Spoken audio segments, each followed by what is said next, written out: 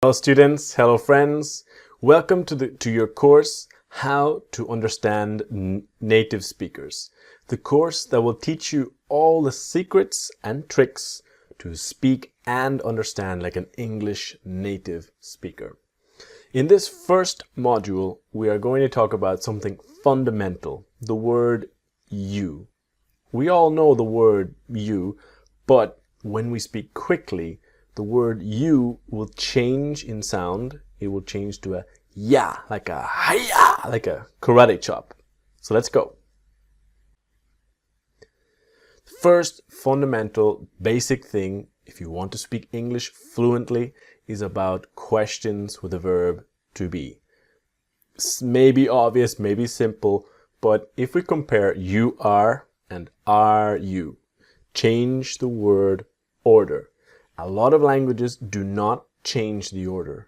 The difference in a statement, speaking normally, a fact, and a question, many languages simply say you are, you want, you need. Maybe your language is the same.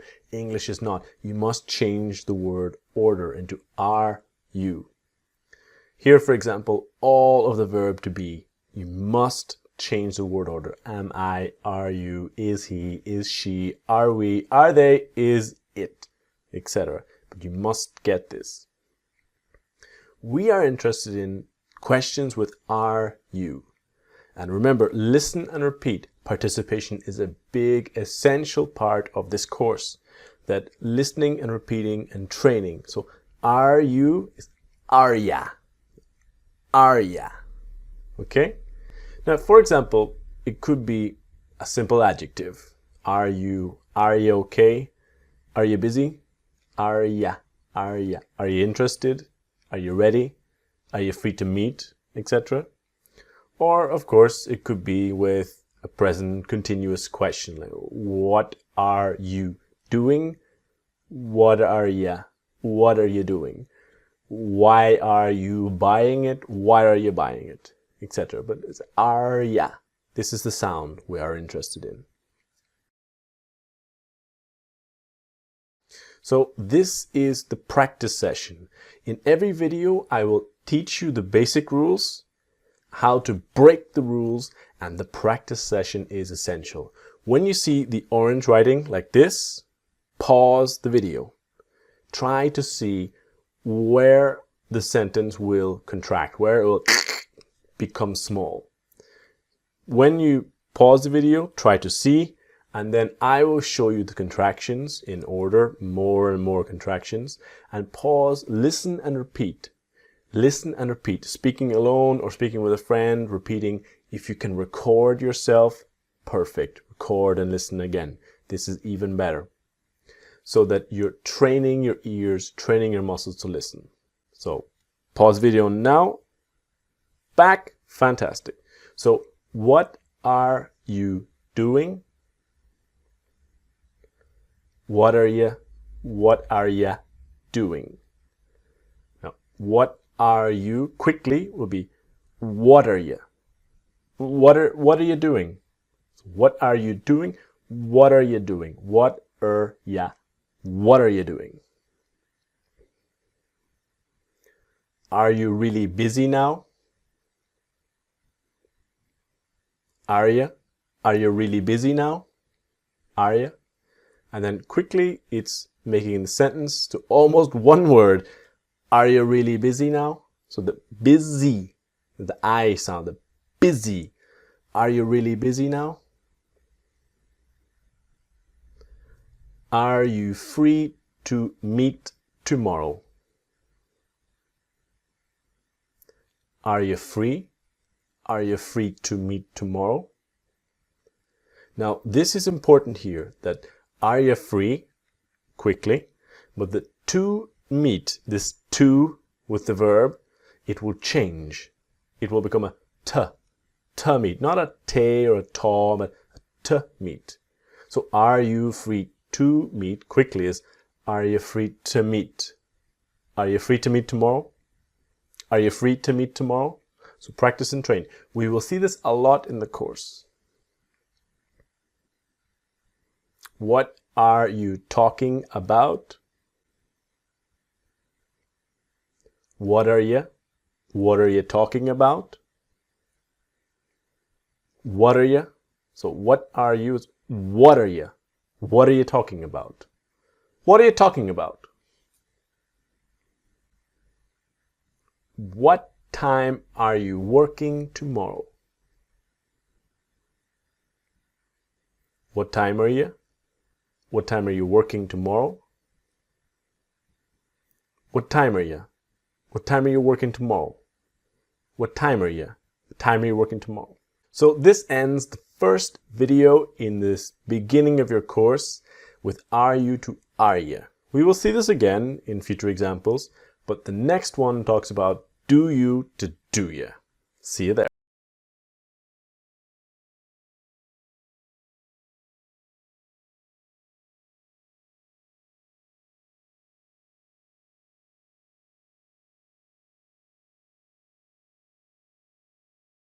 Welcome back to video 2.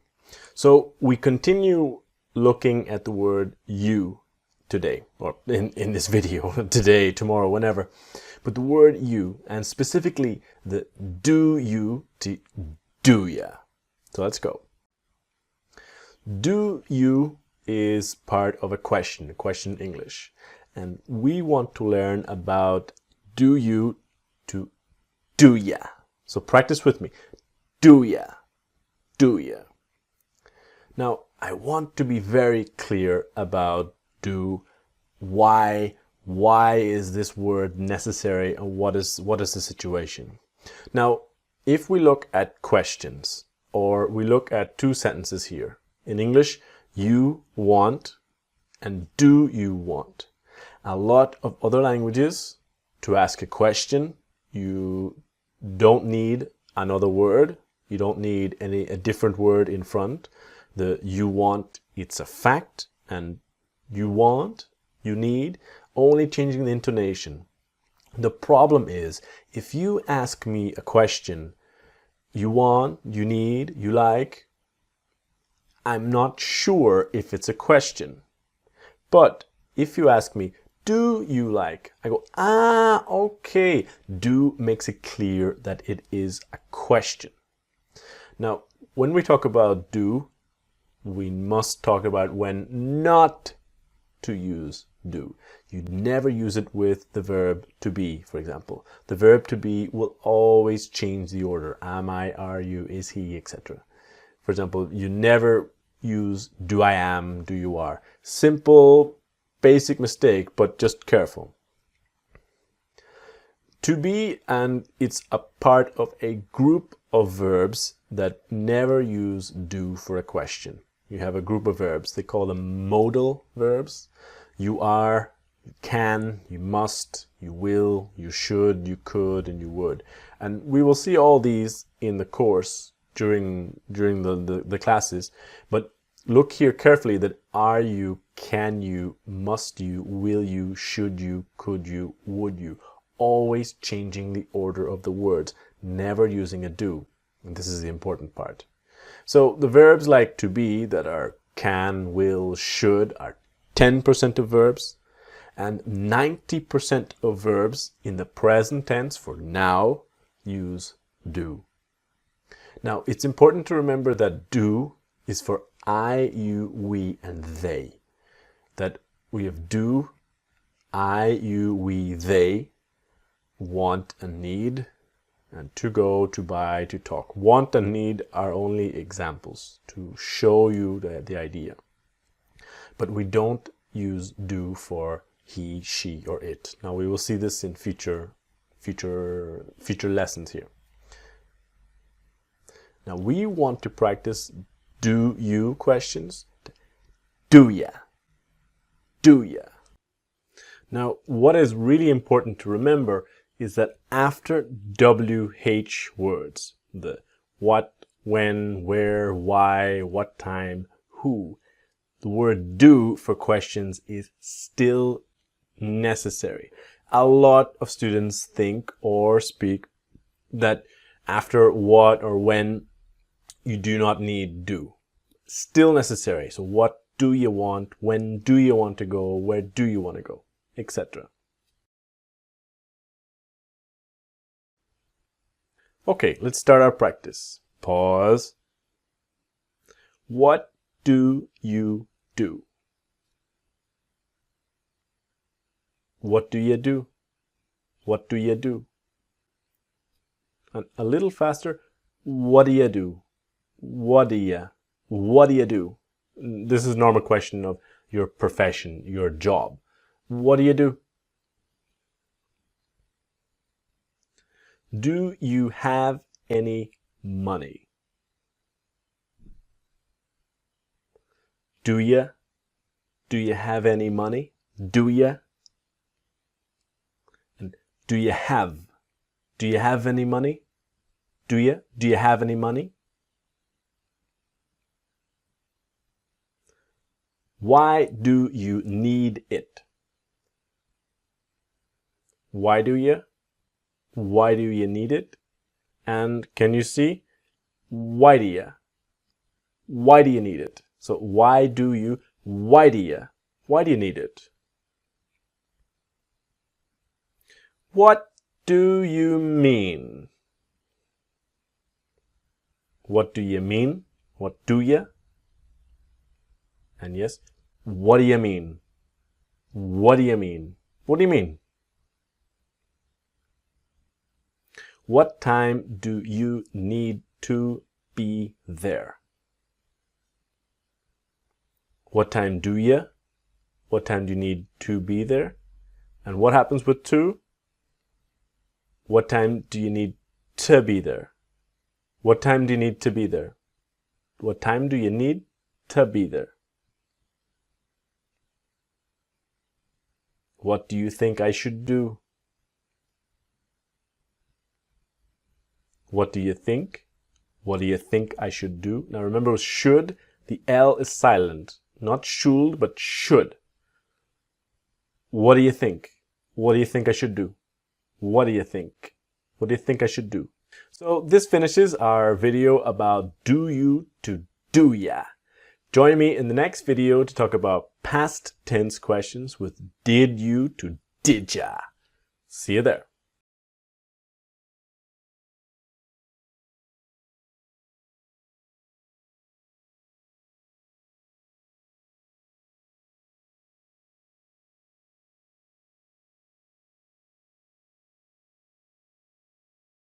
Welcome back. Video 3 of the course. Did you to did ya. So the same idea, you to ya, but this time with past tense questions of did you to did ya. Let's go. So the first is the sound. It's about did you. So are you is are ya, do you is do ya, but did ya sometimes it's like did ya, did ya, did ya. A little bit more did ya. Just like do, let's be clear about why with did and the past tense verbs and how they work. Compare again the idea. You wanted to go. In English, this is a fact, not a question. In a lot of languages, to ask a question, you just change the voice. You wanted to go? You needed to buy it? But if you ask me a question in the past without did, I'm not sure. Is it a question or not? So did makes it clear that it's a question.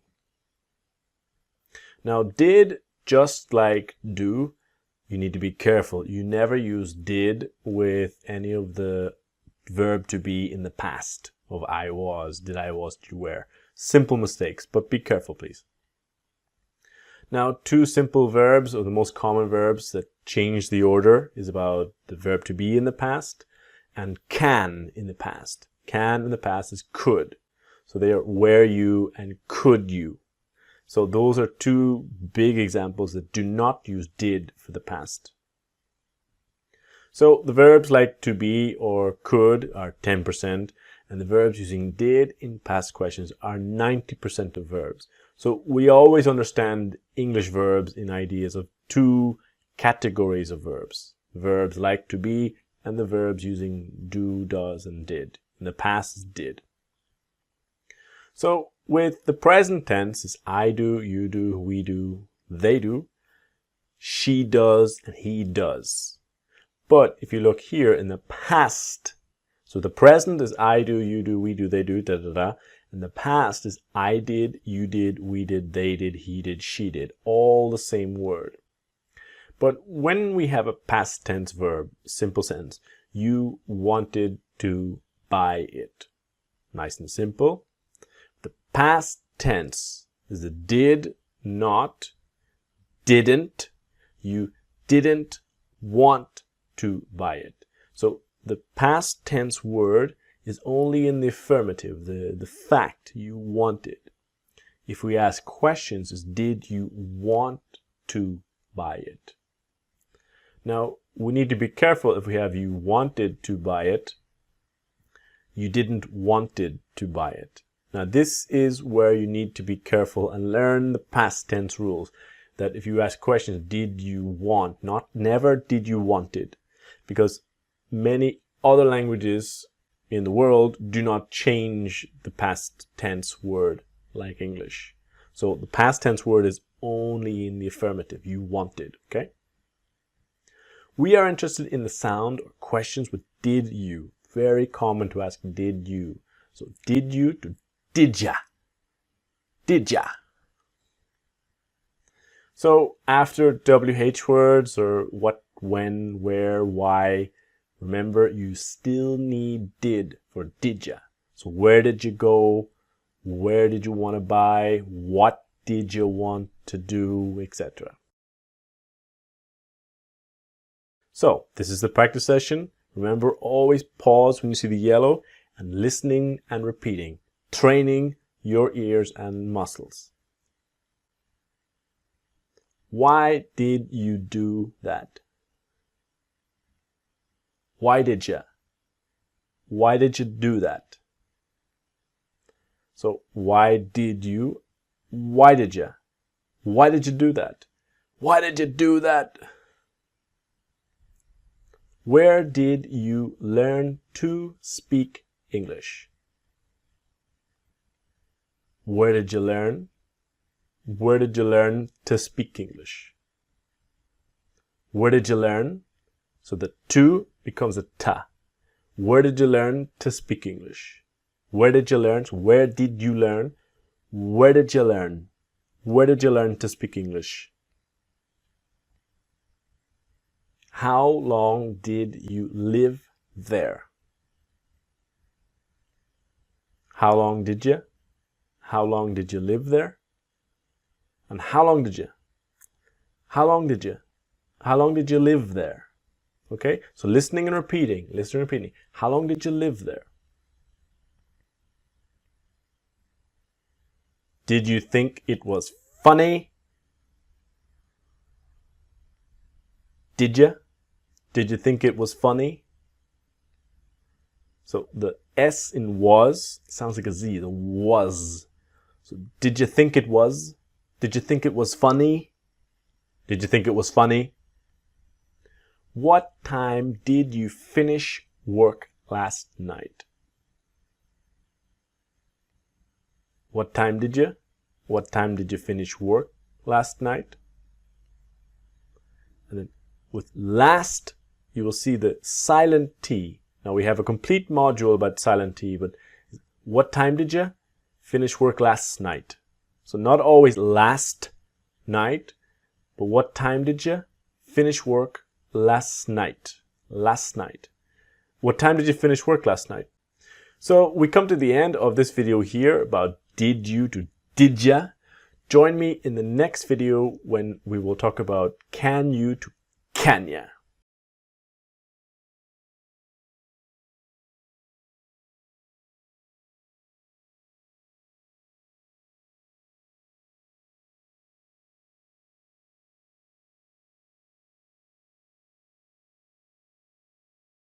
So welcome to the next video of the course where we will talk about can you to can ya. Let's go. So can you will sound like can ya. So can in the positive, your mouth does not open very much. It's can. The big difference is in the word can't. If you watch my mouth, can, can't. Big difference.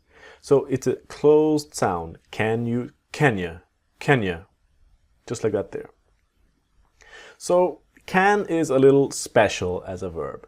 If we have the infinitive in English, the infinitive is the word to plus the verb. To buy, to go, to talk, to show, etc. A lot of other languages in the world, the infinitive is one word. So careful.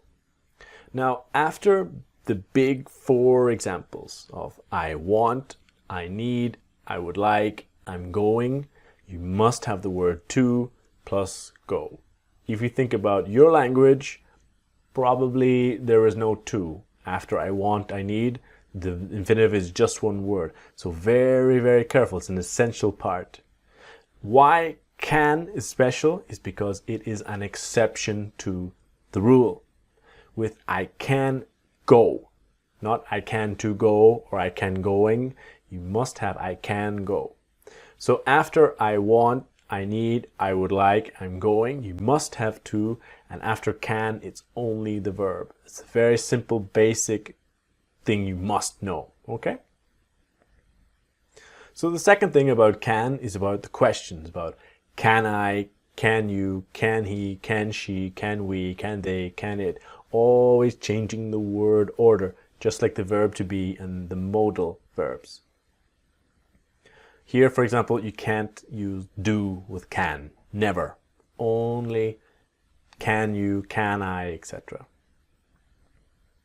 So we are interested in the sound of can you to can ya. Can ya. Practice with me. Can ya. All right?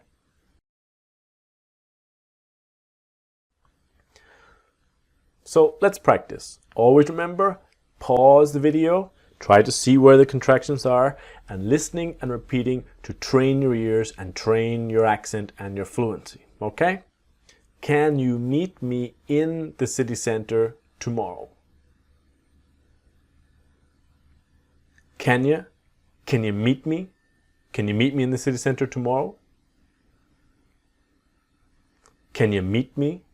Can you meet me in the city center tomorrow? Okay, so can you, can ya?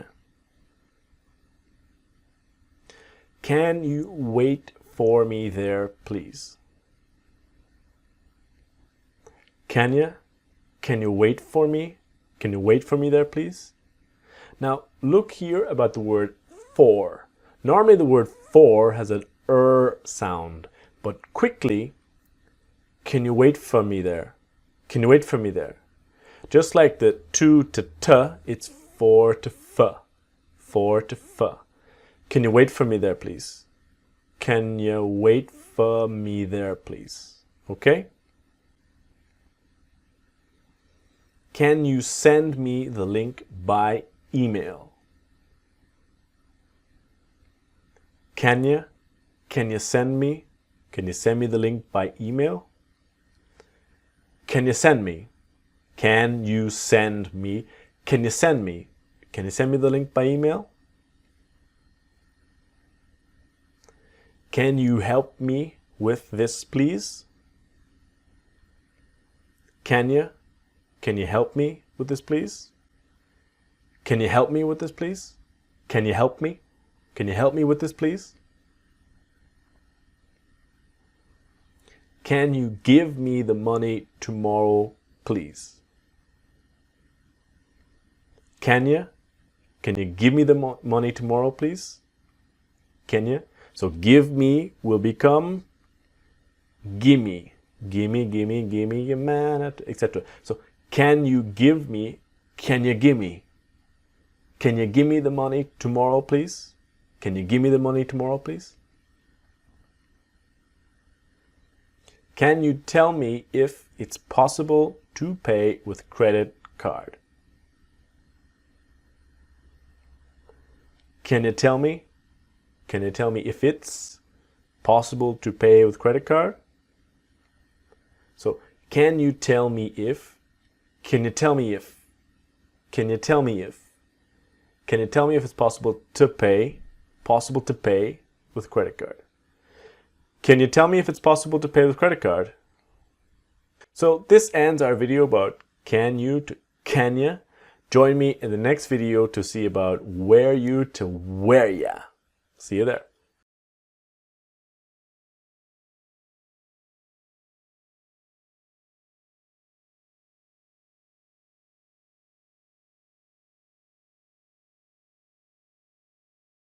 In this video, I want to talk about the past tense of the verb to be and about how where you will become where ya. Let's go. So the first fundamental part about the verb to be in the past is that it is two fundamental words. Was is for I, he, she, and it. And the W-A-S, it's like a Z, the was. Not was, but was. The other word is where, about you, we, they, where. And in the pronunciation, it's the or, the where. Down here, where. Okay, so train every day if you have difficulty with the or. Where. With you, it's singular or plural. So in English, we don't have a difference. If you're speaking to one person, you, or a group, it's you. Okay? Just like the verb to be in the present, it's exactly the same in the past. You must change the word order about was I, were you, was he, was she, were we, etc. Be very careful because maybe in your language to ask a question you say you were, he was. You must change the word order. Essential to do that. So we are interested in the sound of where you to where ya. Listen and repeat. Where ya, where ya. Very similar to are ya, maybe with just a simple adjective. Were you busy? Were you interested? Were you ready? Were you curious, etc.? Were you free to meet? Or it could be with a past tense verb, something happening continuously in the past of what were you doing? What were you doing? When were you going to buy it, or when were you buying it, or why were you talking about it? Why were you? So the sound is were ya.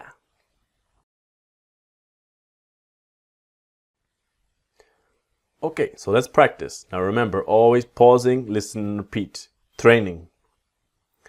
What were you doing? What were you? What were you doing? So the what, where, that W together. What, where. A little faster. What were you? What were you? What were you doing? What were you doing? Where were you yesterday? Yes, the pronunciation is exactly the same. Where were you yesterday? Where were you? Where were you yesterday? A little faster. Where were you? Where were you yesterday? Were you at home yesterday? Were you? Were you at home? So the at home is more at home. A little faster. Were you at home? Were you at home? Were you at home? Were you at home yesterday? Were you very busy yesterday? Were you? Were you very busy yesterday? Were you? A little faster. Were you very busy? Were you very busy yesterday? So the word busy is always a E, busy, never biz. So, were you very busy yesterday? Were you waiting for a long time? Were you waiting? Were you waiting for a long time? So remember, but for, f. So soft, fast sound. Were you waiting for a long time? Not always were you waiting for, but were you waiting for a long time? Were you waiting for a long time? Were you waiting for a long time? Were you able to find it? Were you? Were you able to find it? Were you able to find it? So what happens with the to? Were you able to find it? Were you able to find it? Were you able to find it? So this ends our video about were you to where you. Join me in the next video. I'm going to talk to you about using you with the verbs help, meet, and call. Help ya, meet ya, call ya. See you there.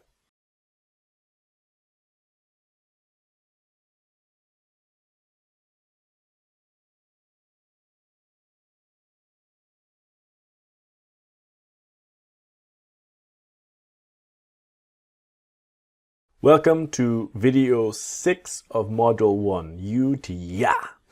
In this video, I'm going to give you an introduction to using you with verbs, specifically call, help, and meet. Let's go. Now, the essential part is about where and when we are using it, the you with verbs. About the big four, I want, I need, I would like, I'm going, the word to, and call you, help you, meet you, okay? Now, we know that the word you will be like a ya sound. So the moment we say, I want to call you, I want to call ya.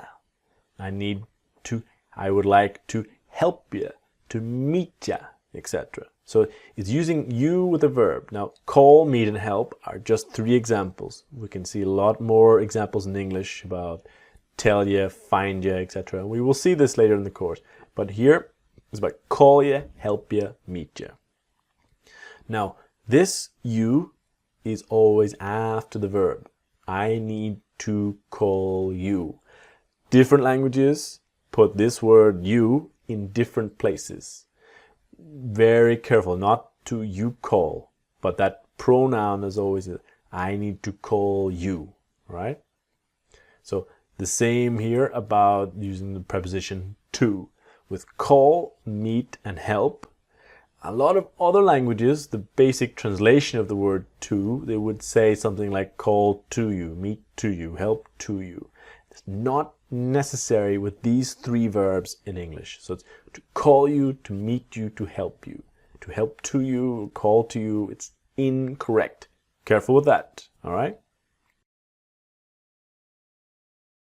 Let's practice using you with meet, call, and help, all right? Pausing the video, listening and training and repeating, okay? Ready? Go. We can call you tomorrow. We can call you tomorrow. We can call you tomorrow. A little faster. We can call you. We can call you. We can call you tomorrow. We can call you tomorrow.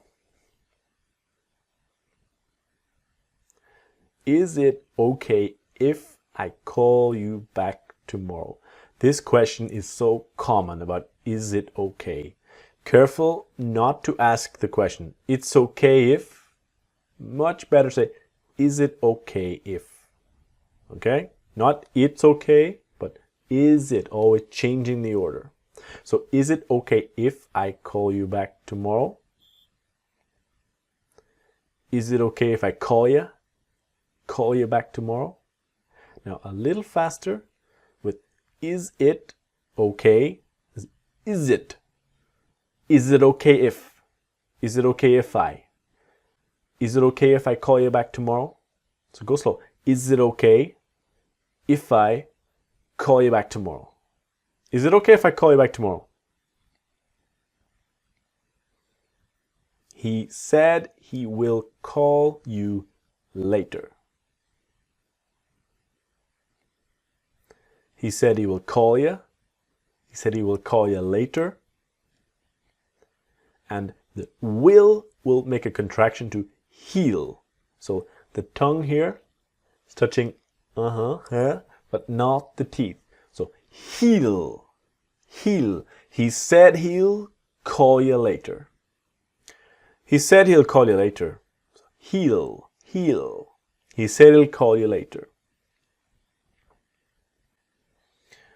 We can meet you later if you want.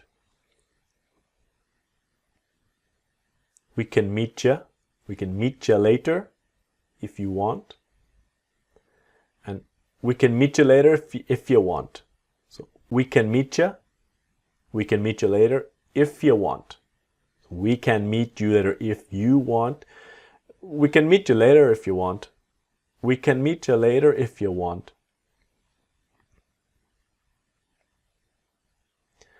I'm really sorry, but I cannot meet you today. Can I meet you tomorrow? I'm really sorry, but I can't. So cannot, can't. Always that strong T of can't. I can't meet you today. Can I meet you tomorrow? A little faster. I'm really sorry, but I can't meet you today. Can I meet you tomorrow? I'm really sorry, but I can't meet you today. Can I meet you tomorrow? I'm really sorry, but I can't meet you today. Can I meet you tomorrow?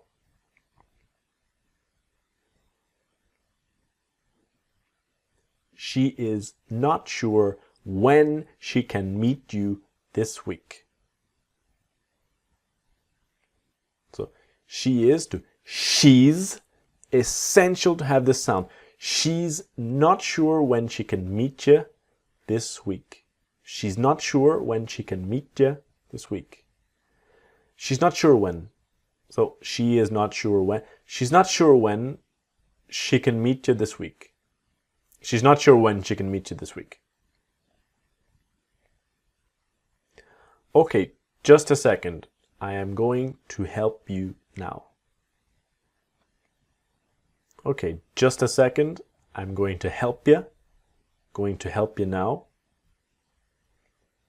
And just a second. So just a second. Okay, just a second. just a second, sometimes just a sec. I'm going to help you now. To help you now. Okay, just a second. I'm going to help you now. They should be able to help you. So they should. Remember, the L in should is silent. They should be able to help you. They should be able to help you. And the to becomes ta. They should be able to help you. So the L in should is silent.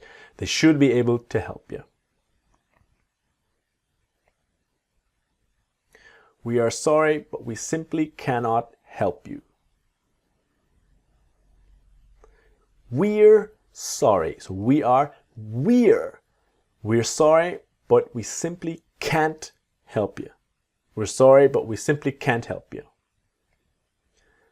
We're sorry, but we simply can't help you. So the can't, always very strong.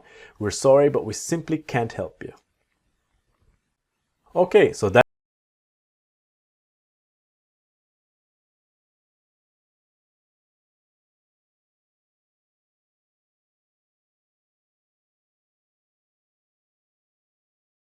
Okay, so welcome to the final video of the Module 1, you to ya.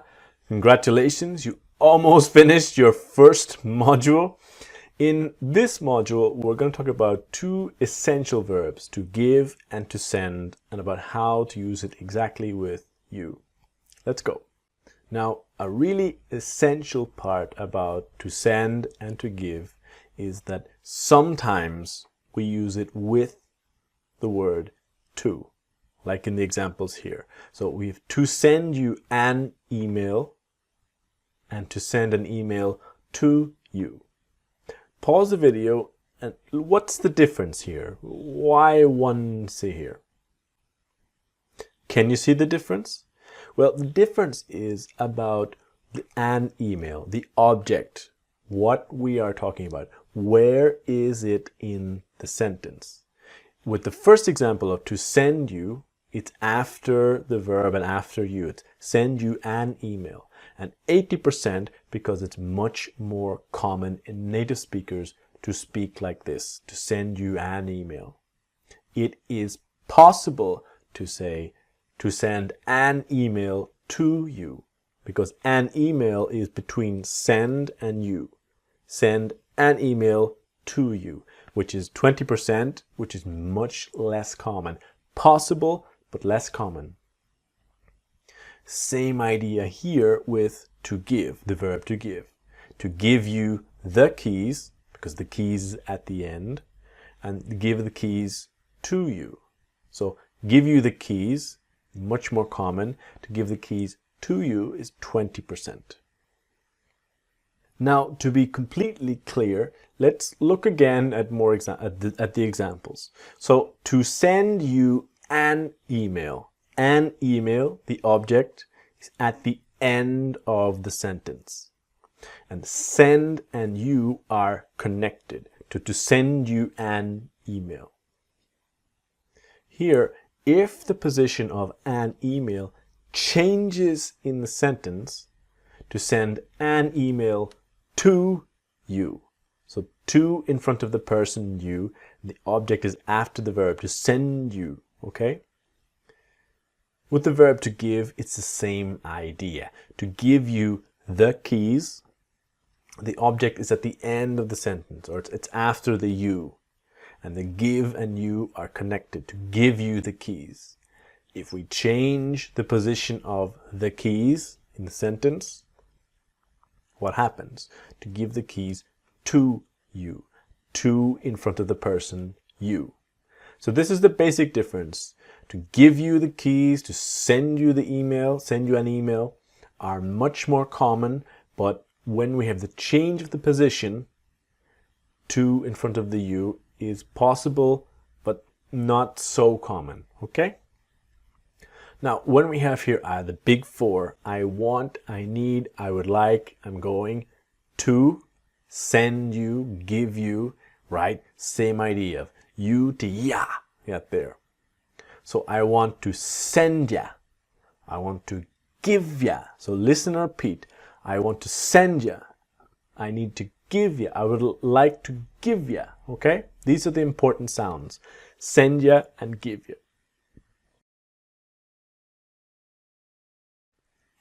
Okay, so let's practice. Can I give you the money next week? Can I give ya? Can I give you the money next week? So, can I give you? Can I give you? Can I give you the money next week? Can I give you the money next week? Can they send you the files next week?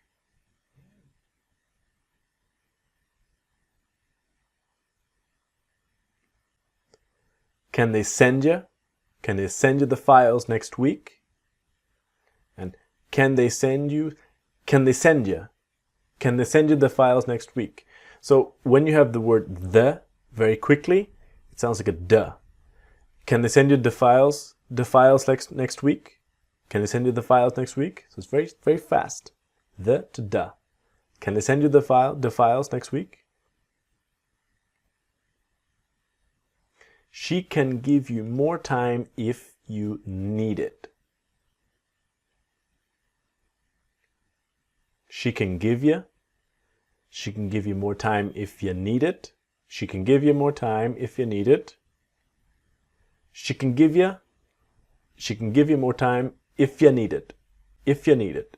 She can give you more time if you need it. I need more time to be able to send you everything. I need more time to be able to send you everything. So what happens to be able? I need more time to be able to. So to be able to be able to send you everything. I need more time to be able to send you everything. Okay? To be able to send you everything. He can give you the photos later today if they are ready. He can give you the photos later today if they're ready. So they are there. He can give you the photos later today if they're ready. He can give you the photos later today if they're ready.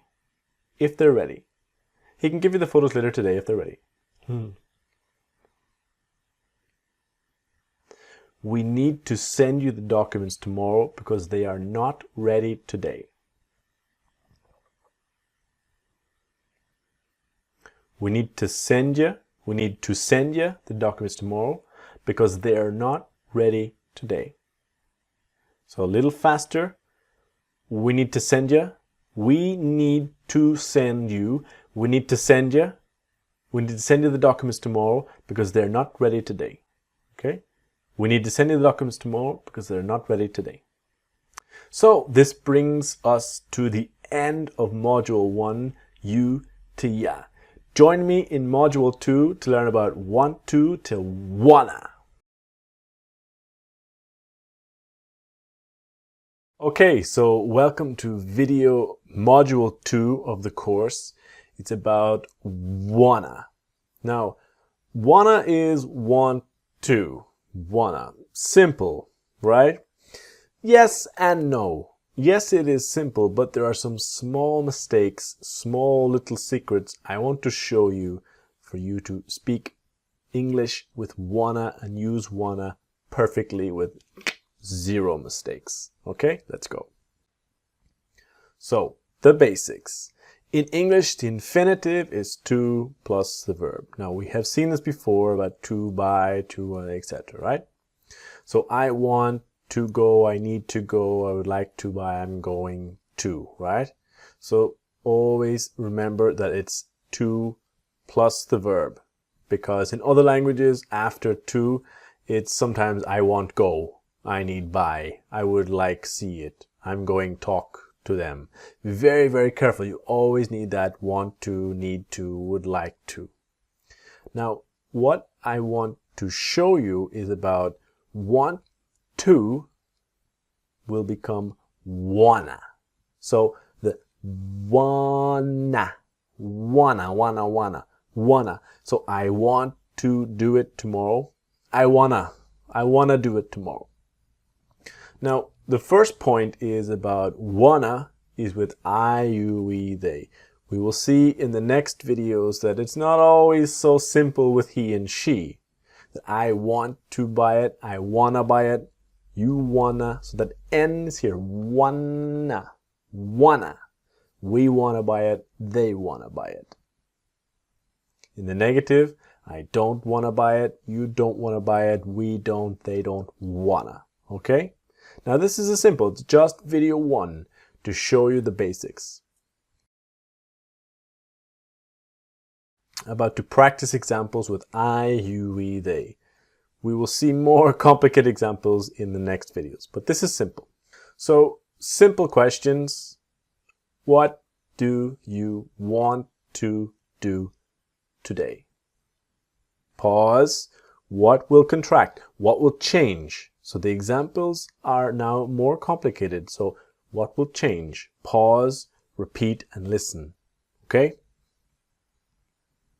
What do you wanna? What do you wanna do today? So a little faster. What do you wanna? So what do you want to do? What do you wanna do? What do you wanna do today? What do you wanna do today? I want to go to the city center later today. I want to go to the city center later today. What happens to to? I want to go to the city center later today. So I want to go to the city center later today. A little fast. I want to go to the city center later today. So the city center later today. They do not want to come today. They want to come tomorrow. So they don't want to come today. They want to come tomorrow. So that T and don't, we will see in the next modules, they don't want to come today. They want to come tomorrow. We want to get up early tomorrow to catch the bus. Right? We want to get up early tomorrow to catch the bus. We want to get up early tomorrow to catch the bus. We want to get up early tomorrow to catch the bus. So to catch the bus. We want to get up. It was a good experience, but I don't want to live there again. It was a good experience, but I don't wanna live there again. So the S and was, it was a good experience, but I don't want to live there again. But I don't want, but I don't wanna, but I don't wanna. But I don't want to live there again. Okay? Where do they want to meet us?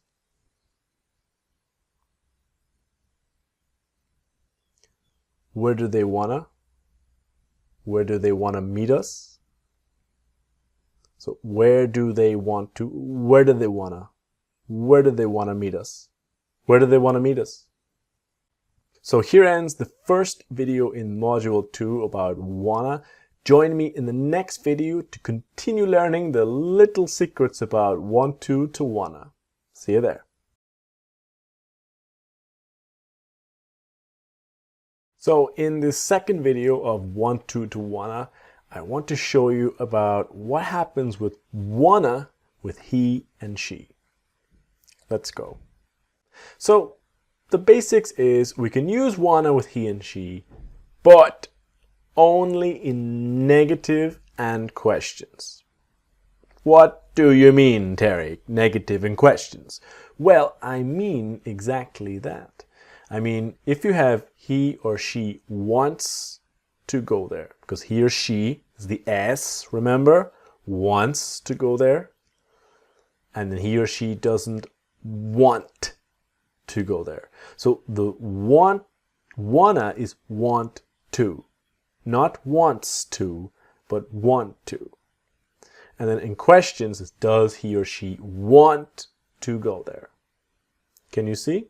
So if we have he wants to buy it, we cannot say he wanna buy it. This is not correct. This is the little secret. She wants to buy it. She wanna buy it. No, this is not correct English. But with a negative sentence, he doesn't want to buy it. He doesn't wanna buy it. Yes, that we can. Or she doesn't wanna buy it. So this is the little difference about he and she. With he wants, she wants, no wanna. With he or she doesn't want, yes, we can use wanna. This is the difference. Or in questions, the does, not do with he and she. Does he want to buy it? Does he wanna? Does he wanna buy it? Or does she wanna buy it? So this is the secret, okay? Not too difficult. Let's practice.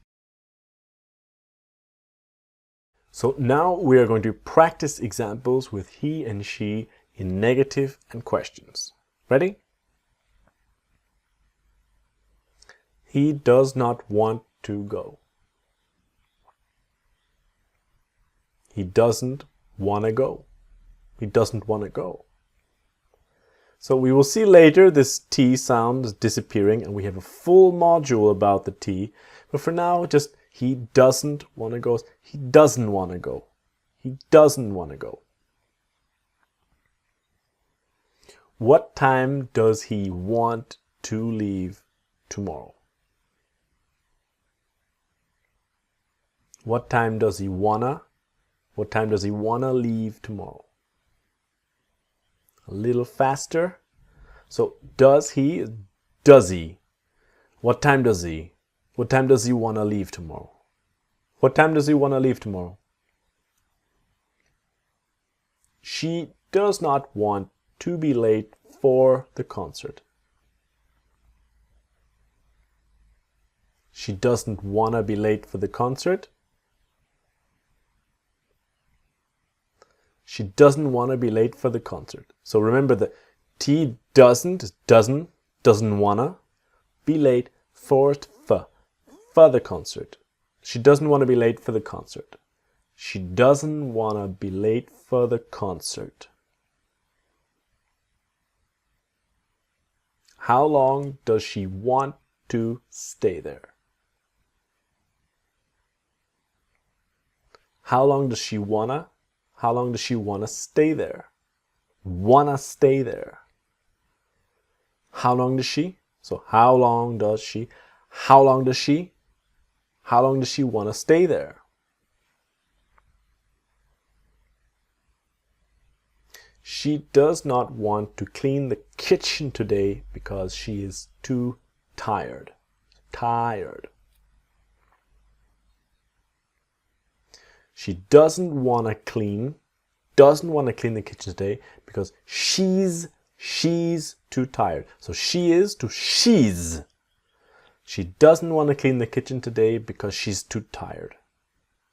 So she doesn't want to clean the kitchen today. So the because, quickly, cause she's too tired. She doesn't want to clean the kitchen today because she's too tired. Where does he want to meet us? Meet us. Where does he want to meet us?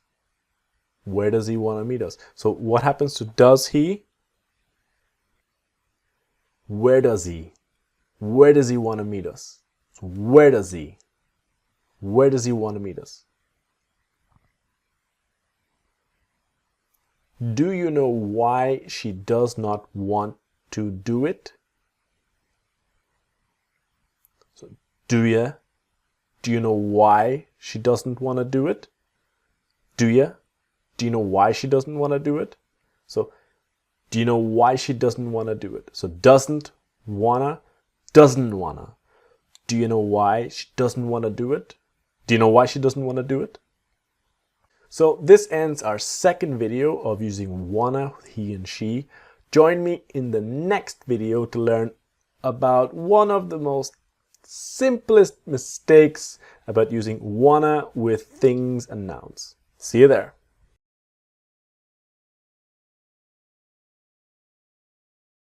So let's look at wanna with a and a noun. This looks very simple, and it's a very simple mistake for people to make, but I see it a lot with students. So let's have a look at what I'm talking about with a and a noun. If we see here the articles in English. Now, I don't like a lot of terminology, but I mean exactly the words a or the. Now, some languages have articles, other languages do not have articles. But the basic difference of we need a car and we need the car is about specific. We need a car is not specific. In general, we don't know what kind of car, where, when, nothing. We need a car in general. But when we say we need the car, it's about when we are talking about specific example, that your car, or we need the car, very specific. We know what kind, we know where, it's very specific. This is the basic difference if you do not have articles in your language. Now, some languages have the same word for the number one as a or an. So it's to be careful with this, that I need a new phone is not the same as I need one new phone. Okay? The basic difference here is that one is only for counting, about how many. Specifically, 1, 2, 3, I need one new phone. But if you're talking in general, you say a new phone. So what I mean about a plus a noun is at the moment I have I want a coffee. This want a is wanna. I want a coffee. Okay? Now, let's be careful. If we have the noun starting with a vowel, like apple, A-P-P, apple, is an apple. So to say I want an apple, we can't say I want an apple. I want an apple. Okay, so wanna is want a, not want an, but wanna. And another one is about some coffee, this general quantity. We don't know how, just a little, some. But with wanna, we don't use some. I want some coffee. It's not possible to say, do you wanna some coffee? Or I wanna some coffee. I want some coffee.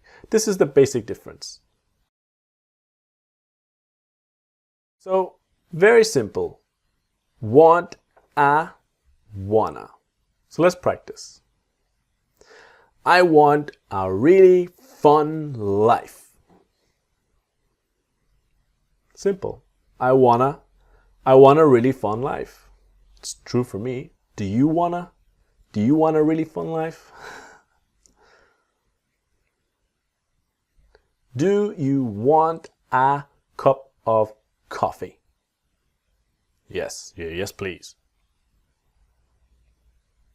Do you want a cup of coffee? Do you want a cup of coffee? Now the cup of will become cuppa. Sorry. Do you want a cup of coffee? Not always cup of coffee, but cup of coffee. Do you want a cup of coffee? Cup of coffee? Ask them if they want a slice of pizza. Ask them if they want a slice of pizza. So slice of, what happens to the of? Ask them if they want a slice of pizza. Ask them if they want a slice of pizza. They want a slice of pizza. They want a better plan for the business.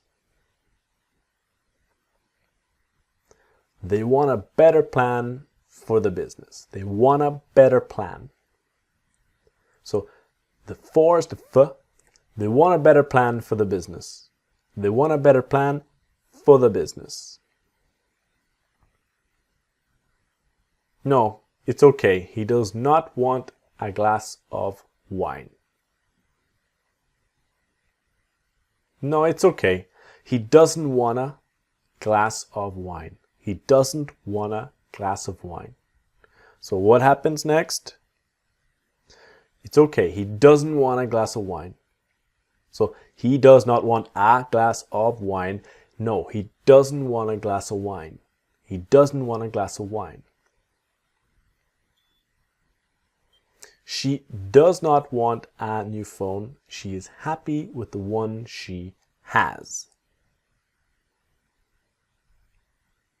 She doesn't want a new phone. She's happy with the one she has. So she is to she's, and she doesn't want a new phone. She doesn't want a new phone. She's happy with the one she has. She doesn't want a new phone. So that's the end of our video about want a plus noun to wanna.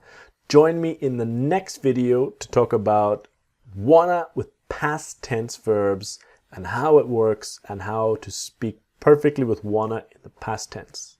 See you then. Okay, so welcome back. Video 4 of Module 2 about wanna. Now, you can see in the introduction, it's about wanna with past tense in the negative.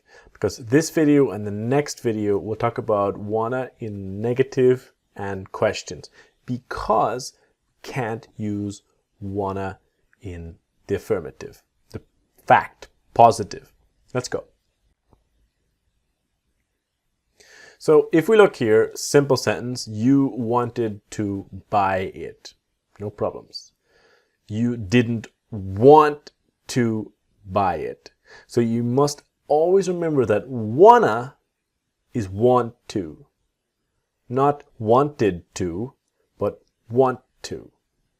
And if we ask a question, did you want to buy it? So this is the difference about wanna in the past tense.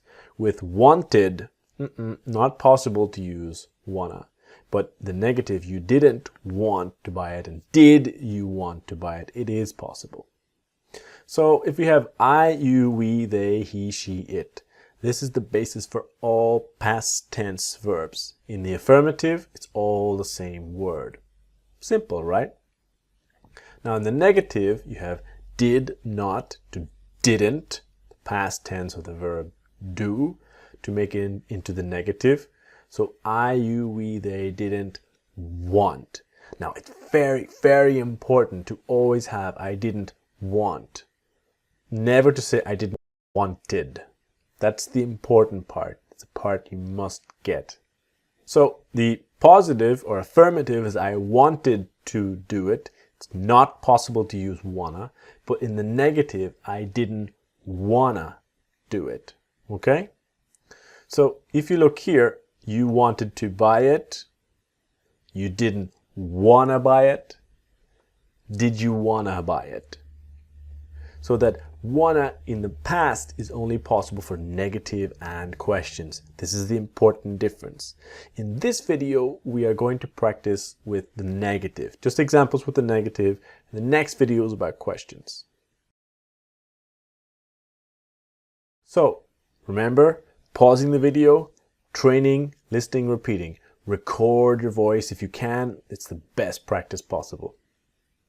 He did not want to do it. He didn't want to do it. He didn't want to do it. A little faster. He didn't want to do it. He didn't want to do it. Now, if you're not sure about this T sound, don't worry. In Module 4, we're going to talk about all about why this T is disappearing, okay? For now, just train and practice. He didn't want to do it. We did not want to go with them because we were too tired. We didn't want to go with them because we were too tired. And finally, we didn't want to go with them because we were too tired. So because we were too tired. Because we were. We didn't want to go with them because we were too tired. I have no idea why she did not want to tell you. So pause. What are the contractions? I've no idea why she didn't want to tell you. Okay? One more. I've no idea why she didn't want to tell you. I've no idea why she didn't want to tell you. Didn't want to tell you. They did not want to meet us because they have to wake up early tomorrow. They didn't want to meet us because they have to wake up early tomorrow. So what happens here? They didn't want to meet us. They did not want to meet us. They didn't want to meet us because they have to wake up early tomorrow. They have to wake up tomorrow. So cause they have to. He did not want to speak in public because he is very shy. He didn't want to speak in public because he's very shy. He didn't want to speak in public because he's very shy. So he didn't want to speak in public because he's very shy. He didn't want to speak in public because he's very shy. I did not want to buy it because it was very expensive. I didn't want to buy it because it was very expensive. I didn't want to buy it because it was very expensive. So I didn't want to buy it because it was. Because it was very expensive. So this brings me to the end of this video. Join me in the next video when we will learn about wanna with questions and how to ask wanna with all the past tense questions. See you there.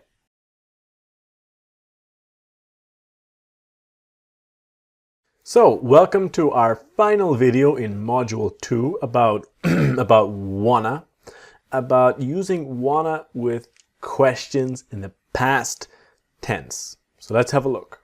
Essential part of past tense verbs to always remember is about you wanted to buy it, you didn't want to buy it, and did you want to buy it. Because remember, wanna is want to, not wanted.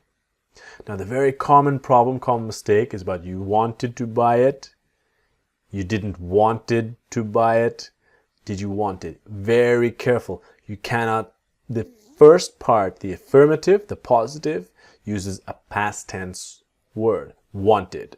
The rest, the negative, and the question, they go back to want, okay? And this is why if we have you wanted to buy it, you didn't wanna buy it, you did not want to, you didn't wanna buy it, and did you wanna buy it? So we use questions only with, we use wanna only with negative and questions in the past tense like this. Wanted to is not wanna, okay? So asking questions in the past all starts with the word did, past tense of the verb do. To be clear, it's a question, we need the word did.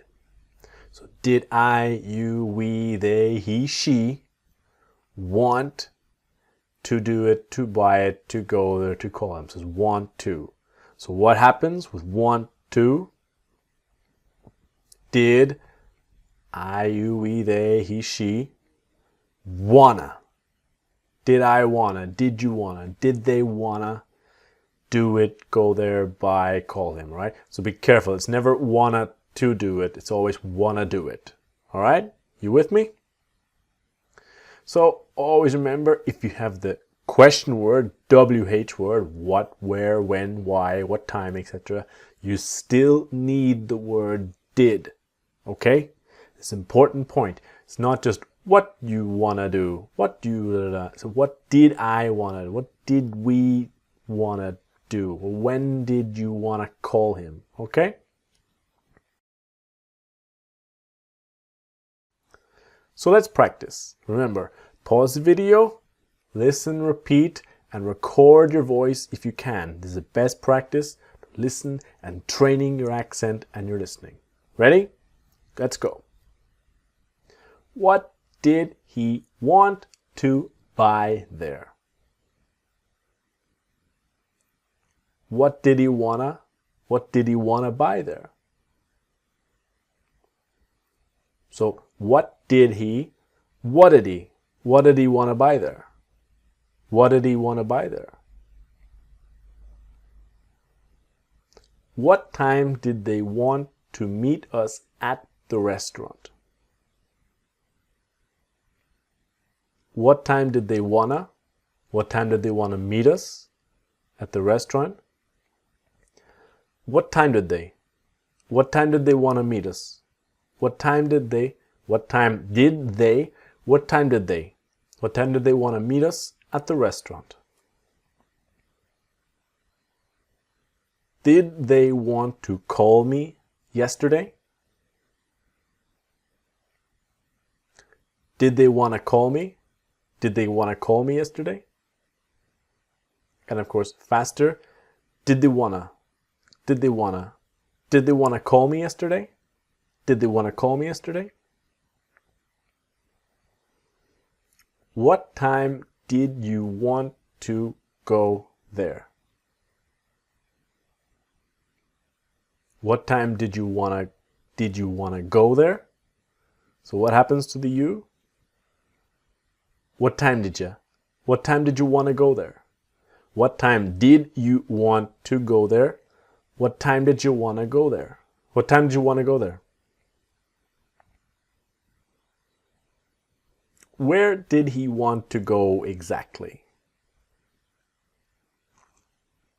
Where did he wanna go exactly? So the exactly, it's like exactly. So where did he want to go? Where did he want to go exactly? Why did they want to do that? Why did they want to do that? And faster. Why did they want to do that? Why did they want to do that? So this brings us to the end of module 2 of wanna. I hope you enjoyed it. Please practice and train always to get the perfect, no mistakes with wanna. In module 3, I'm gonna talk about going to, and all the little secrets of how to use the verb go in the right way with gonna. See you there.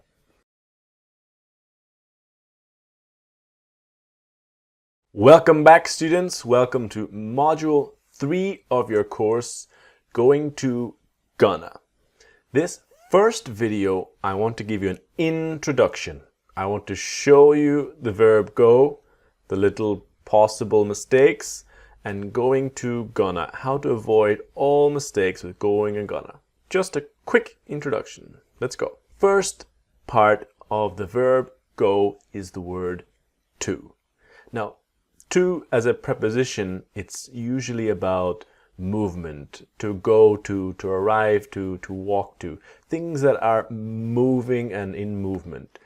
Go is about moving, so it's to go to. It's the first important part about the verb go.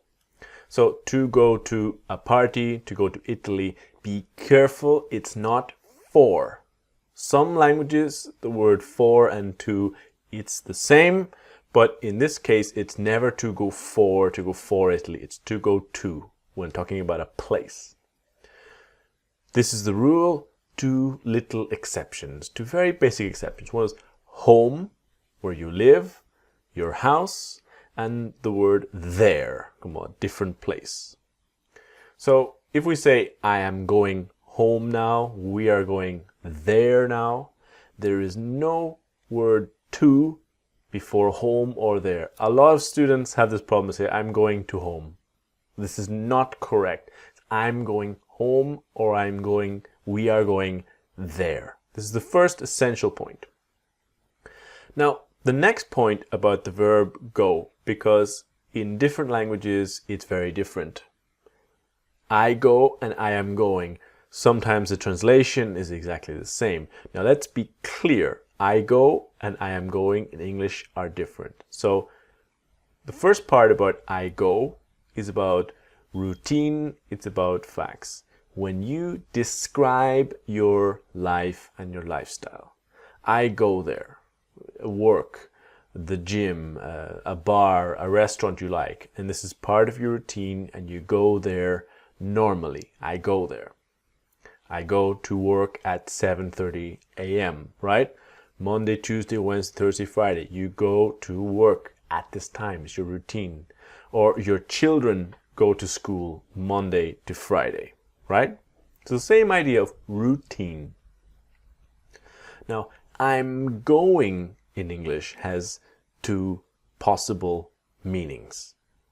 One idea is now, this moment, I am going. You're talking to your friend, you call your friend, say, I am going to the city center now. This moment you're doing it. But with I'm going, it's also future plans. Things you want to do in the future. So if we have here I'm going and then to plus infinitive, I'm going to do it tomorrow, it's a future plan. So here we cannot say I go to do it tomorrow. This makes no sense. I'm going to do it tomorrow. Now it's also possible to say about I'm going to and a place. I'm going to the city center now, right? So I'm going to the city center, or possibly tomorrow. I'm going to Italy next week. I'm going to France next year. Right? We're going to and the place. Now, here is gonna. When we have going and to and the verb for a future plan, I'm going to do it tomorrow. I'm going to buy it, or this little plan. Going to is gonna. I'm gonna do it tomorrow. So listen and repeat. I'm gonna. We're gonna practice this a lot in this module, but I'm gonna. Because here you can see at the start, I'm going to do it. Good. Going to, contraction to, I'm gonna do it. But careful here, I'm gonna to do it, no. Or I'm gonna to doing it, no. Only I'm going to do it, or I'm gonna do it. So I'm gonna do it is for speaking, never for writing. So this is the idea. Gonna is going and to and the verb. I'm going to do it tomorrow. I'm gonna do it tomorrow. So gonna. When you have here, I'm going to the shop later, it's a future plan, but we have a place, not a verb, after going. So here we cannot say, I'm gonna to the shop, or I'm gonna to home. It does not make sense, only when it's a verb. So, a quick review of this video, this introduction, that with go, we have the word to. When we talk about a place, to, go to work, go to the city center, go to school, whatever. Two exceptions, as in home and there. If you see here, you cannot say to go to home or to go to there, okay? Now, I go and I'm going. I go is routine, happens all the time. And I'm going is for now or future plans, right? So I go to the city center every day, routine. I'm going to buy it tomorrow. This is about a future plan. Now, gonna is going to and the verb. Going to, gonna. I'm going to do it tomorrow. I'm gonna do it tomorrow. But if you have going to and a place, it's not possible to take going to gonna. All right? Quick introduction video. If you're not sure, you can ask questions in the question area, or you can watch the video again. In the next video, we're going to start using gonna in sentences and start practicing and training. See you there.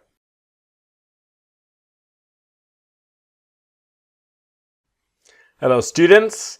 So video 2 of module 3, gonna. In this video, I want to show you the pronunciation of how to have a perfect accent using gonna. Let's go. So we saw in the last video about gonna is going to and the verb for future plans, right? So I'm going to do it tomorrow. I'm gonna do it tomorrow. So it's the verb to be plus going plus to plus the verb. This is what happens with gonna. So going to comes gonna. Gonna. So the tongue touching here on the top. Gonna. Okay? This is essential. Now, a lot of people don't have the right accent with the verb to be. All of the verb to be can contract, can become small. So your accent with this part needs to be perfect. So let's go with it. The first part here is I'm, okay? That I'm, the lips touch very strong. I'm, very strong. I'm. Listen and repeat. Train with me. A lot of people have this I'm not a good accent. It's I'm, like that, okay? You are is your, right? So you are to your, and your, the possession, is the same pronunciation. So relax. Your. He is he's. So I put the H-I-I-Z here because he's. One syllable, not he is, but he's. Listen and repeat. He's. So if we have he's, we put the S in front. She's. Listen and repeat. She's. One syllable. She's. The next one is we are to we're. Okay, so the mouth opens here. We're. And finally, they are to their. So the TH is their. And there is the same for possession, same pronunciation. Okay? So all of the verb to be, I'm, you're, he's, she's, we're, there. All right? And the final one here is it's. It is to it's. That long S. It's. This pronunciation needs to be perfect. So train, repeat, train, repeat. The number one mistake, the number one problem we see as teachers is people don't have the complete verb to be before gonna. I gonna, you gonna, he gonna, she gonna. And some people spend years with this mistake. You are not, okay? So it's I'm gonna, you're gonna, listen and repeat. He's gonna, she's gonna, we're gonna, they're gonna, it's gonna. So many people say we gonna, he gonna, but you must get the verb to be right, okay? To be clear, just about here, if you have I'm gonna go there tomorrow, always have I'm gonna. You can see here, I gonna go there. This is wrong, careful, no. And we're gonna have time tomorrow. we gonna completely incorrect. So careful. So let's start our practice. Now remember, when you see the yellow writing, pause, try to see what will become smaller, what will contract. And as I continue, listening and repeating to train your accent and train your ears. Record if possible. It's the best practice you can do. Ready? Let's go. He is going to call you next week. He's gonna call you. So he's gonna call you next week. And finally, he's gonna call you next week. He's gonna call you next week. Okay? I think he is going to have time to do it tomorrow. Pause. I think he's gonna have time to do it tomorrow. And I think he's gonna have time to do it. So the to do, remember? I think he's gonna have time to do it tomorrow. To do it. I think he's gonna have time to do it tomorrow. To do it tomorrow. Okay? She is going to help you with that in a while. She's gonna help you with that in a while. She's gonna help you with that in a while. And she's gonna help you. She's gonna help you with that. She's gonna help you with that in a while. Okay? They are going to clean up the apartment before they leave.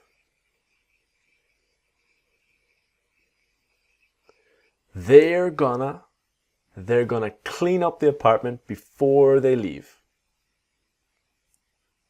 So they're gonna clean up the apartment before they leave.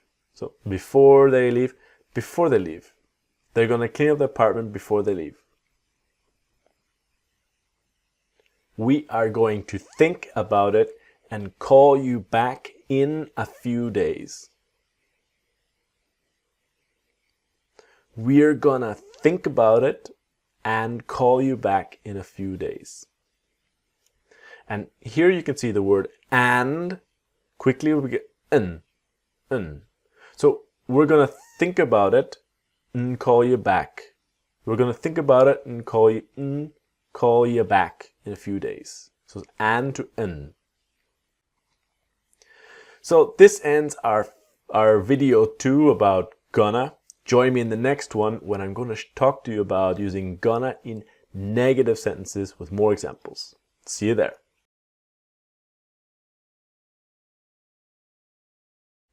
Right, students! In this video, I want to show you about gonna with negative sentences and how to avoid little mistakes. Okay, let's go.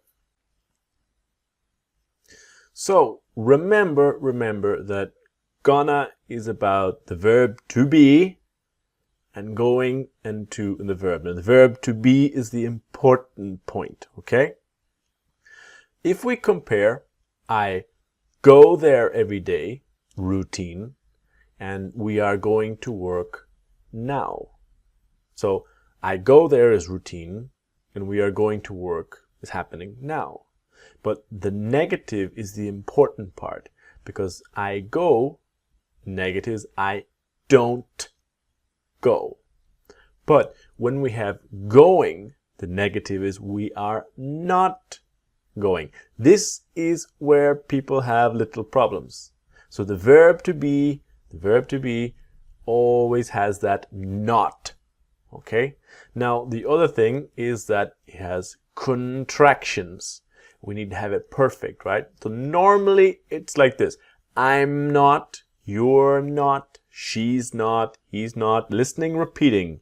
I'm not, you're not, da da da. She's not, he's not, we're not, they're not, it's not. Now, normally the verb to be contracts like this. Now with I am not is only one contraction. I'm not. With you are not, the possible contraction is you're not or you aren't. They are basically exactly the same, but in my observation, the difference is the frequency. How much we use you're not of all native speakers of America, Australia, England, Ireland, South Africa, etc. About 70% of the time, so most of the time, we say you're not, he's not, she's not, we're not, they're not. It's important to know you aren't, she isn't, we aren't, they aren't, it isn't. Yes, it's possible, but not so common. Now with he, she, it isn't, the S has a Z sound. He isn't, it isn't, okay?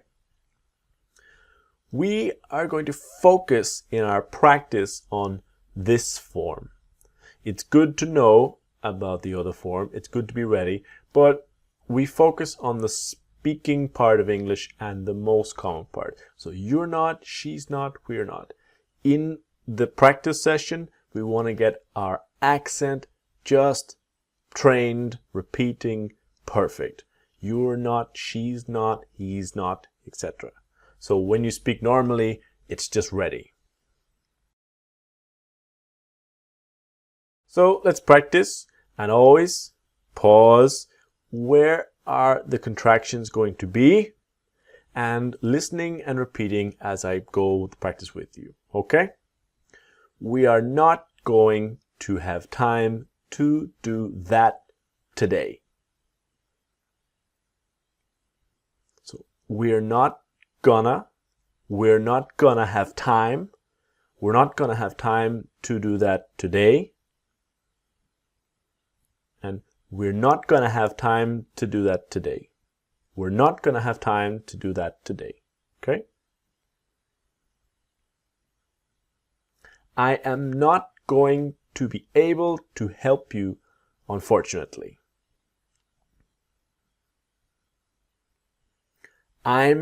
So always that strong M. I'm not gonna be able to help you, unfortunately. So I'm not gonna be able to help you. To help you, to help you. I'm not gonna be able to help you, unfortunately. Okay? The course is not going to start until next month. So the course is not gonna start until next month. So the course is not gonna start. The course is not gonna start. So until to till. The course is not gonna start till next month. She is not going to be too busy to meet us. She's not gonna be. So she's not gonna be. She's not gonna be too busy to meet us. And she's not gonna be too busy to meet us. She's not gonna be too busy to meet us. He is not going to be able to pay for it on his own alone. He's not gonna be able to pay for it on his own. So he's not gonna be able to pay for it on his own. He's not gonna be able to pay for it.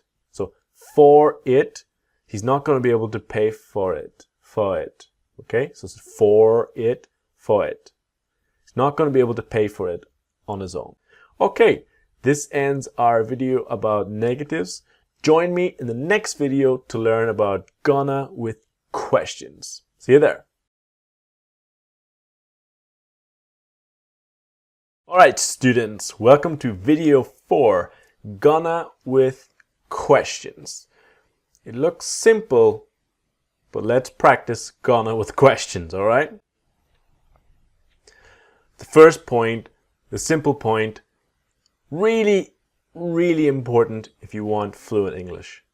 The verb to be, how to ask questions. Am I, are you, is he, is she, are we, are they, is it. You need to train this perfectly.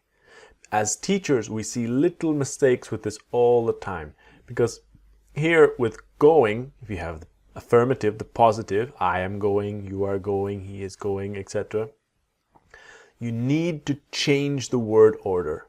You need to change to am I going, are you going, is he going. Most other languages in the world, they don't need to change the words.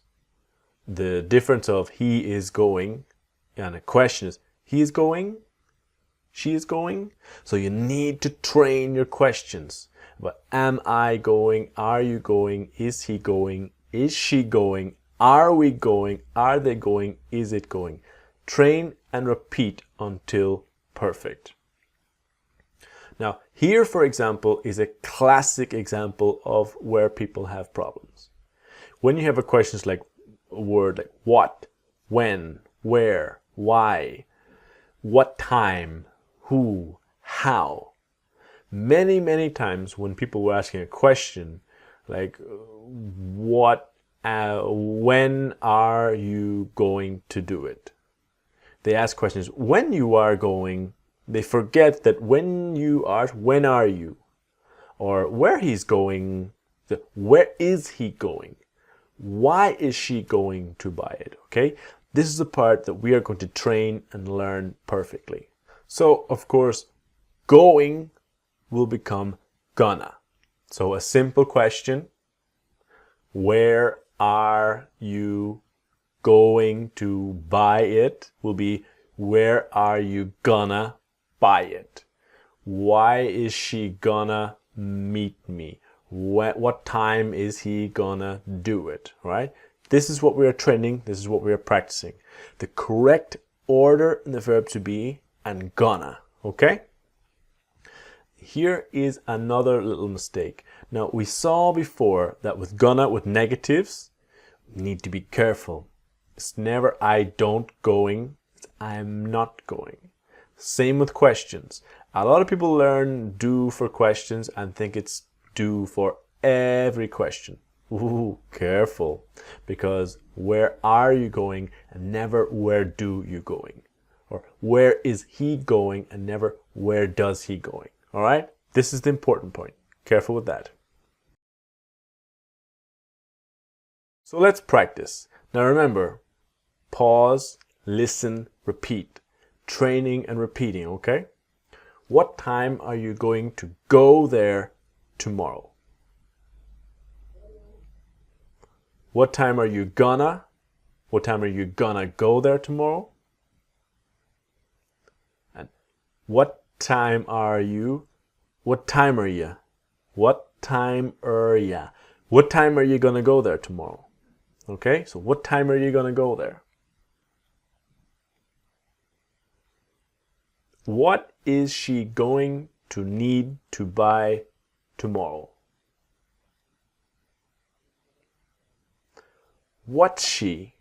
So what is she? What's she gonna need to buy tomorrow? So what's she gonna need to buy tomorrow? What's she gonna need to buy tomorrow? But what is he going to do there? But what's he gonna do there? What's he gonna do there? So the what's he becomes connected. What's he? But what's he gonna do there? But what's he gonna do there? How am I going to be able to do that? How am I gonna be able to do that? How am I? So how am I? How am I gonna be able to do that? To do that. When is she going to come with us? When's she gonna come with us? So when's she gonna? Putting on when's she gonna come with us? When's she gonna come with us? All right, this ends our video 4 about going with questions. Very important to train those questions, train the right order. Join me in the next video for when we're talking about was and where gonna. See you then.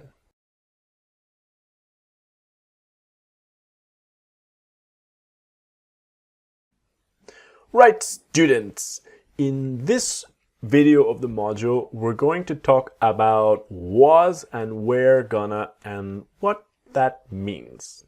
Let's go. If we talk about I was going to, and it's just an example. Maybe we were going or they were going. But if you have the difference of I was going to and a place, and I was going to and a verb, they are different in the idea and the meaning. So I was going with a place. I was going to the city center when you called me. So I was going to and a place. When you look at the action. So I was going to the city center.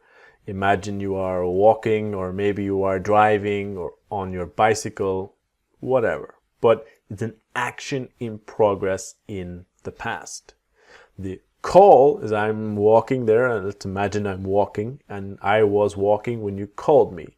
The other action is interrupting the other action.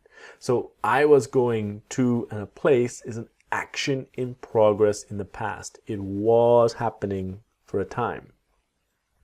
When we have I was going to do is a verb here. So I was going to and the verb, it's a little different.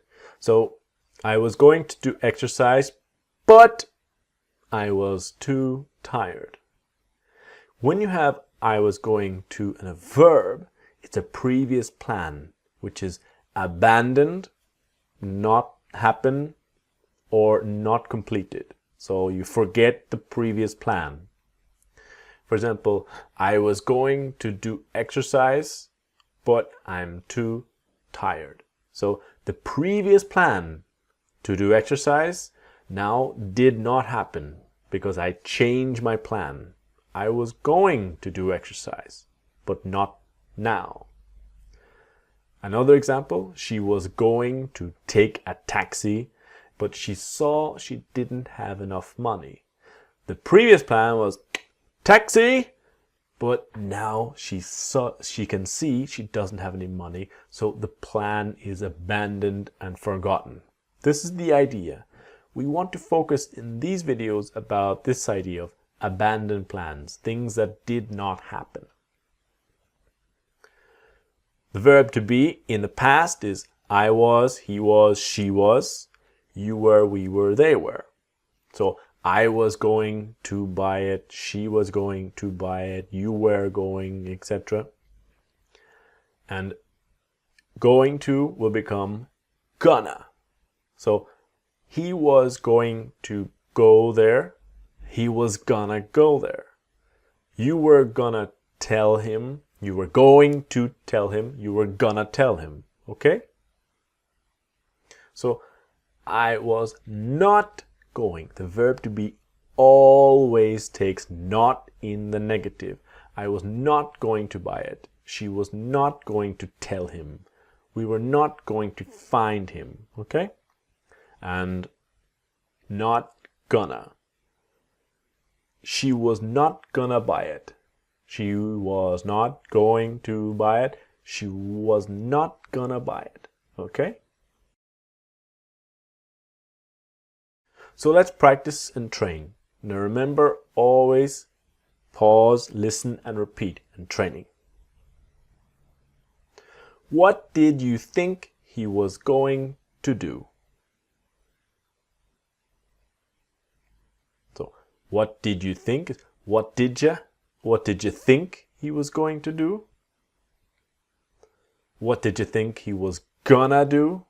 So, what did you? And finally, the think he was, think he was. So what did you think he was? What did you think he was gonna do? What did you think he was gonna do?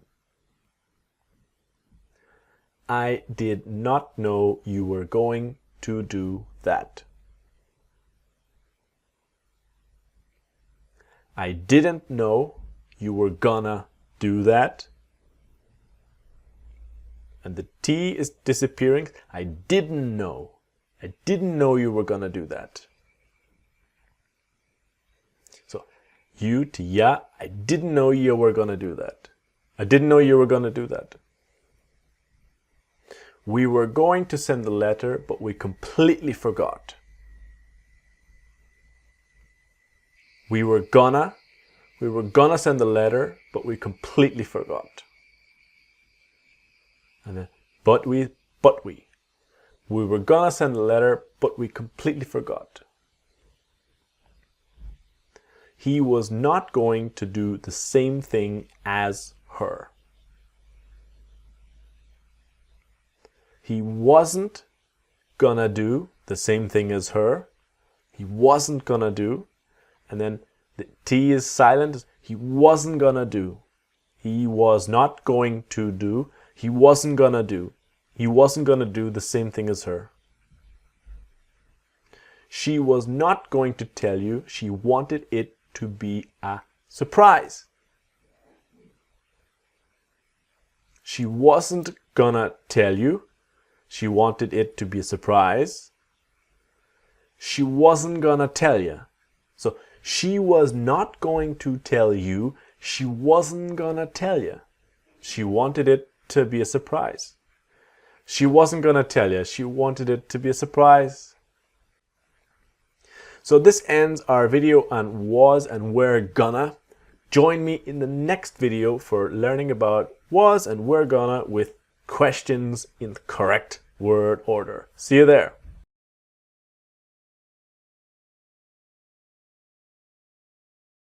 Right, students, the final video of our module 3, gonna.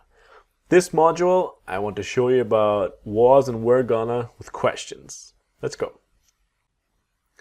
Was and were gonna with questions. So in the previous video we saw about I was gonna or we were gonna is about previous or abandoned plans.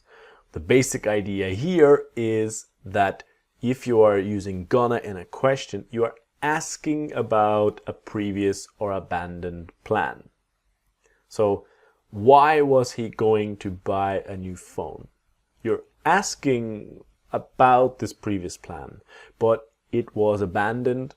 It did not happen. He did not buy it. He did not buy a new phone. Or for example, what were you going to say? You are trying to speak in a conversation. You start a sentence. Another person interrupts you, like happens a lot. And you say, well, I'm sorry. What were you going to say? You did not finish the sentence. And the person is asking you, what was your previous plan? Your previous plan was to finish your sentence. What were you gonna say? So this is the really essential part. The correct word order with the verb to be in the past. The was I, was he, was she, were you, were we. Be careful because maybe your language, the question is very simple. What you were going to do, what he was going, so what was he? This is what we must train to really speak fluently about the correct word order in a sentence, okay? So going to becomes gonna. What was I gonna buy? Where were you gonna go? How were you gonna tell him, etc. All different ideas.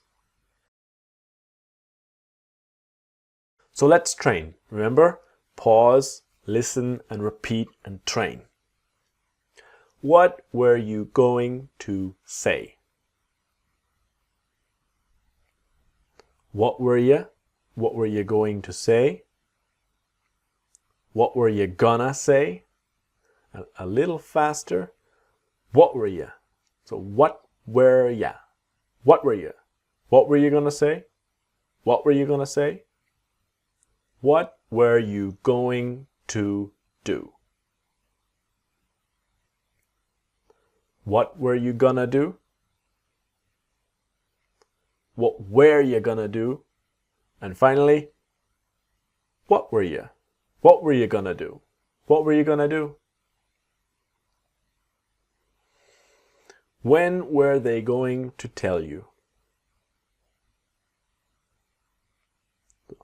When were they gonna? When were they gonna tell you?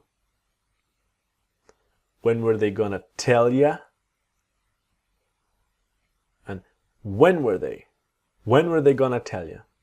When were they gonna tell you?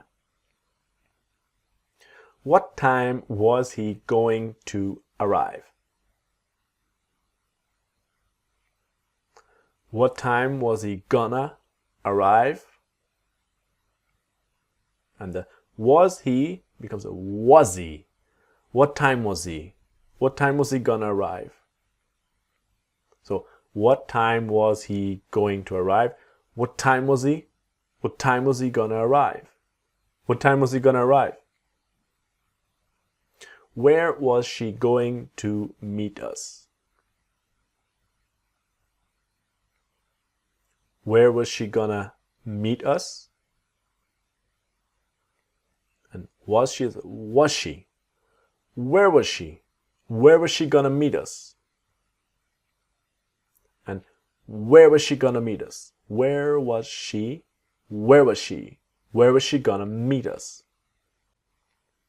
So this brings us to the end of Module 3, Gonna. I hope you enjoyed it. Any questions, please get in contact with englishwithterry.com. Join me in the next module, possibly the most important module, Module 4, the case of the disappearing T. And I'll talk to you all about that and see you there.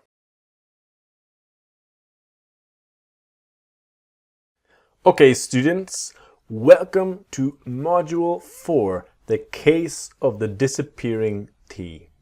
This module is possibly the most important module of this course. It's about making your accent sound just like a native speaker. So let's go. When we look at the negative of a verb of anything out there, we have two examples here about do not, don't, does not, doesn't. That the word not is very often contracted to N''T. And we see this all the time in English.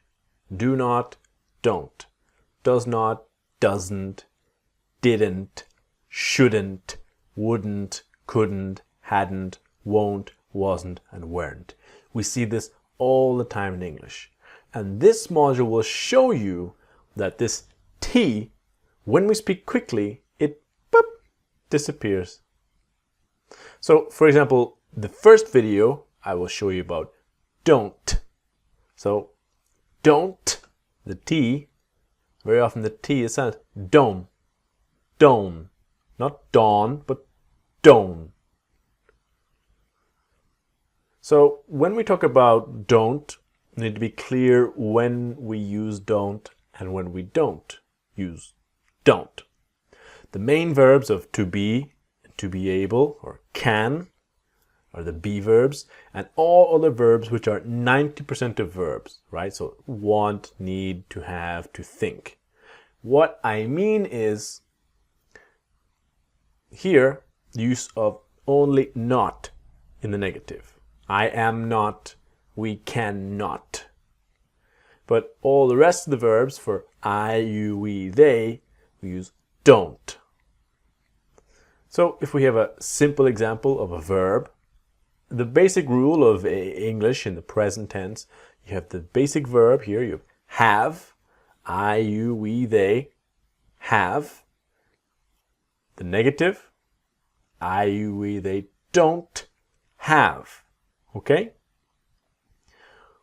What I want to show you in this module is the T is silent. It's I-U-A, don't have. I don't have time. I don't have. We don't have. We don't have time, or whatever. So when we talk about two basic ideas, one idea is about routine and facts, about you go there every day, you do it all the time. When you describe your life, that's one routine of facts. Another idea is about now, with the ing. You are going there now. You are doing it now. So when we talk about don't, it will be when we talk about routine or facts, whatever, you don't go there. It's a fact. It's a description of your life. You don't do it. But when we're talking about now, you are not going there now, or you are not doing it now.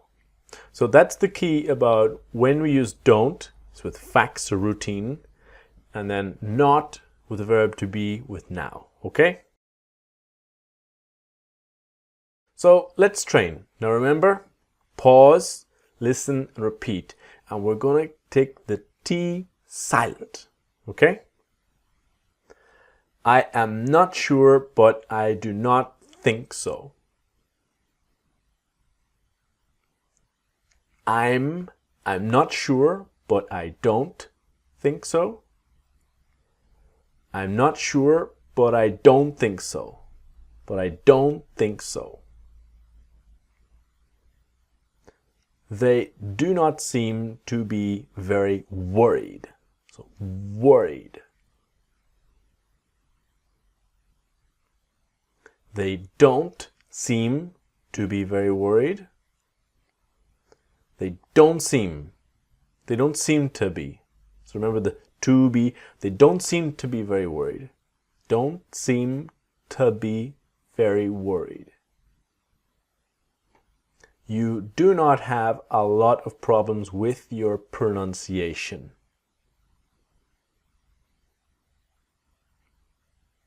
You don't have a lot of problems with your pronunciation. And you don't have. So a lot of, a lotta. So you don't have a lotta, you don't have a lot of, you don't have a lotta. You don't have a lot of problems with your pronunciation. You don't have a lotta. We have no idea why they do not want to go to the party.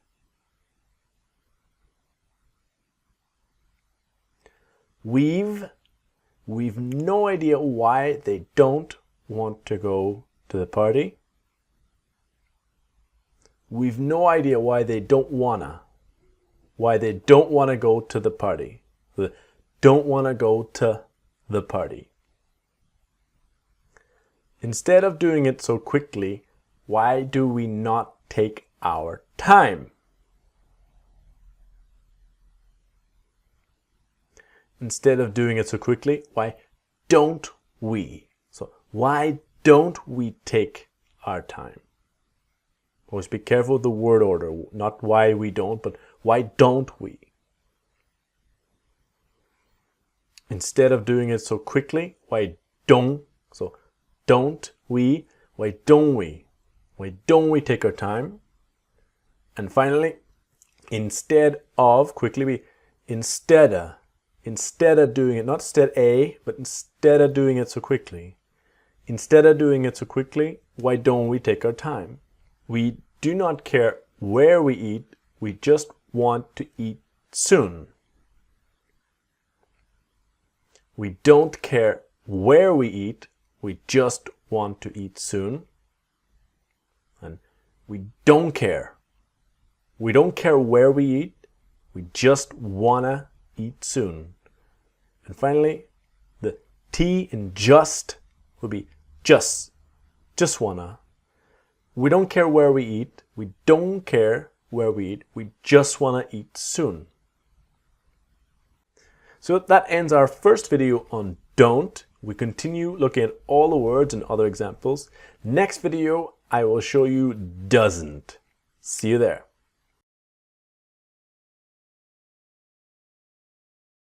Okay, so we continue our module 4, the case of the disappearing T. This video, I want to show you doesn't. Let's go. Same basic idea.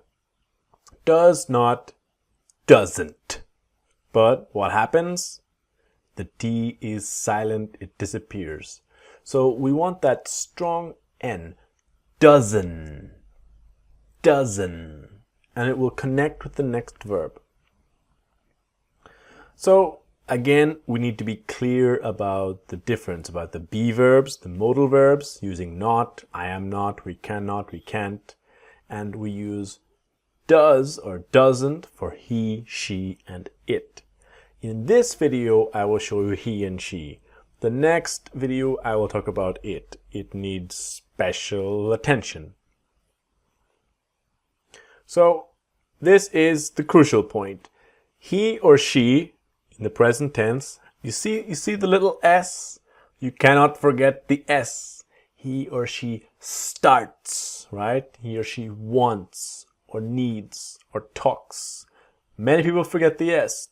Don't be one of those people. Always remember the s. Now, this s is in the positive because what happens in the negative? He or she doesn't start. The s disappears. So he starts, he doesn't start. But what happens now with doesn't? It connects with the verb. So he doesn't start is he doesn't start. He doesn't start. This is the idea. So the same basic idea of don't, right? Routine and facts. She goes there every day. She does it all the time. She is going there now. She is doing it now. Because when we look at the negative, the routine or facts, he doesn't start. She doesn't do it. This is a description of their lives. It's a fact. It's routine. Now talking about now, he is not starting now, and she is not doing it now. This is the important part to understand about doesn't. So let's get started and let's train. Remember, pause, repeat, pause, listen, and repeat. And remember and record yourself and train constantly. Your interaction is so essential with the course. Decide to interact. Got it? Let's go.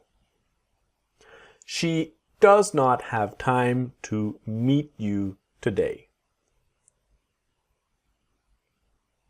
She doesn't have time to meet you today. She doesn't. So train this. She doesn't have time. She doesn't have time to meet you today.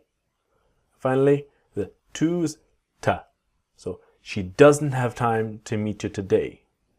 She does not have time to meet you.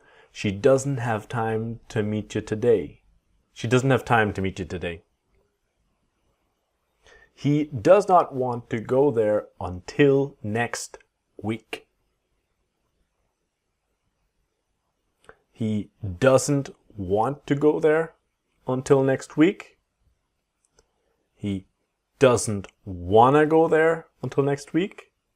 And finally, he doesn't wanna. So until, till, he doesn't want to go there till next week. He doesn't want to go there till next week.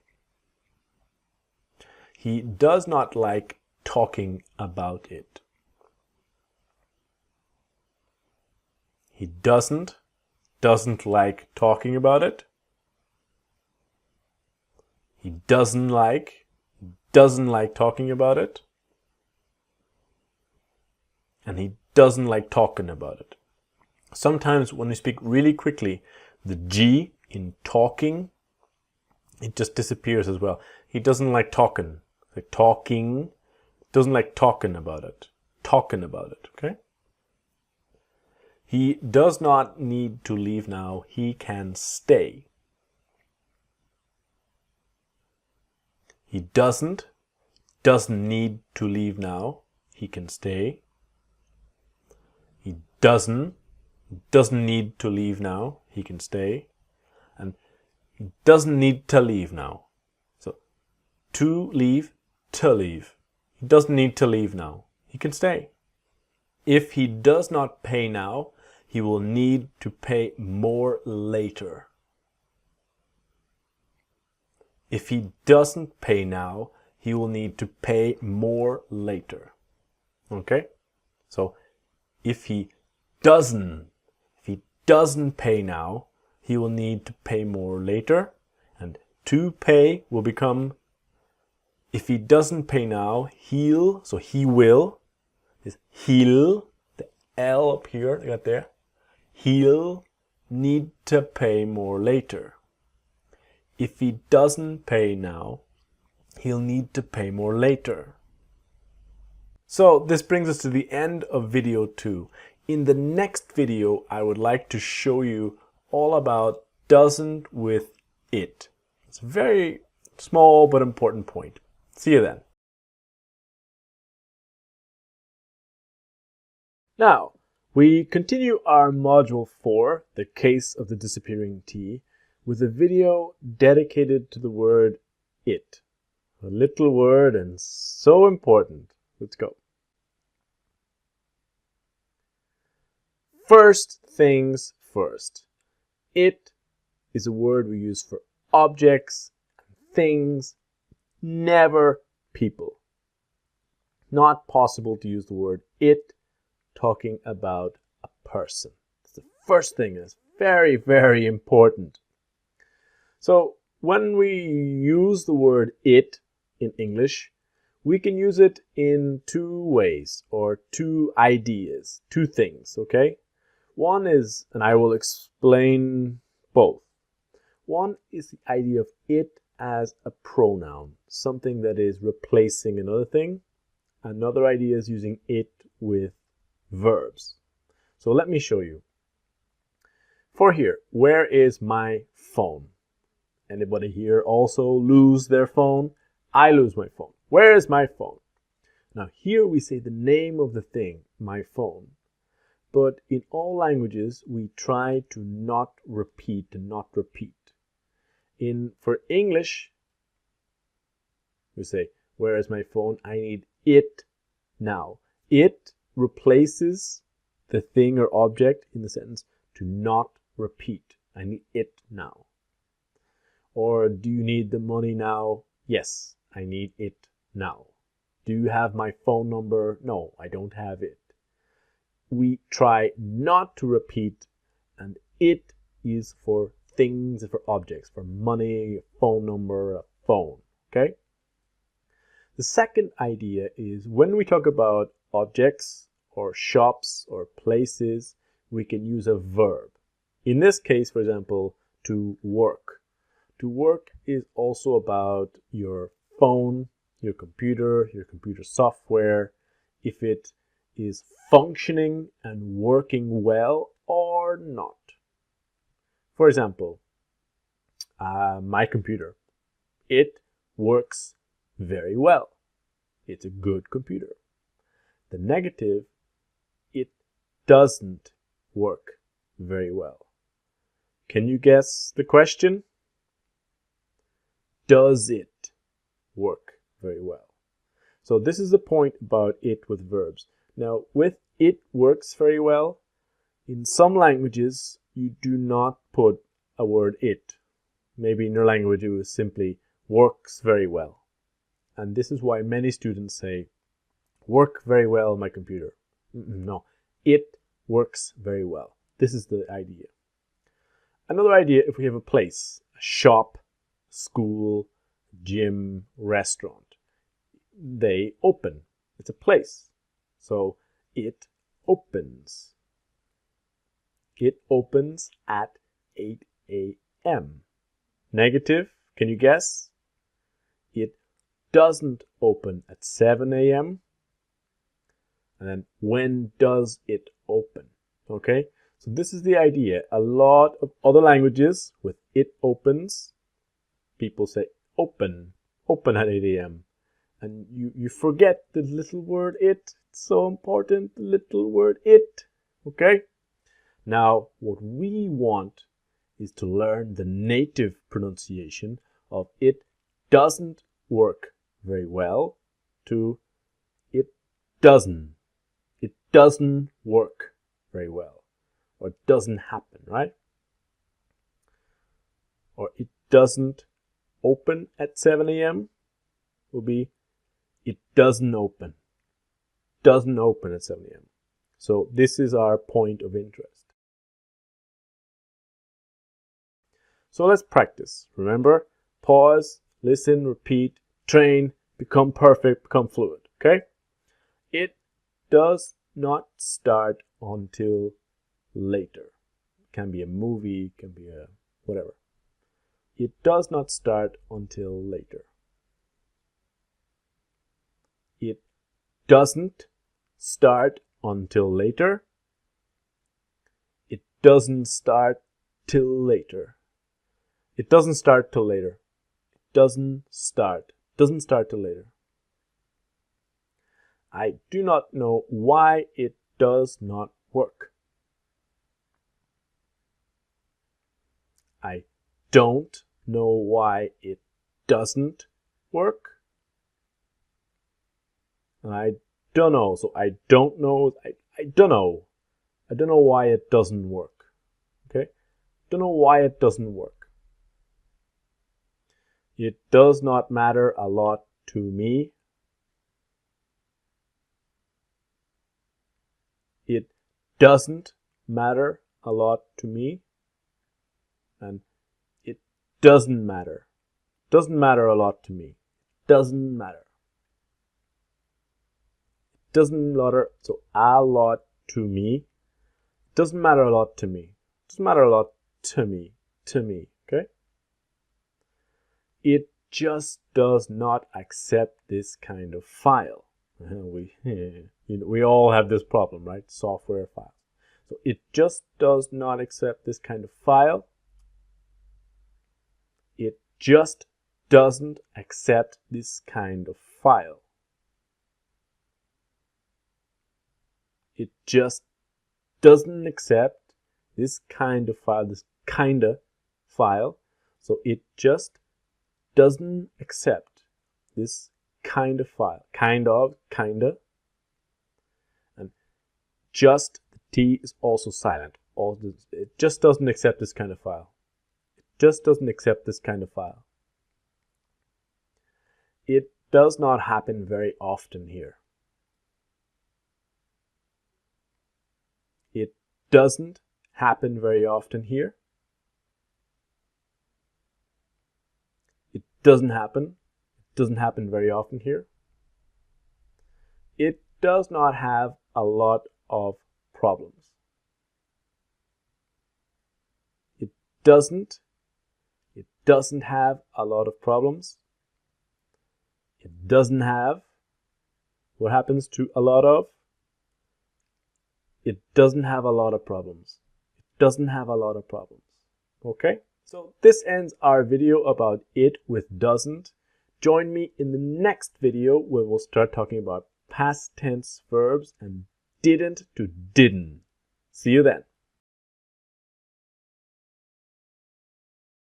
All right, students, let's continue our examination of the disappearing T. Now I want to show you about didn't to didn't. So let's go. Did not, so the pronunciation is not did, but did. Comes from here. Did not to didn't, the T sound. What we want to learn is about the T is silent, right? So didn't, very, very similar to doesn't, because it doesn't and didn't. Similar, the N, the strong N, didn't, okay? So basic rules of past tense verbs, right? Or when we use didn't, when we don't. The verb to be in the past and can, or to be able in the past, could, we use not. All the other verbs in the English language, we use didn't. Now in the present tense, we use don't for I, you, we, they, doesn't for he, she, it, and didn't for all of them. So it's all the same with didn't. The big idea with the rules of the past tense is that in the affirmative, the positive sentence, you have the past tense word, wanted. But the moment you go into the negative, you didn't want. And that's so important. That's the number one mistake with the past tense. There's people saying he didn't wanted. He didn't want. And the question, how was it? Can you guess? Did you want to buy it? Okay? That's the important part about this. So the obvious, and I'm repeating, the basic idea is the verb to be in the past. I was there last night. I wasn't. I was not busy last night. Or was I busy, right? As in questions got there. All just using the word not in the verb to be, right? So these are very basic errors. I didn't was. I was there or I was not there. Now, we are interested in training our accent to you didn't want to buy it to you didn't want, you didn't. Okay, it's that N sound. Remember, pause, listen, and repeating. You didn't. So let's practice, all right? Like always, pause, listen, repeat, train, practice, and record yourself if you can, all right? He did not do it because he did not have time. He didn't do it because he didn't have time. This becomes, he didn't do it. He didn't do it because he didn't have time. Okay? And the because he would be cause he didn't do it because he didn't have time. All right? So he didn't do it. He didn't do it cause he didn't do it because he didn't have time. We did not think we were going to be so late. So we didn't think we were gonna be so late. We didn't think. So we didn't think we were. We were. We didn't think we were gonna be so late. He was looking for it, but he did not find it. He was looking for it, but he didn't find it. So he was looking for it, but he didn't find it. So he was looking for it, but he didn't find it. He was looking for it, but he didn't find it. I have no idea why they did not invite you. I've no idea why they didn't invite you. I've no idea why they didn't invite you. I've no idea why they didn't invite you. I am sorry, I just did not have time to have a look at it yet. I'm sorry, I just didn't have time to have a look at it yet. I'm sorry, I just didn't have. So I just didn't have. I'm sorry, I just didn't have time. Just didn't have time to have a look at it yet.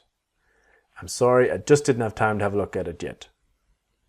So this ends our video on didn't. I hope you enjoyed it. Please train and practice. It's so essential to get this right.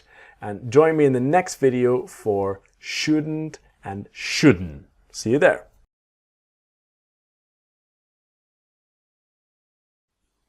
All right, my friends, let's keep going. This video is about should not to shouldn't to shouldn't. So let's go. first idea, if you are not sure about should, is that it's opinion or advice. Something like advice or opinion or good ideas, good thing to do. Simple idea, you should go to the doctor. Yeah, it's a good idea. Not a big problem, but you should go to the doctor. Or you have a limited time to send a letter. You should send the letter today. It's a good idea, an opinion or advice. So should is an advice or opinion, but must is a very strong obligation. And this is the difference, because it's not always clear in different languages, the difference between must and should. If we compare, for example, you should go to the doctor. Let's imagine I have a small problem. Cough. You should go to the doctor. But it's not completely essential. It's okay. You've got an opinion, advice. Let's imagine I have a serious health problem. You must go to the doctor. No choice. Very strong obligation. This is the basic difference. Now, this important part about the form. If you remember the can, I can do it. Just the same here with should. You should do it, but never you should doing it or you should to do it. Just the verb. You should do it. So you should buy it now. Should is the group of modal verbs, just like the verb to be. So in the negative, it's what word? Not. Contracted to you shouldn't. You shouldn't buy it now. We use the word not. And then a question will be changing the word order. Should you? Should you buy it now? Or should I? Etc. The important thing is the L is silent. A lot of people see the L and want to say should. Calm down. Should. Should. Repeat with me. Should. Okay? So you shouldn't buy it now. And the T is silent. You shouldn't buy it. You shouldn't. You shouldn't buy it. Okay? So let's train and let's practice. It's the N sound, the shouldn't, and connect it to the verb. All right? So remember, pause, listen, repeat. Let's go. He should not get so stressed. He shouldn't get so stressed. He shouldn't get. He shouldn't get so stressed. And this stressed is like a T sound. He shouldn't get so stressed. He shouldn't get so stressed. All right? They should not be so lazy. They shouldn't be so lazy. And they shouldn't be so lazy. Things just should not be so complicated. Things just shouldn't be so complicated. And things just shouldn't be. So the T in just is silent and the T in shouldn't is silent. Things just shouldn't be so complicated. Things just shouldn't be so complicated. Do you think I should not do it? Do you think I shouldn't do it? Do you? Do you think I shouldn't do it? Do you think I shouldn't do it? You should not wait before going to the doctor. You shouldn't wait before going to the doctor. And you shouldn't wait before going to the doctor. So not to the doctor, but before going to the doctor. To the doctor. You shouldn't wait before going to the doctor. So this brings me to the end of should, shouldn't, and shouldn't. And join me in the next video when I will talk to you about could, couldn't, and couldn't. See you there. Good afternoon, students. Let's continue with could and couldn't. I want to explain everything you need to know about the word could and couldn't. Let's go. Can in English is irregular. It's weird. It's strange. Because the infinitive of can is to be able. Because normally the infinitive and the conjugated verb are the same word.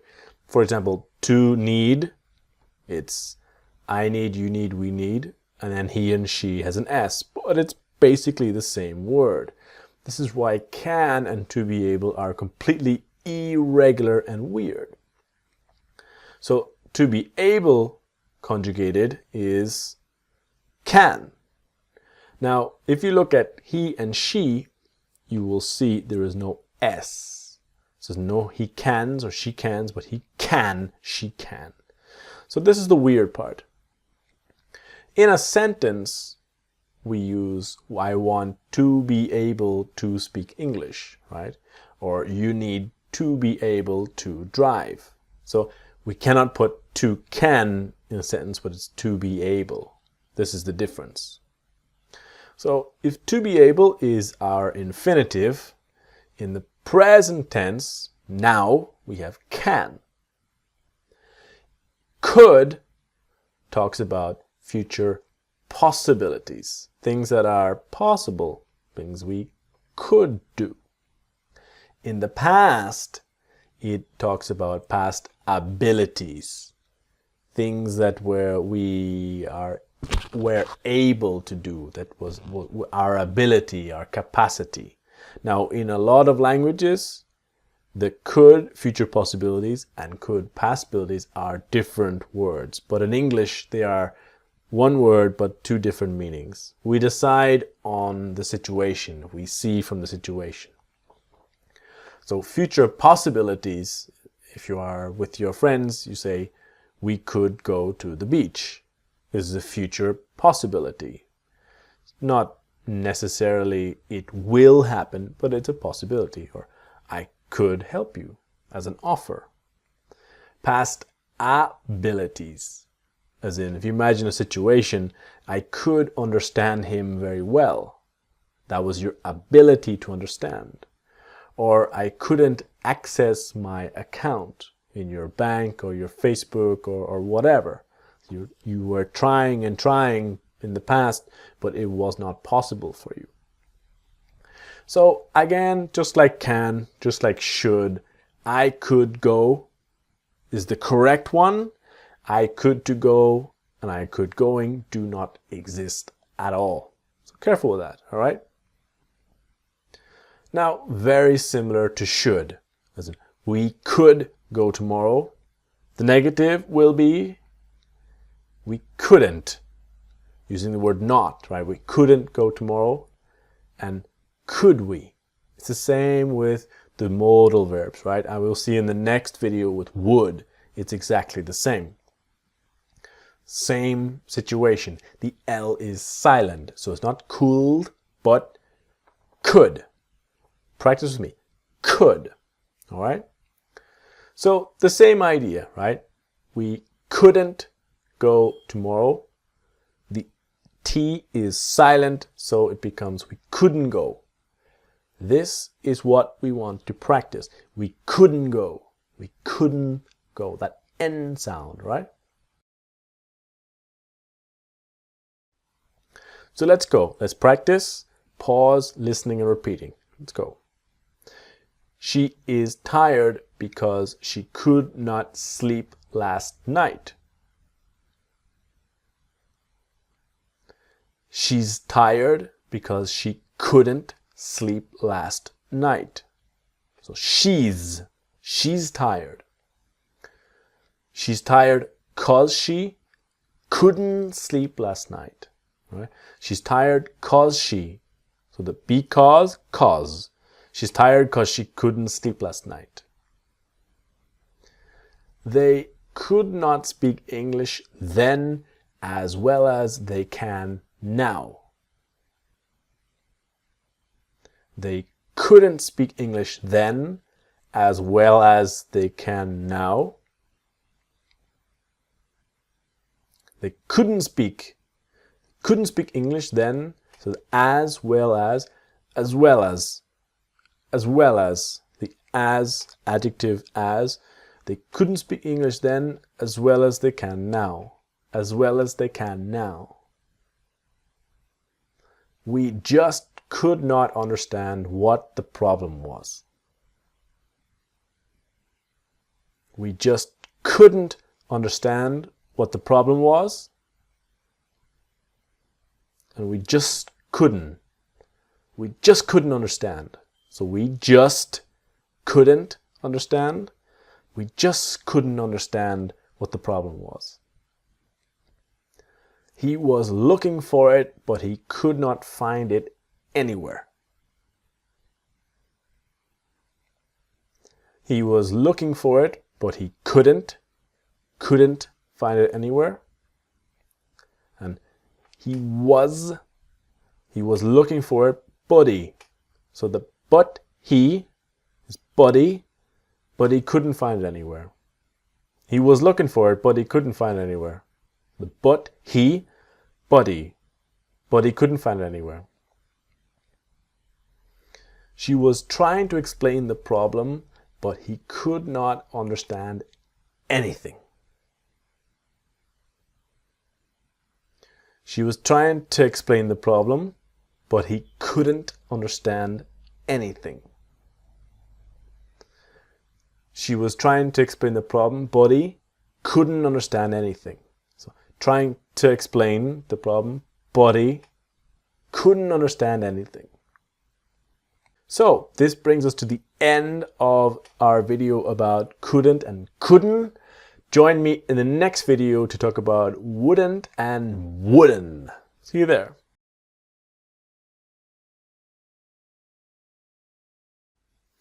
Hello students. Now we continue our case of the disappearing T with the next disappearing T word. Would and wouldn't and wouldn't. So let's get started. When we look at would, what is would? Look at this example. I would buy it if I had money. If I had money. So would is what happens if something else happens. Let me give you and explain more. So if I worked from home, I would spend more time with my family. If one thing happens, another thing would happen. So if I worked from home. Now, if I worked from home, it's not real. I am thinking if it was real, what would happen? What is the connection? What is the consequence? If I worked from home, I would spend more time with my family. A lot of people spend a lot of time in their cars, driving buses, going to work, coming home, and don't spend much time. But if we worked from home, we would spend more time with our families. So after the if, it's in the past tense. But it's not real. If I worked, but it's not real. Okay, that's the idea. If I had more money, I would buy a new phone. So if I had more money, so it's not real. I don't have more money. I have money, but not enough for a new phone. But what would happen if it was real is if I had more money, I would buy a new phone. So you are talking now using a past tense verb. If I had more money, but it's not real. So this is the idea about would and why we use would. Would is exactly the same as could and should, right? I would go. Not I would to go or I would going. I would go. So you would study French, the negative. You wouldn't, you would not study French. Or would you study French? Okay, so it's just the same as the modal verbs, the verbs like to be. Again, repeating myself, the L is silent. It's easy to make the mistake to say would, because maybe you see the L and you want to pronounce the L. It's silent. It's would. Would. Okay? So, can you see what will happen next? What's gonna happen next? I wouldn't do it. The T disappears. And I wouldn't. Wouldn't. So it's that N sound. I wouldn't do it. Okay? Do not say that wouldn't all the time. I wouldn't do it. All right?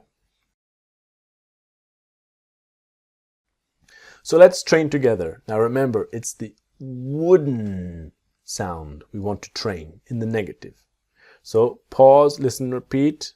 Let's go. I would not do that if I were you. I wouldn't do that if I were you. And I wouldn't do that if I. So if I wouldn't do that if I were you. If I were you. They would not understand our problems. They wouldn't understand our problems. They wouldn't understand our problems. I would not ask if I already knew. I wouldn't ask if I already knew. I wouldn't ask if I wouldn't ask if I already knew. I wouldn't ask if I already knew. I would not work so much if I did not really need to. I wouldn't work so much if I didn't really need to. I wouldn't work so much if I didn't really need to. I wouldn't work so much if I didn't really need to. She would not be so stressed if she was not preparing for the exams.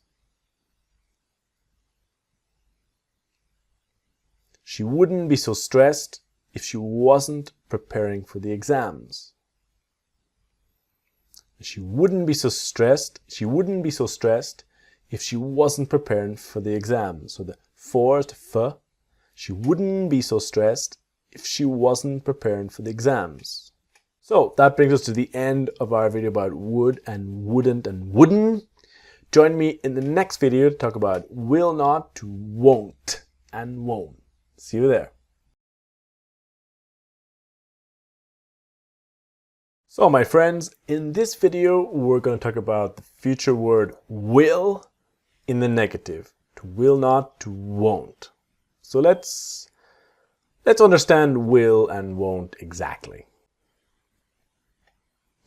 Will is the future tense. Basic idea, great. And there are three basic reasons why we use will in English. Offers, you want to offer, you want to give something. Predictions, or facts about the future. So let's see one by one. Offers is simple. It's when you offer something or someone offers, like that there. I will help you fix your computer. You see someone with problems, you can't fix it, or you will try. As I will buy you a new computer. Anytime in English you make an offer, especially if it's a spontaneous offer, an offer in the moment, we use will. Okay?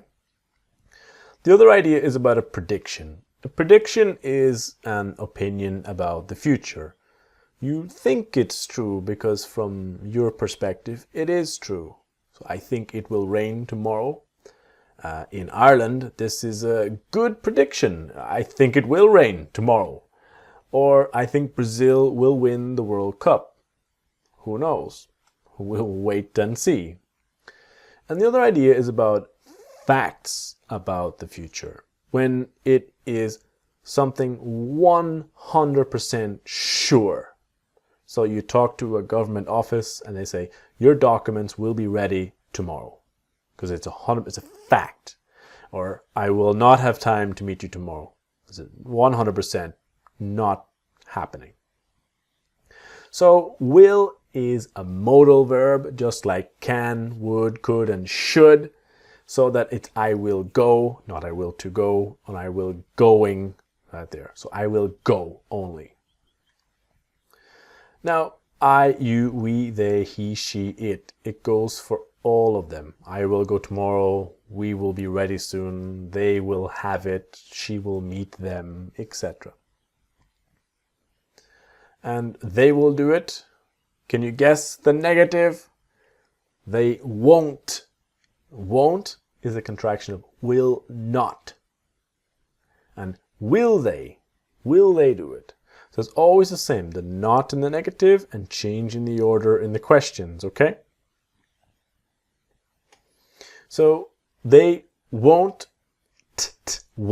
do it will become they won't do it. Not they won't do it, but they won't do it. They won't do it. Because will not will become won't. And then won't is very different to want. This is the pronunciation part. That will not is won't. If you see the mouth, it's a small won't. But want is different. That this part here comes down. Want. Practice. Won't, want. Here, want. Okay? Won't, want. That's the difference. So here I won't go with the T. The t is silent. The I won't go. I won't do it. Okay? So let's train and let's practice. Remember, it's the won't sound that we want. So pause, listen, and repeat always. I will not have time to do it today. I won't have time to do it today. This becomes I won't have time to do it today. To do it. So I won't have time to do it today. I won't have time to do it today. It will not be possible for them to come next week. It won't be possible for them to come next week. And then it won't be possible for them to come. For them to come. So it won't be possible for them to come next week. For them to come next week. Won't be. It will not be ready before next week. It won't be ready before next week. And it won't be ready. It won't be ready before next week. It won't be ready. He will not remember. I just know it.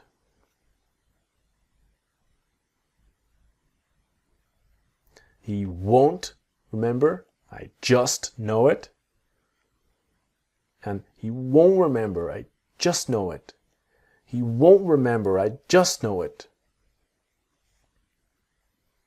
If you do not do it now, you will not remember to do it later. If you don't do it now, you won't remember to do it later.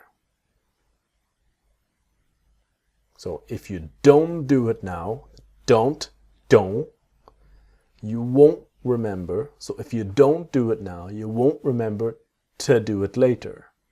If you don't do it now, you won't remember to do it later. We just know she will not be able to do everything by herself. We just know she won't be able to do everything by herself. And we just know she won't be able to do everything by herself. She won't be able to do everything by herself. So this concludes our video about won't and will not. Join me in the next video when we look at the past tense of the verb to be with wasn't and wasn't. See you there.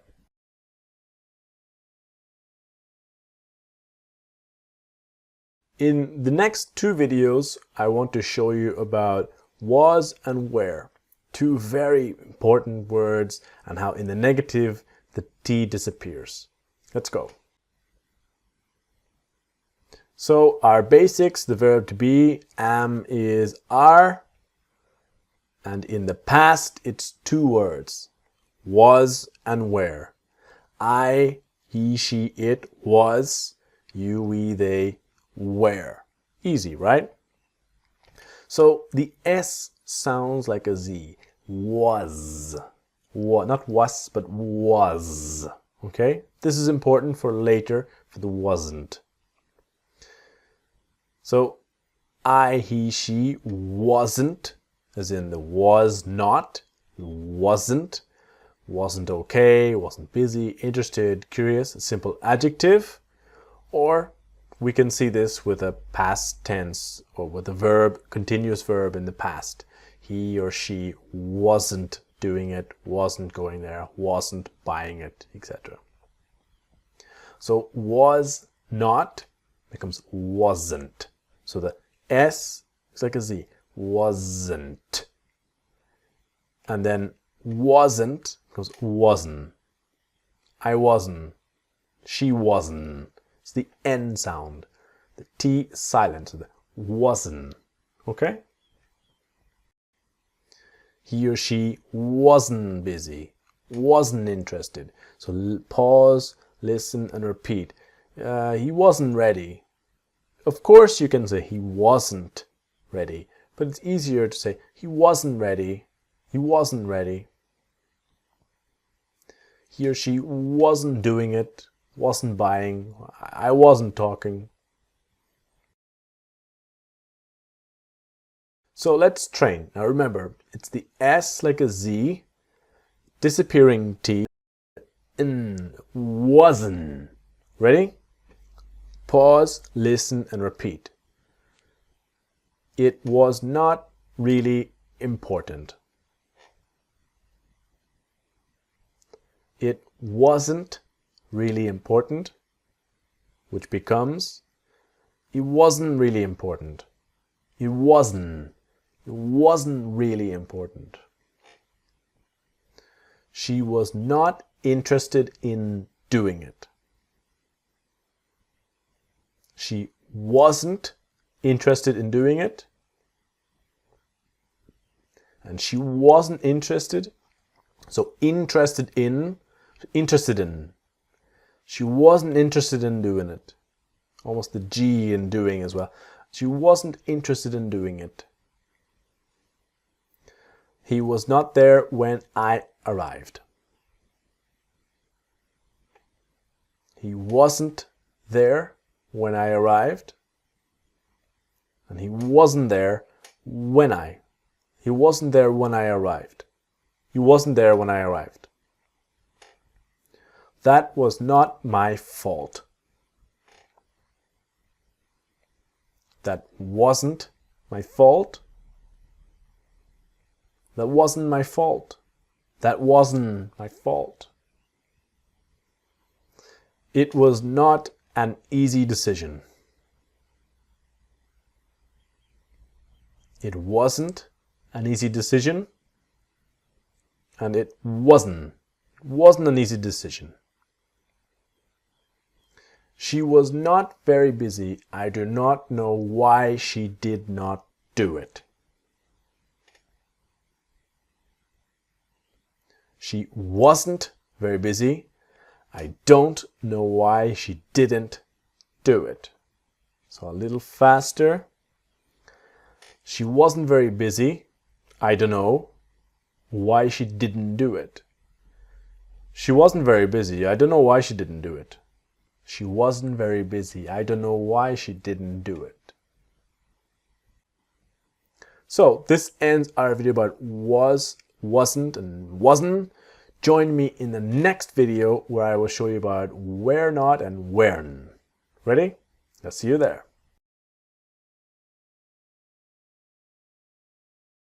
Right. In the last video we saw was not, and wasn't. This video I want to show you where, weren't, and weren't. Let's go. This video is very similar to the last video. So the verb to be in the present is am, is, are. In the past it's two words. It's I was, she was, he was, it was, you were, we were, they were. So the basic idea is that was is singular and where is about plural. Okay? So the important part of this video is your pronunciation, about the or in where. Because this part, your jaw, this name is the jaw, comes down. Where. If you have difficulty with your or, just train where, where, where, where. Okay? Because the tongue is down. Where, where. Okay? Now with just like was not to wasn't, where not is weren't. But of course, the T is silent. Now this is the N sound, the strong N, the weren't. So where, weren't, weren't. This part of the tongue touches here, but not touching the teeth. The weren't, weren't. Okay? Just like was, it can be a basic adjective. You weren't busy. They weren't interested. We weren't curious, etc. Or a past tense verb, right? But you weren't doing it. We weren't going there, right? So let's get right to the practice. Remember, pause, listen, repeat, and train. Ready? They were not at home last night. They weren't at home last night. And finally, they weren't. So, weren't at home, weren't at home, weren't at home. And the T of last will become last night. They weren't at home last night. They weren't at home last night. We were not very busy last night. We weren't very busy last night. And we weren't very busy last night. We weren't very busy last night. They were not as tired as they thought they were going to be.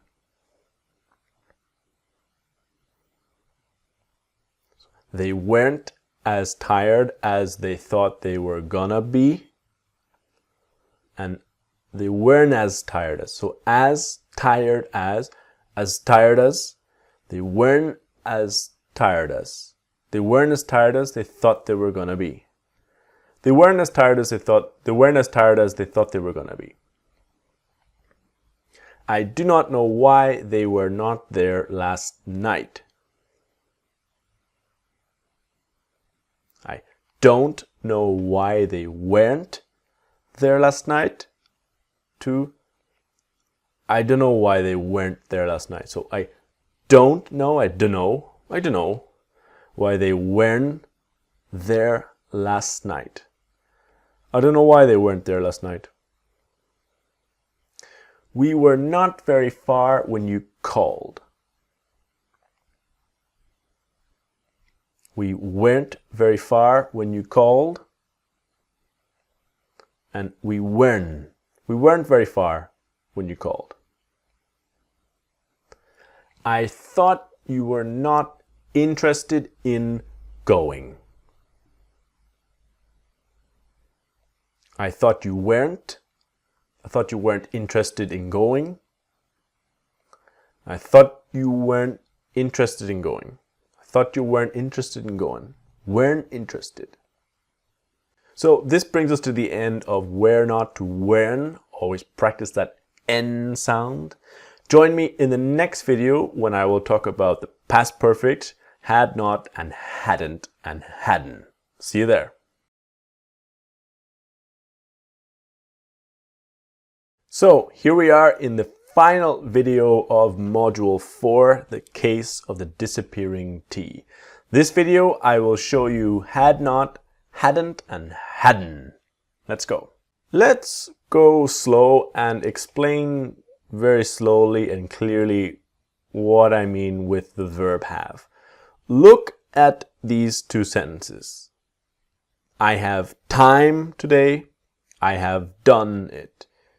What is the difference between time and done? Pause the video and think. Pause now, think. What kind of word is it? Time and done. Because here, time is a noun. It's a thing. It's an object or possession, right? Done is part of a verb, okay?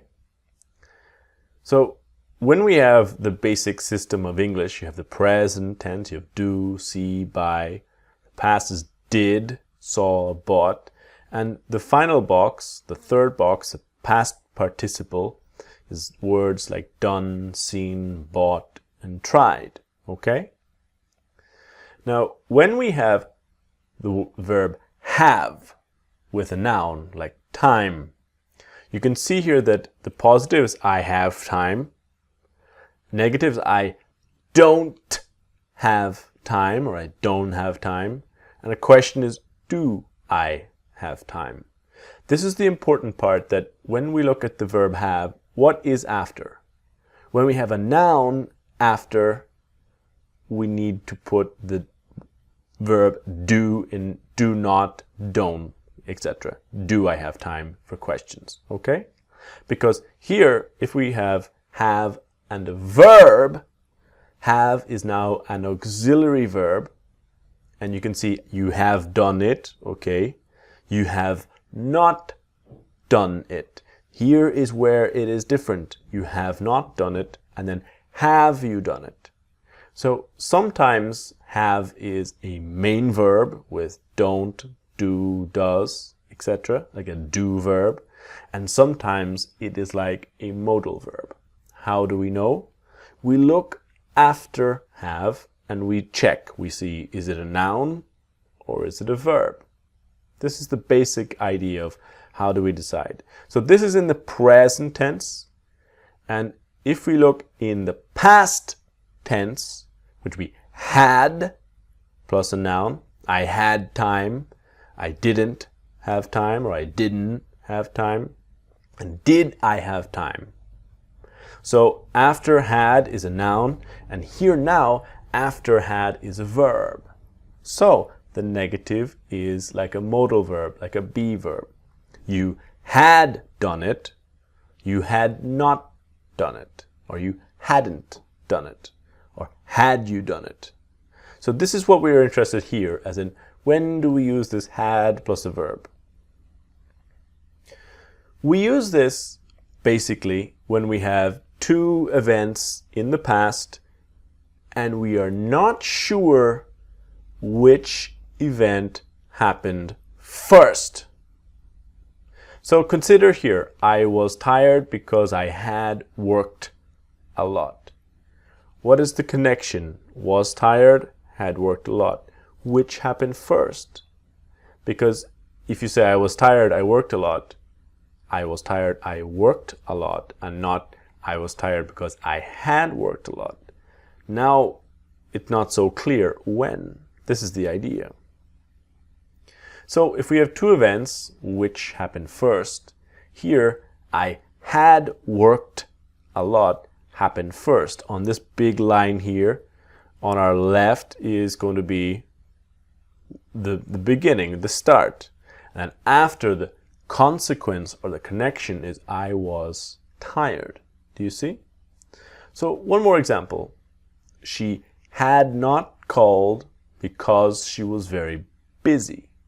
So two ideas, two events in the past, but which happened first or which did not happen first? But what's the connection? Here it is an explanation. She had not called because she was very busy. But the idea that she had not called is in a time before this here, as in which happened first. So this basic idea, okay? Now our pronunciation part is had not to hadn't and to hadn't. So the same N of wasn't, weren't, hadn't. The T is silent, okay? So let's start our practice. Now remember, the pronunciation is hadn't. The T sound is hadn't. Just like wasn't, weren't, and hadn't, and couldn't, and shouldn't. The strong N sound, okay? So always remember, pause, listen, and repeat, and train, okay? I had not thought of that.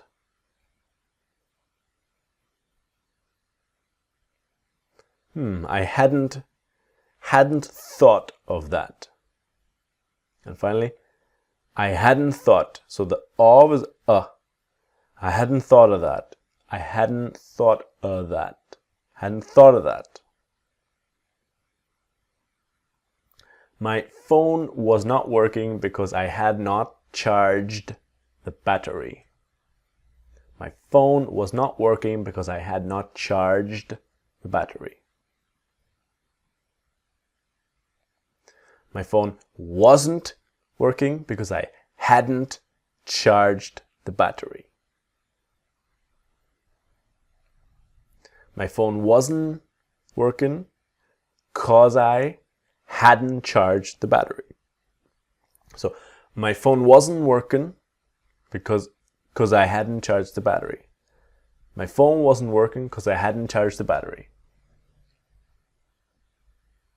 She did not pass the test because she had not studied. She didn't pass the test because she hadn't studied. So she didn't pass the test because she hadn't studied. She didn't pass the test. She didn't pass the test because she hadn't studied. So she didn't pass the test because she hadn't studied. He was really late for work because he had not set his alarm. He was really late for work because he hadn't set his alarm. He was really late for work cause he, so for work. He was really late for work cause he hadn't set his alarm. Because he hadn't set his alarm. He was really late for work because he hadn't set his alarm. I saw that my brother had not remembered to buy me credit for my phone. I saw that my brother hadn't remembered to buy me credit for my phone. I saw my brother hadn't remembered to buy me credit for my phone. So for my phone. I saw that my brother hadn't remembered to buy me credit for my phone. So this brings us to the end of module 4. I hope you enjoyed it. Please see me in the next module, module 5, when I will talk about have to, obligations, and have to. See you there. Hello students, welcome to module 5, have to have to. I really like this module because it's always a surprise for students. It's very simple, the pronunciation, but a lot of students do not know it. So it's a little surprise for you. Let's get started. Consider the difference between to have something and to have to do something, right? One is possession, another is obligation, right? As in to have a new phone and to have to buy a new phone. I have to buy a new phone, for example. Have to buy. So this is the funny part, that here you have to do it in the form, not you have to doing it, but you have to do something as an obligation, right? Now, this is the funny part. If we have the examples before, I have a new phone, I have money, I have time. This is the idea of have and a noun. So the pronunciation is have. Never have-y or anything like this. The E is silent, so it's have. But when you have the idea of have plus the word to plus a verb for an obligation, something you need to do, the sound is an F. So it's not have to, but have to. I have to go. I have to do it. So train right now. This is our objective. The have to. When we talk about an obligation, something you need to do, not I have to do it, have to do, but I have to do it. So it's like the HAF and to will become have to, okay? Very simple, very surprising, but this is what native speakers do all the time. So I, you, we, they have to do it will sound like I have to do it. So listen, repeat. I have to do it. You have to do it. We have to do it. They have to do it. I, you, we, they don't have to do it. What happens to the T in don't? That's right. I don't have to do it. So a sentence of I do not have to do is I don't have to. You don't have to. We don't have to do it. They don't have to do it. Okay? Don't have to. So let's start. Let's train. Now remember, it's the have to. Have to. I have to go to the bank to pay the rent. We all love paying the rent.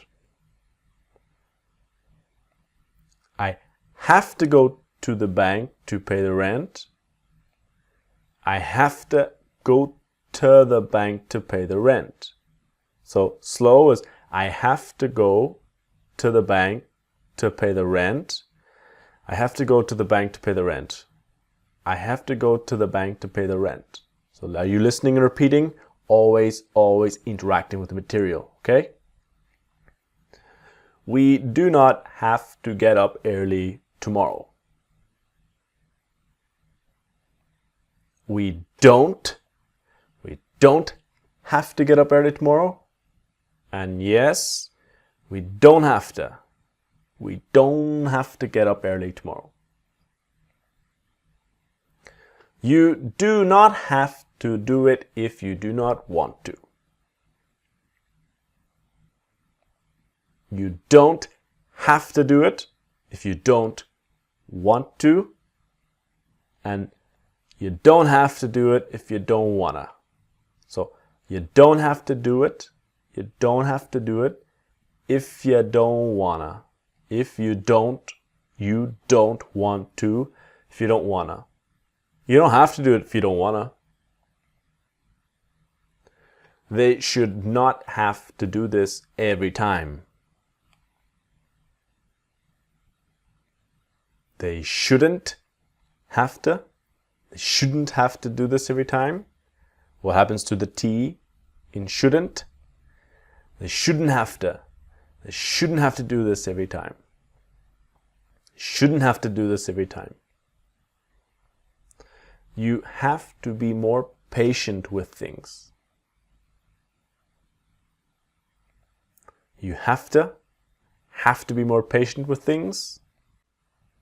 So this ends our first video on have to, where we talked about I, you, we, they, don't have to, and have to. See me in the next video for he and she hasta, just like Spanish. Hasta luego. See you there. Welcome to video 2 of module 5, have to and hasta. In this video, I want to show you some little pronunciation tricks and tips to sound like a native, talking about obligations with he and she. Let's go. Just like the last video, consider the difference between he or she has something and he or she has to do something, right? Can you hear the pronunciation already? He or she has something and he or she has to do something. The same writing, different pronunciation, okay? So, a job. Do you have a job? He or she has a job, or he or she has to get a job. So can you see already? Here, he or she has to do it, but never he or she has to doing it. Just a basic part of the form. Now here, for example, just like the last video, if we have he or she has and a noun can be time, money, a job, whatever. The HAS is a pronunciation of has. Has. He or she has a job, has time. But he or she has to, and a verb, she has to. He has to. Okay? So he or she has to plus verb. He or she has to find a job. He has to call me, right? Has to. He has to. She has to. Okay? He or she has to do it, becoming he or she has to do it. Negative, he or she doesn't have to do it. Okay, so in the negative, he or she doesn't have to do it. So you need to be ready for the previous pronunciation as well in the negative. Of course, what happens? He or she doesn't have to do it, and he or she doesn't have to do it. Okay, these are the little pronunciation tricks all about when we have the word have and to and a verb, and what happens. So let's start. Remember, has to and doesn't have to. He or she has to and doesn't have to. So pause the video, listen, repeat, and train your pronunciation. Ready? She has to be there really early tomorrow.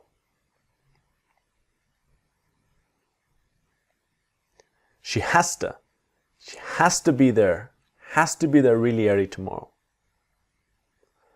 She does not have to do it if she does not want to. She doesn't have to do it if she doesn't want to. What happens next? She doesn't have to do it. She does not have to do it. She doesn't have to do it. She doesn't have to do it if she doesn't wanna. She doesn't have to do it if she doesn't wanna. She has to be there really early tomorrow to be ready for the interview. She has to be there really early tomorrow to be ready for the interview. She has to be there. She has to be there really early to be ready for the interview. She has to be there really early to be ready for the interview.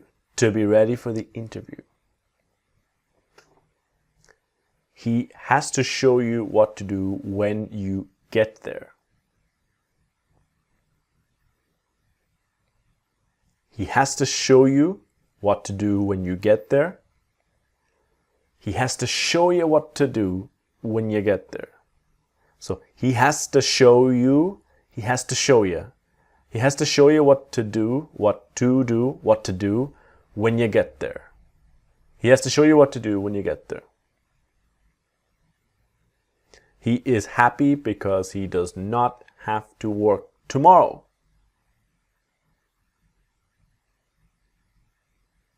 He's happy because he doesn't have to work tomorrow.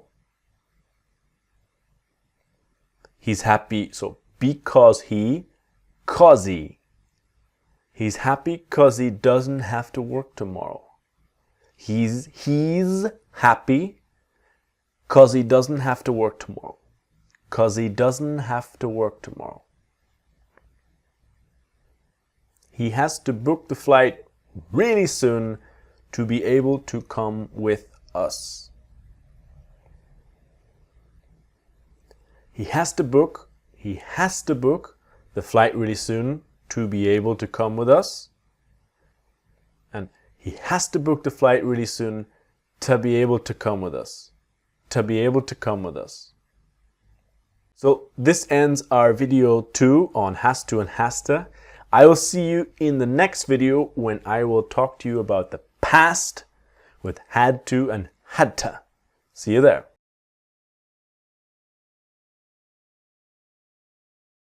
Okay, so video 3 of module 5, one of my favorite modules, have to and have to. This video I will show you about the past with had to and had to. Let's go. So the first basics is to have is the present tense and had is the past. So this H is a H and the D is a D. Had. Had. Okay? So again, the basic rule of the past tense in English is that it's all the same word. In affirmative, positive sentences, I had, you had, we had, she had, they had, etc. Had. Now, when you go into the negative, here it's where I, you, we, they didn't have. Never I didn't had. In the negative, it's the same as the present tense. The word didn't shows you it's the past. This is important. Now, when we talk about had or had to in the verb, it's very similar, right? Just like the last time we saw that had and nouns, I had time, and I had plus to plus a verb is about a past obligation, something it was necessary for you to do. So I had to do it. This will become had to. Had to. We have seen many times the word to will become a t. Now it's had to. Had to. Practice with me. Had to. Okay? So I had to tell him. I had to. I had to tell him. I had to tell him. You didn't have to do it. In the negative, you didn't have to. You didn't have to do it. Never you didn't had to do it. This is the essential point and the number one mistake we see with students in the past tense. So careful. So let's practice had to and didn't have to. Okay? Now, remember, pause, listen, and repeat, and train. Let's start. What did you have to do? What did you have to? What did you have to do? What did ya? What did ya have to do? And finally, quickly, what did ya? What did ya? What did you have to do? What did you have to do? What did ya? What did you have to do? He had to start eating a healthier diet. He had to start eating a healthier diet. He had to start eaten. Sometimes the G is a silent, so he had to start eating a healthier diet. She had to reformat her computer because it wasn't working properly. She had to reformat her computer because it wasn't working properly. And finally, she had to reformat her computer, so because it, and wasn't working. She had to reformat her computer because it wasn't working. She had to reformat her computer because it wasn't working. You did not have to do that. You didn't have to do it. Have to do that, sorry. You didn't have to do that. And you didn't have to do that. Oh, you didn't have to do that. Sorry, we could not stay long, but we just had to go home early. Sorry, we couldn't stay long, but we just had to go home early. And then silent T. Sorry, we couldn't stay. Sorry, we couldn't stay long, but we just had to. We just had to. We just had to go home. We just had to. It just had to go home early. So this ends our video on had to and didn't have to. I will see you in the next video when I want to show you what happens when we have going to and have to in front of each other all together. See you there.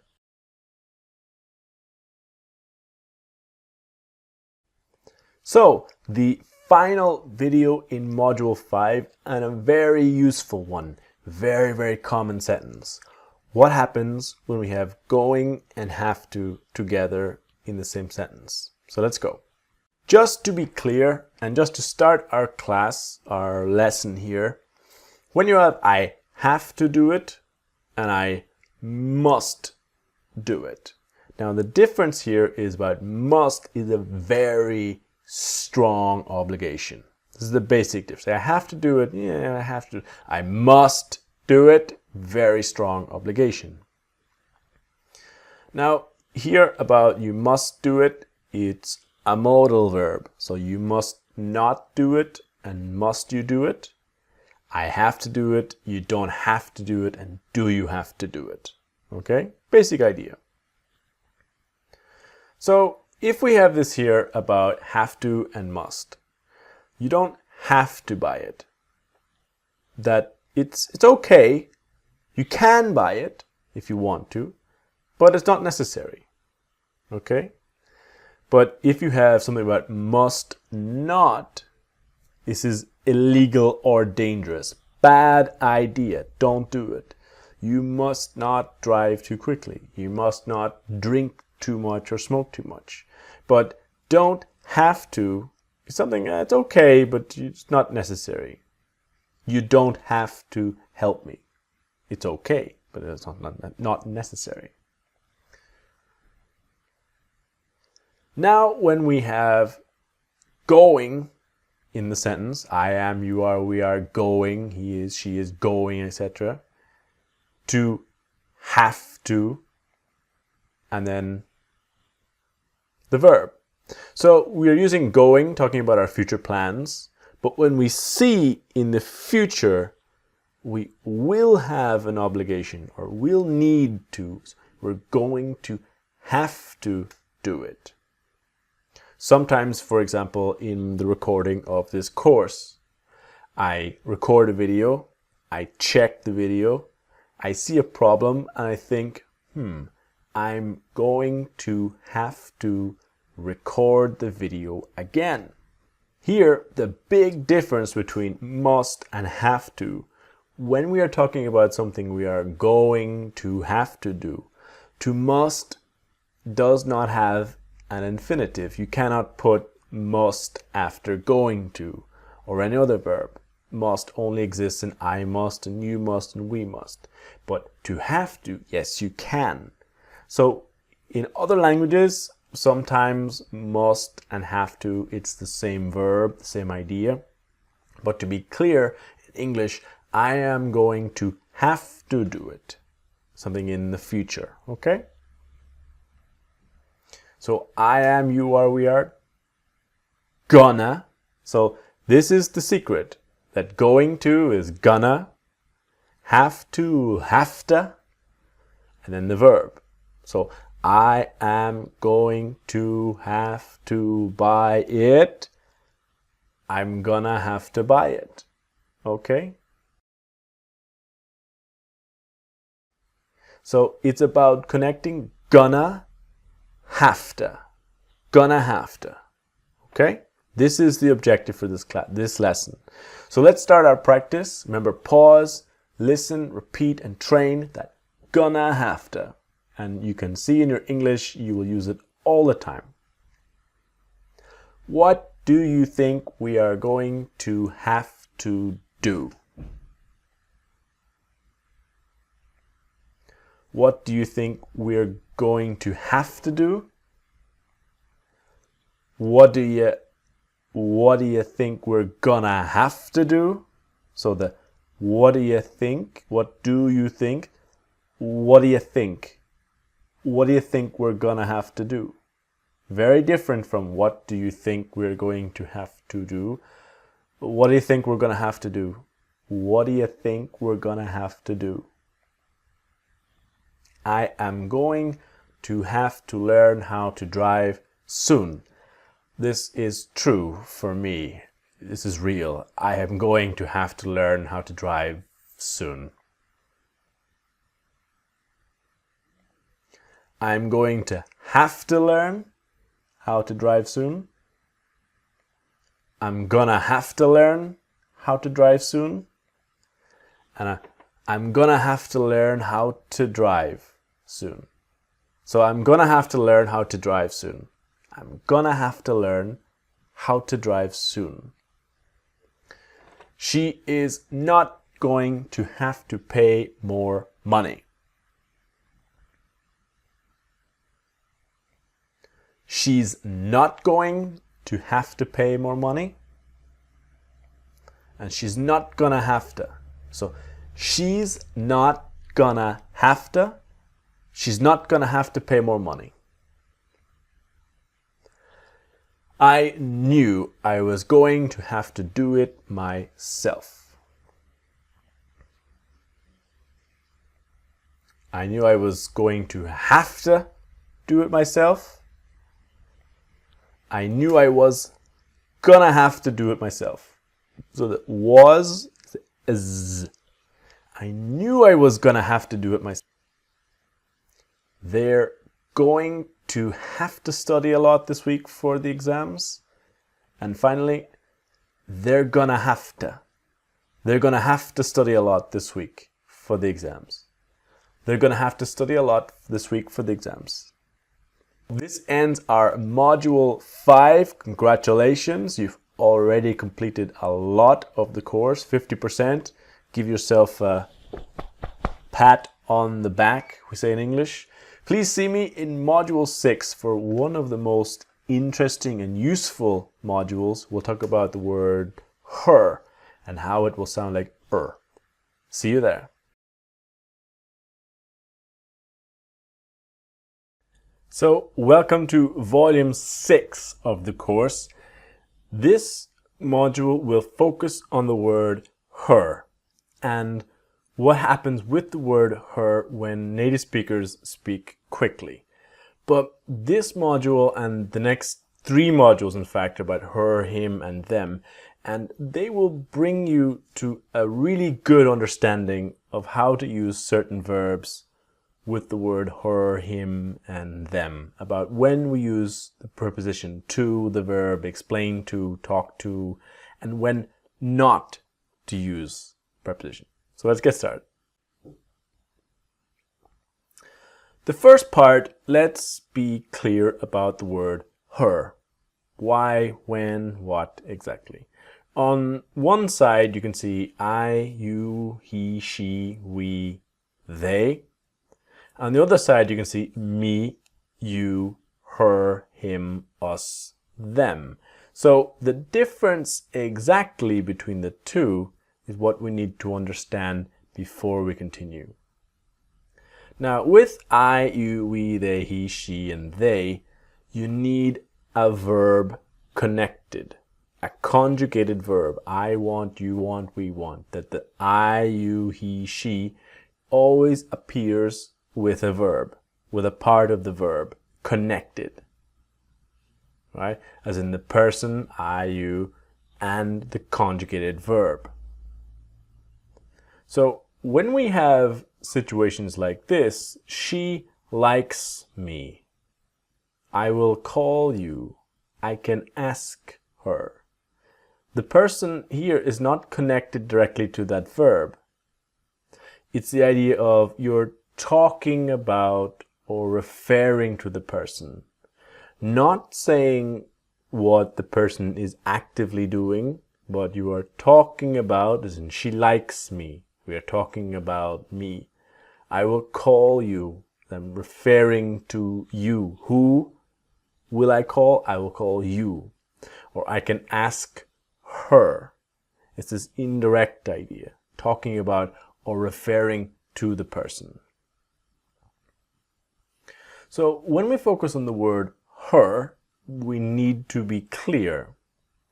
One, it's referring to or talking about a woman, a female person, right? Never a thing. Some different languages have different ways to talk about masculine and feminine nouns and things, but the word her can never be used to talk about a thing. Now, her is also the possessive word, as in if you have my, your, and her. It belongs to another woman, okay? So we are going to focus on number 1, of referring to or talking about a woman, never a thing. Now, the crucial part is the word her is H-E-R. But native speakers don't always pronounce the letter H sound. Now, we are focused on the verbs to ask, to tell, and to call in this first video and the practice examples. The first point here is that there is no preposition to before her. We do not say to ask to her, tell to her, or call to her. Just ask her, tell her, call her. Now, let's look at some little examples. So I can ask her. What will happen quickly? I can ask her. I can ask her. So I can ask her. I can ask her. The H just boop, disappears. I am going to tell her. I'm going to tell her. Tell her. So we're practicing asker, teller, and caller. Can you call her? Can you call her? Can you call her? Okay? This is our focus of practice. Asker, teller, caller. Ready? So, remember, pause, listen, repeat. We're training the asker, caller, teller. Do you think you can ask her tomorrow? Do you think you can ask her tomorrow? Do you think you can ask her tomorrow? So, do you think, Do you think you can ask her tomorrow? Do you think you can ask her tomorrow? Do you think you can ask her tomorrow? What time are you going to call her? What time are you gonna call her? What time are you gonna call her? All right, so a little faster. What time are you? What time are you? What time are you? What time are you gonna call her? What time are you gonna call her? If you could tell her, that would be great. If you could tell her, that would be great.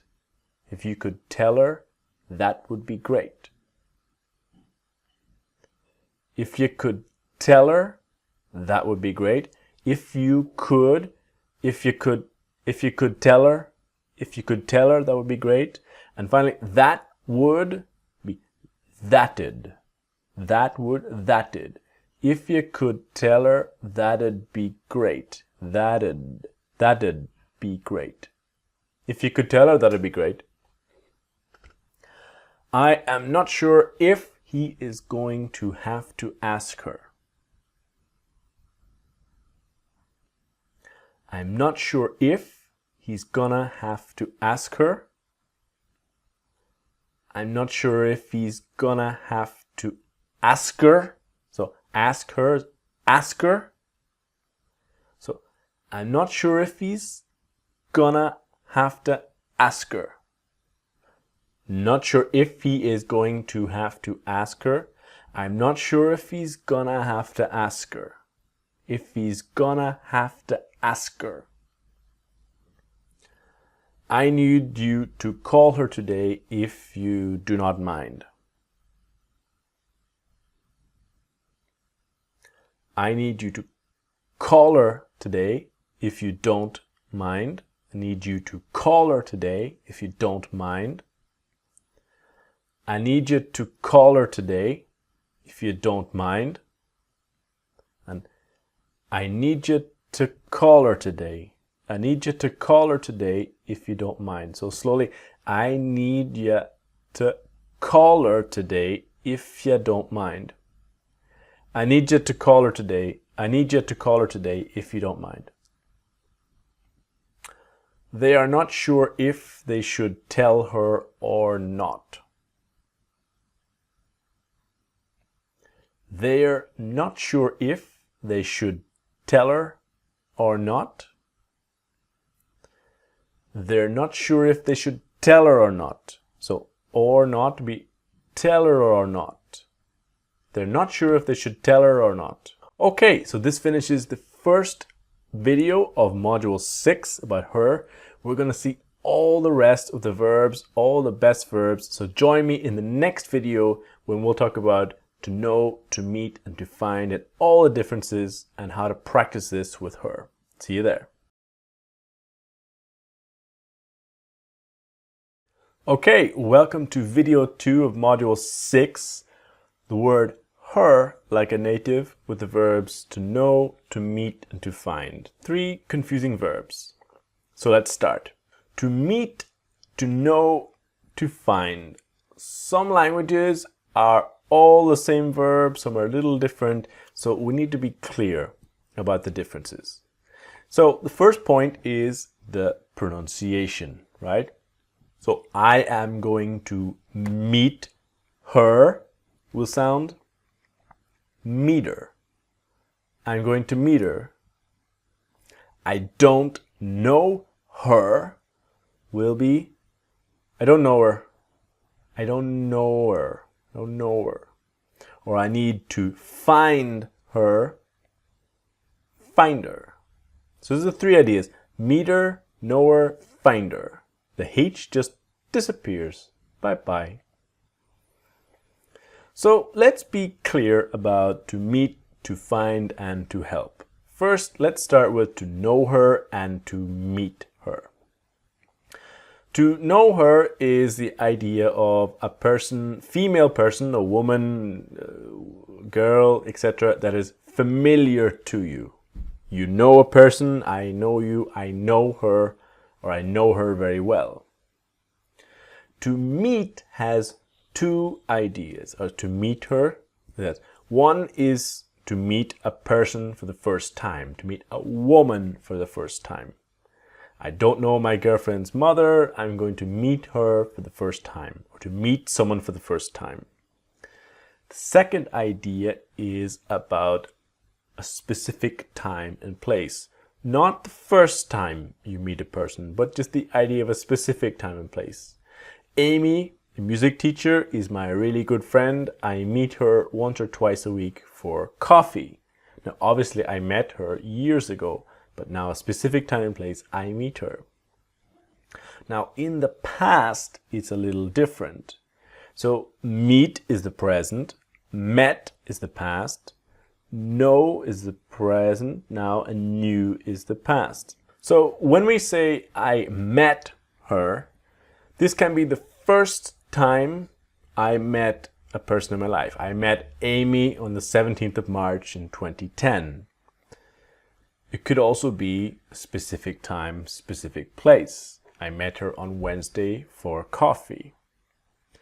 But this is very different to the idea of I knew her. When you say you knew someone in the past, it means that you met them for the first time. There was a period of contact, and that contact is now finished.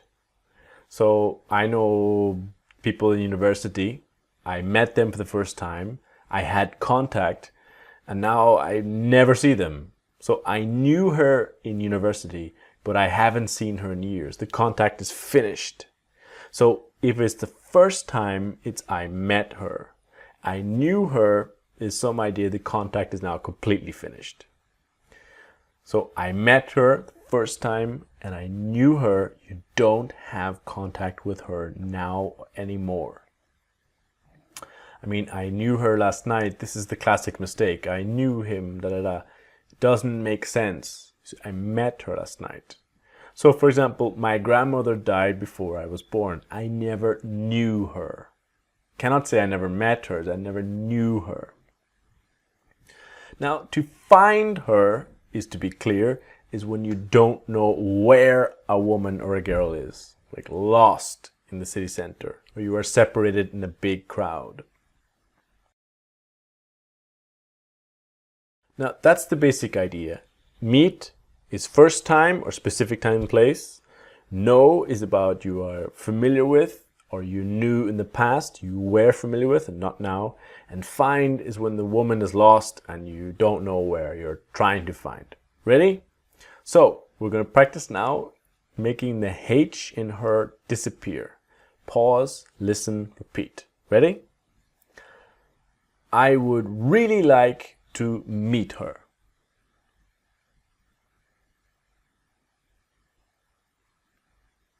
I'd really like to meet her.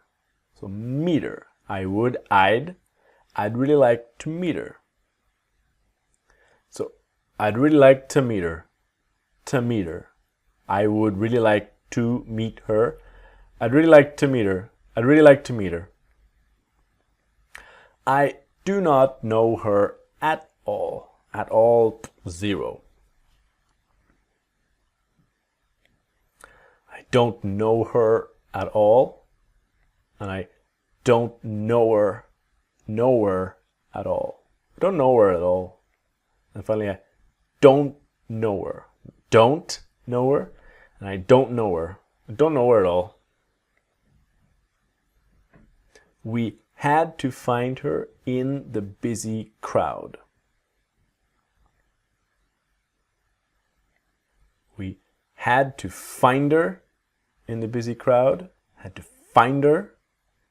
And we had to find her in the busy crowd.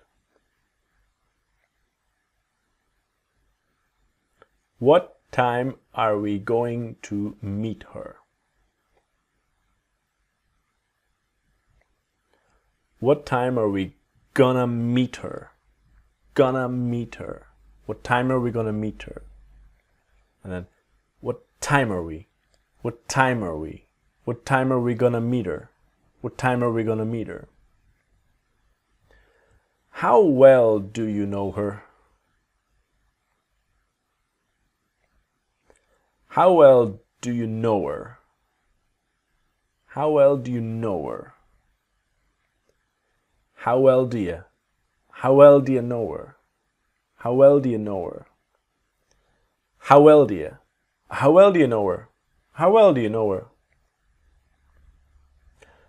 How are you going to be able to find her with so many people there? How are you gonna be able to find her with so many people there? So how are you gonna be able to find her with so many people there? And how are you gonna be able? All right, so how are you gonna be able to find her there? Find her with so many people there. How are you gonna be able to find her with so many people there? How are you gonna be able to find her? So this concludes video 2. See me in the next video when I'll continue with some nice simple verbs of to see, to hear, and to help with her. See you there. So we continue our module 6 with video 3. Module 6 is her to this time with the verbs see, hear, and help. Let's go. The verbs to see, hear, and help. Now, the first two verbs, to see and hear, they're a little special in English because we call them non-action verbs. About this idea that you are not actively doing a big action. To see someone, it's very passive. You just see them. Which is why in English we don't say I am seeing her, or I am knowing her, or I am hearing her. You simply say I see her, I know her, or I hear her. Okay? Just a basic idea. Maybe it's very different in your language. With to hear, the difference of to hear and to listen to is that to listen to is about your attention and your focus. When you give or pay attention to, very specifically, to one thing or one person. With to hear someone, there are two ideas. One is about volume. Is it possible with the volume to hear the person or not? And then by accident, by environment. The first idea, if talking on the phone or on the Skype, sometimes we have a bad connection, sometimes we have a good connection. And when you start a Skype conversation, you say, can you hear me? Is the volume of the connection, is it okay? Is it possible to hear the person? Or if you are in a bar or nightclub, the noise, the people, and someone is trying to talk to you, is I can't hear you, the volume. The second idea is by accident, by your atmosphere. If you are in the street and you hear someone, help, help, by accident I can hear someone. Or if you are living in a house with a lot of different people, la la la la la, I can hear her singing. So this is the idea with to hear. Now with these three verbs, our focus is the pronunciation, right? So we know what happens. I can see her, I can see her. I want to help her, I want to help her. I can't hear her, I can't hear her, can't hear her. All right? See her, help her, hear her. All right? This is what happens when we speak really quickly. Now, please notice that with see, help, and hear, we never use the preposition to. It's just I can see her, help her, hear her. Okay? So let's get started with our practice. Now remember, pause, listen, repeat, and train your accent. Did you see her yesterday? Did you see her yesterday? And did you see her? Did you see her yesterday? Did you see her yesterday? The connection is terrible. I just cannot hear her. The connection's terrible. I just can't. Always very important. The T in can't never disappears. Can't hear her. The connection's terrible. I just can't hear her. And then the connection's terrible. I just can't hear her. I just can't hear her. I just can't hear her. I do not know why, but they are not going to help her. I don't know why, but they are not going to help her. Help her. I don't know why, but they're not going to help her. I don't know why, but they're not gonna help her. I don't know why, but they're not gonna help her. They're not gonna help her. You are going to have to tell her I cannot come.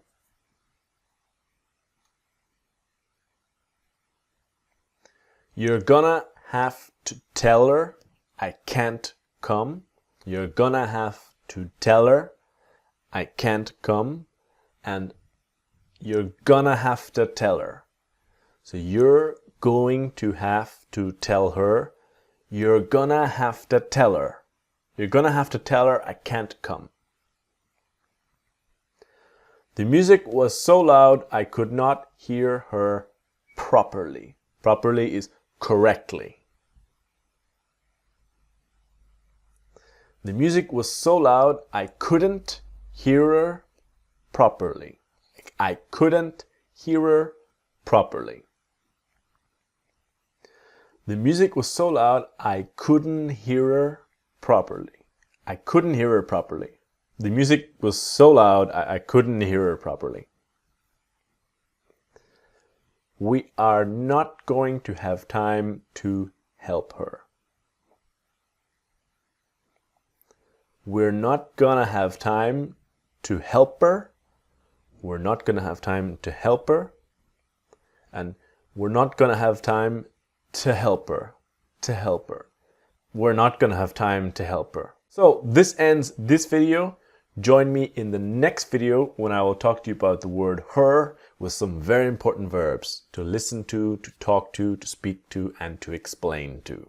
See you then. Okay, in this video we're going to look at the word her with 4 really essential verbs. To speak to, talk to explain to, and to listen to. Very good. Let's go. First and really essential point of these verbs is they must have the word to before her. All 4. So to speak to talk to listen to explain to, they always have the word to before all of the object of the pronouns. Listen to me, talk to you, to explain to him, her, us, them. 100% of the time we have to before the pronoun. This is the most important thing. With speak and to talk, they are similar, but just 1 or 2 small differences. They are almost exactly the same. One idea is languages, to speak a language, to speak French, to speak Portuguese, speak Italian, whatever.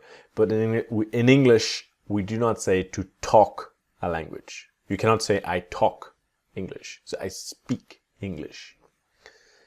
The second idea is to speak. It's a little more formal, just a little bit. The idea the president will speak at the conference. In this case, it's talk at the conference. It's very informal. So when you sort of say, can I talk to you? It's much more informal. But that's basically the only difference. To listen to someone, you must have to. To listen to music, to listen to someone, but you must have the word to. So when you listen to someone or something, like we saw in the last video, it's about give your attention and focus to something. Always with the word to. Now, here in the word listen, the T is silent. So we do not pronounce listen, but listen. Listen. To listen to me, you, him, her, us, them. And please avoid these classic mistakes. Hey, listen me. No, it's listen to me. I wasn't listening her. I wasn't listening to her. Now, same idea with explain. Now, we always have to before me, you, him, her, us, them. When we talk about explain, we have to explain it, this, that, the problem, the situation, explain everything, but always with the word to. Can you explain me? No. Can you explain to me? I need to explain her. Also wrong, also incorrect. I need to explain to her the situation. So this is what we want to practice. Now, when we have the word to before her, what will happen? He will speak to her, to her.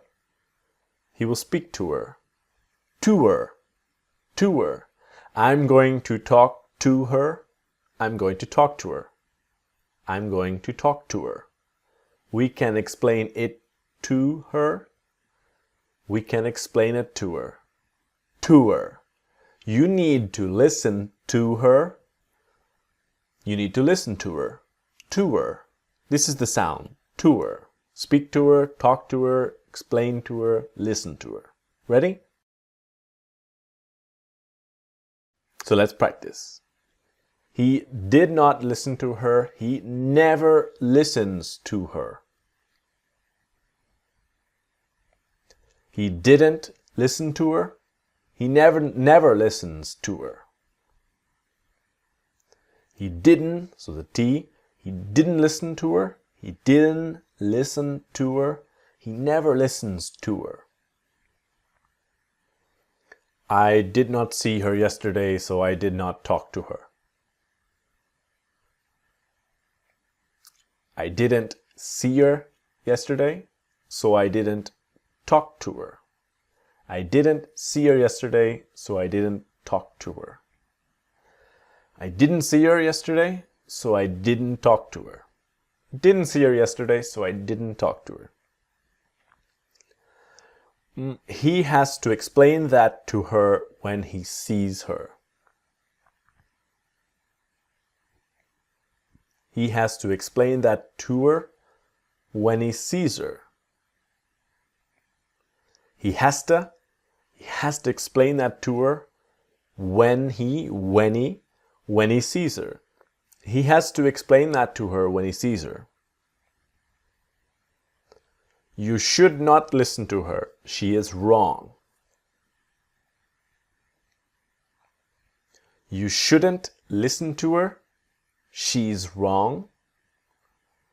You shouldn't listen to her. You shouldn't listen to her. She's wrong. You shouldn't listen to her. She's wrong. I will speak to her tomorrow when I see her in the afternoon. I will speak to her tomorrow when I see her in the afternoon. And I'll speak to her tomorrow when I see her in the afternoon. They did not explain everything to her. They didn't explain everything to her. They didn't explain everything to her. And from didn't, they didn't explain everything to her. They didn't explain everything to her. That ends our really useful, very important video using listen to and explain to. I will see you in the next video when I'm going to talk to you about her with some three essential verbs of send, give, and show. See you there.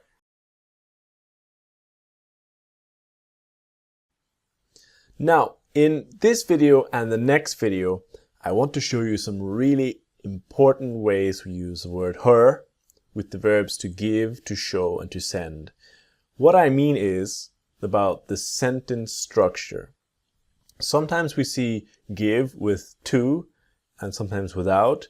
And in this video and the next video, I'm going to show you everything you need to know to use those verbs perfectly and really well with the word her, and in future videos with all perfectly. See you there. When we talk about the verb give, show, or send in this way, there's two possible ways to use it in a sentence. So two examples here. To give her the money, to give the money to her. So the basic difference in the two examples is the idea, the object, the money. Where is the money in the sentence? In the first one, to give her the money is at the end. It's after her. So no separation of give her the money.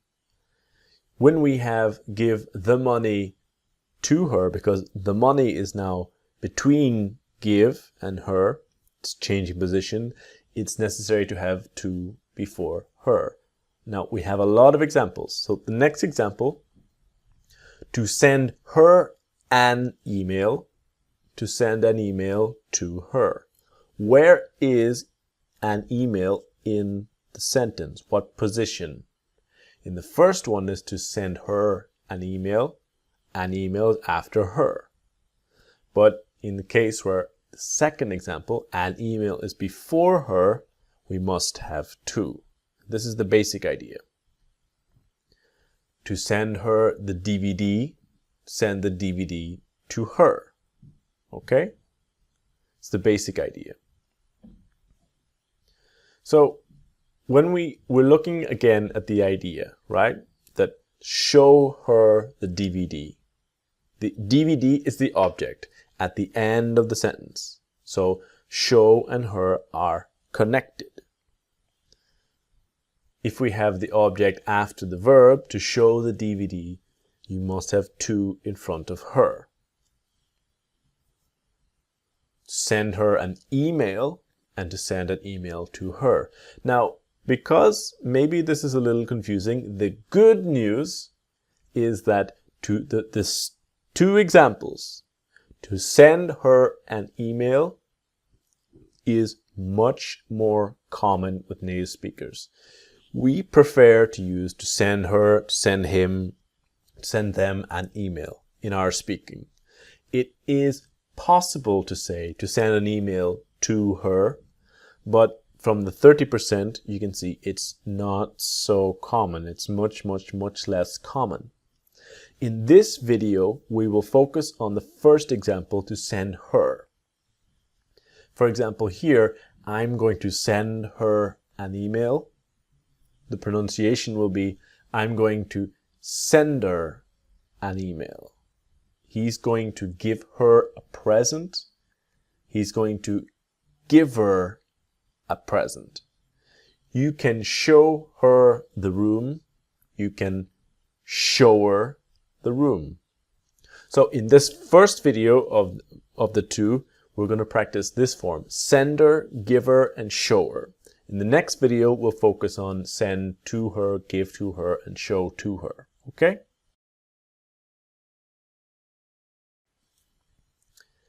If you have time, could you send her all the images tomorrow?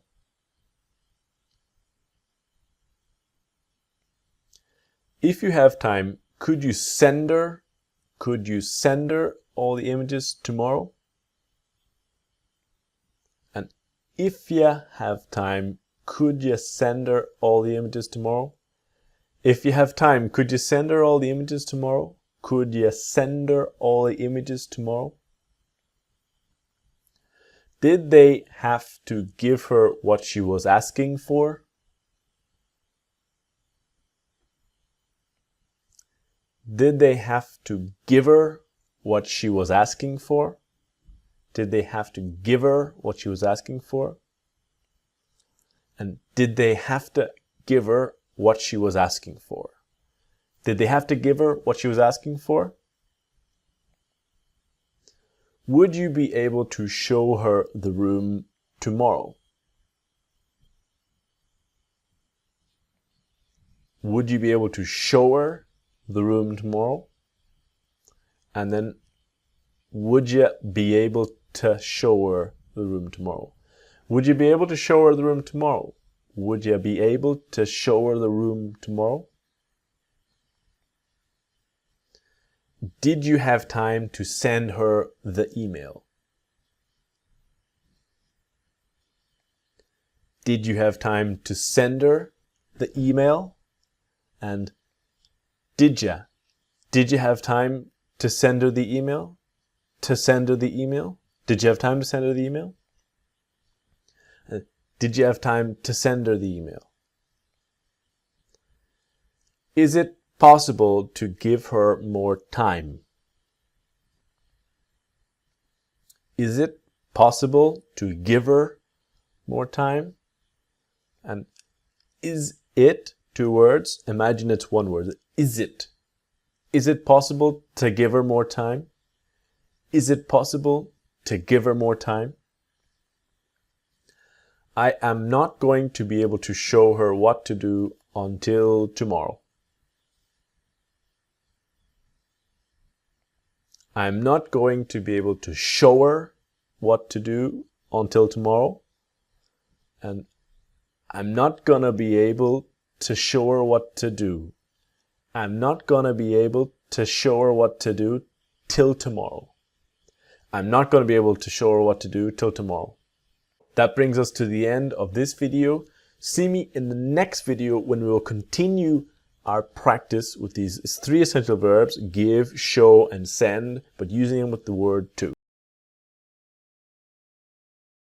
So, welcome back to our examination of the verbs give, show, and send with the word to and her all together.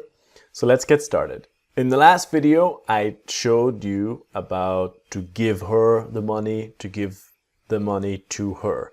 It's just about where the object is in the sentence, right? To give her the money is at the end. To give the money to her, the money is before.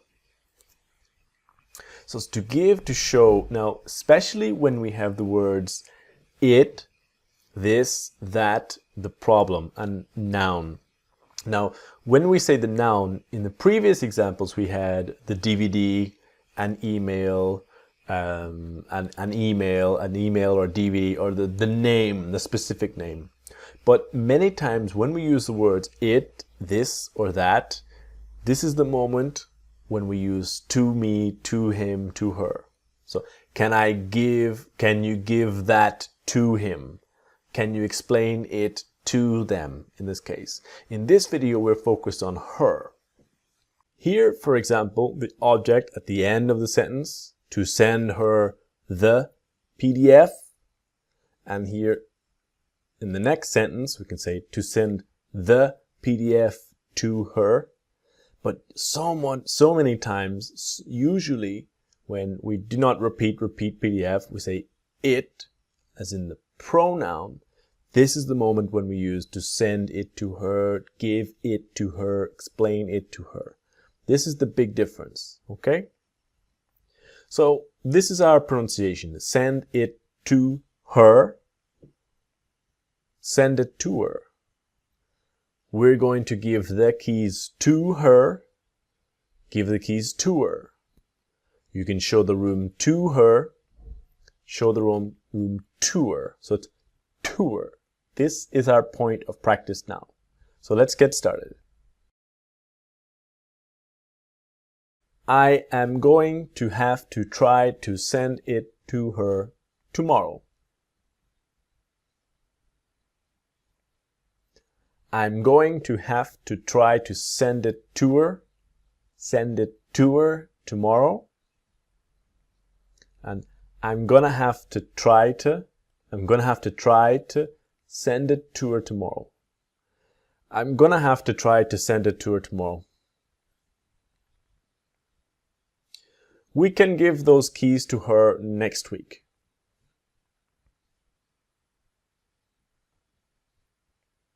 We can give those keys to her next week. He does not need to show it to her. He doesn't need to show it to her. And he doesn't need to show it to her. He doesn't need to show it to her. He doesn't need to show it to her. I never sent those files to her because they were not ready. I never sent those files to her because they weren't ready. And I never sent those files to her because they weren't ready. Because they weren't ready. I never sent those files to her because they weren't ready. When are they going to give it to her?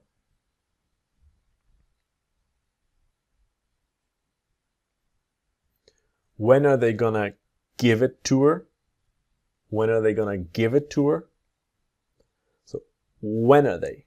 When are they gonna give it to her? Listening, repeating. When are they gonna give it to her? They are going to need to show it to her today. They're gonna need to show it to her today. And they're gonna need to show it to her today. They're gonna need to show it to her today. They're gonna need to show it to her today. So this ends our really important, really useful 2 videos about give, show, and send. Join me in the next video when we're gonna practice using her to with some of the most common verbs in all of English language. See you there. This video and the next video are really pronunciation videos, just to show you about all of the possibilities. We saw some of the most important verbs, see, hear, help, explain to, etc. But now I would like to give you a complete pronunciation picture.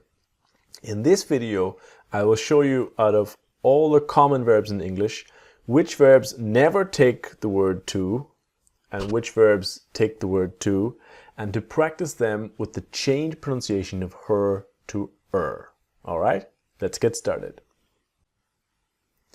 This first group never take to. So to help, to watch, to follow, to include, to understand, remember, remind, to let, to pay, and to believe. They never take to. This is a really important part. Now, as we go through it, I want you to pause and repeat with me, learning and training. So to watch her, try to pronounce before me. So to watch her, to watch her, to follow her, to follow her, to include her, to include her, to understand her, to understand her, to remember her, to remember her, to remind her, to remind her, to let her, to let her, to pay her, and to believe her, to believe her. Okay? So go slow, pronounce, and listen and repeat. Now, we have a group of verbs that always take to. To say to her, to apologize to her, and to write to her. These are as well as the verbs we have seen: to listen to explain to, talk to speak to. These are 3 more: to say to apologize to write to. So to say to her, to say to her. To apologize to her, to apologize to her. To write to her, to write to her. Now, when we have the verb and her, as in to offer, teach, to take, to bring, it's the same idea, right? That to take her, to take her, to bring her, to bring her, to offer her, to offer her, to teach her, to teach her. Now, sometimes we have the verb, the object, and to and her. To take it to her, to bring it to her, to offer it to her. And the same thing that we saw before, to take it to her, to take it to her, to take it to her, to bring it to her, to bring it to her, to offer it to her, to offer it to her. So that concludes our short pronunciation video, and join me in the next video when we're going to see her with some prepositions and conjunctions. Basically some very common expressions that we use in conversation and how her will change to er. See you there. Now, in our final video of Module 6, her to er, I want to show you some little normal expressions with prepositions and conjunctions, basic little ideas for conversation and speaking to show you how, not just with verbs, but in longer sentences, how her changes to er. Let's go. This is a basic list of little expressions, right? To do something for her, to agree with her, to go with her, to work with her, to complain about her, to talk about her, and to look at her. I only want to show with some examples what happens when we speak quickly and the her becomes an er. So the first example, and we have seen this in the course, is about the for, strong pronunciation, and the f, weak pronunciation, when we speak quickly, f. So to do something for her, to do something for her, to do something for her. All right, it's very subtle. To do something for her, not always for her, but when we speak very quickly. He is not going to do it for her. He's not going to do it for her, and he's not going to do it for her. So for her, for her. He's not going to do it for her. To agree with her, agree with her. Go or come with her, go with her. Listen and repeat, pauses and repeat. Agree with her, go with her, and work with her. To work with her, work with her. I just do not agree with her. I just don't agree with her. And I just don't agree with her. I just don't agree with her. I just don't agree with her.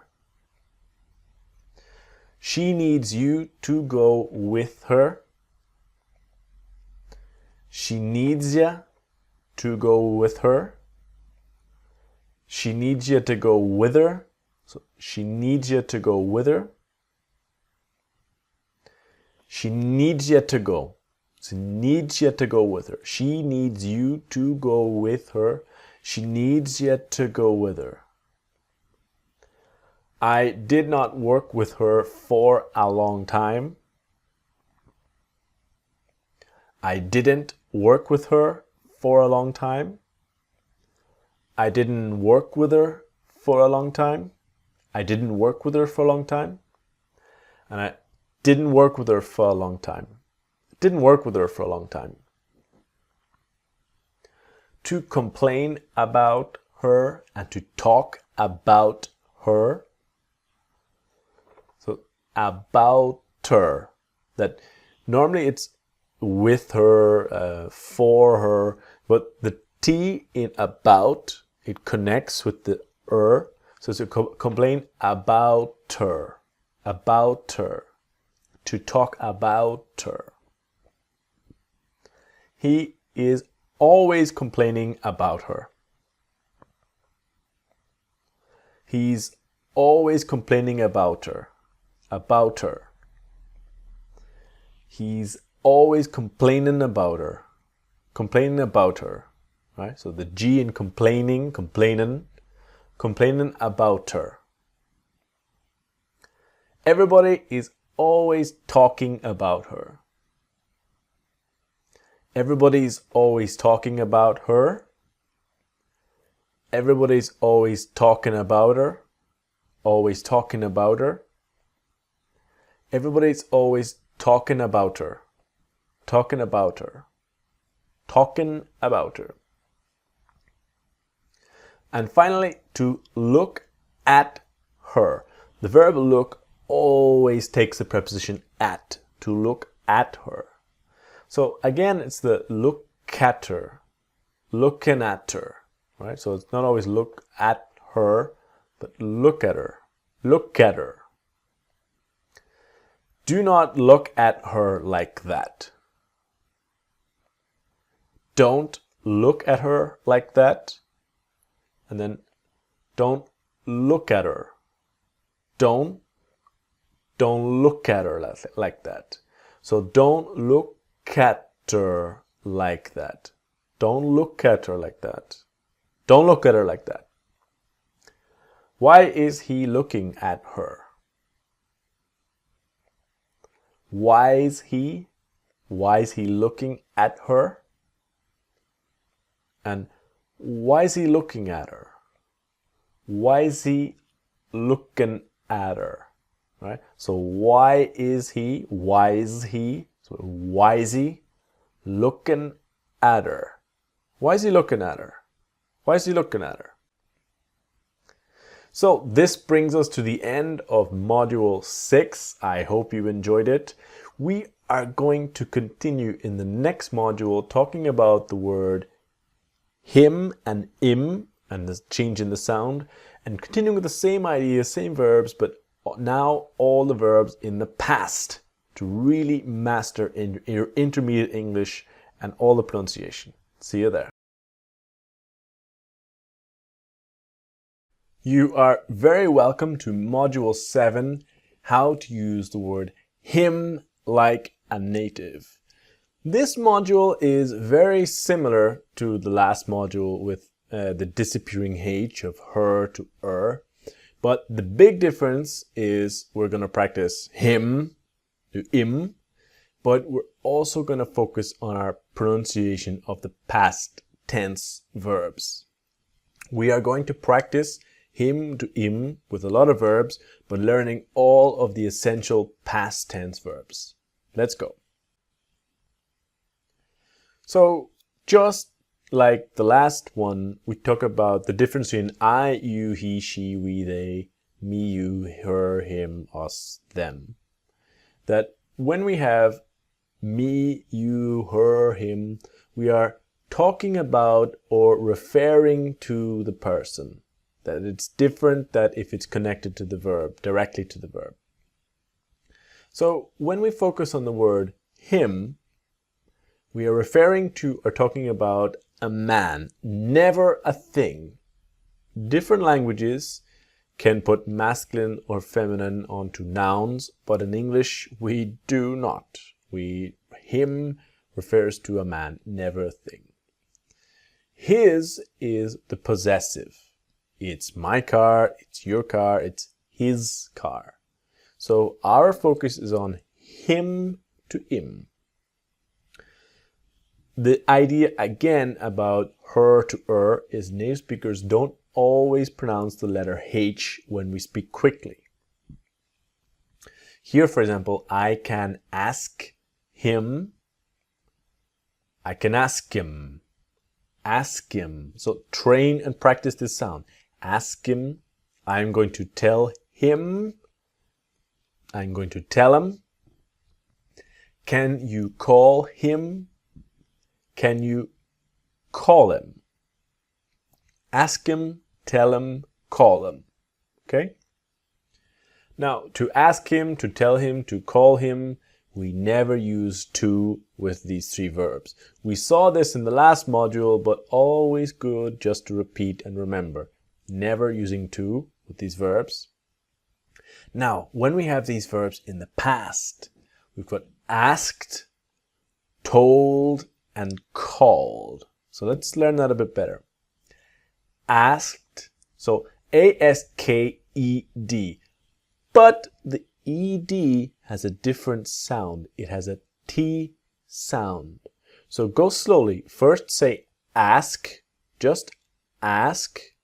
Now asked, asked. Really slowly, right? Asked, asked, all right? Tell, told. Tell, told. Called, called with ed. So a little bit of magic, but the e is disappearing. So it's not called, but called, called. So now we have I asked him. I asked him. I asked him. We told him. We told him. We told him. They called him. They called him. So asked him, told him, called him. Okay? So let's practice. And we're focusing on the him to im and our past tense verbs. Ready? We told him, but he did not listen to us. We told him, but he didn't listen to us. We told him, but he didn't listen to us. We told him, but he didn't listen to us. We told him, but he didn't listen to us. So, to us, to us. We told him, but he didn't listen to us. But he didn't listen to us. I asked him if he wanted to come, but he said no. I asked him if he wanted to come, but he said no. I asked him if he wanted to come, but he said no. I asked him if he wanted to come, but he said no. When were you going to call him? When were you gonna call him? When were you gonna call him? And when were you gonna call him? So when were you gonna call him? When were you gonna call him? Then maybe we should not tell him. Then maybe we shouldn't tell him. Maybe we shouldn't tell him. Maybe we shouldn't tell him. Then maybe we shouldn't tell him. They had to call him for a second interview. They had to call him for a second interview. They had to call him for a second interview. They had to call him for a second interview. He would help you if you asked him. He would help you if you asked him. Asked him. He'd help you if you asked him. And he'd help you if you asked him. So that sometimes the case is like asked him. But not always asked him, but asked him. He'd help you if you asked him. He'd help you if you asked him. So that brings us to the end of the first video of Module 7. Join me in the next video when I'm going to talk about him with to know, to meet, to find, all with the past tense verbs. See you there. Now we continue Module 7 with the verbs to meet, to know, and to find in the past. Let's go. To meet, to know, and to find. So let's remember very quickly, with the verb to meet, we have two ideas. One is the first time in your life you meet someone, or when you meet someone in a specific time, specific place. I meet my friend every Saturday for coffee. To know someone is a person familiar to you, and to find a person, find someone is when you don't know where the person is. Now, these verbs in the past, with the verb meet, it's the open mouth, meet, and short met. Meet, met.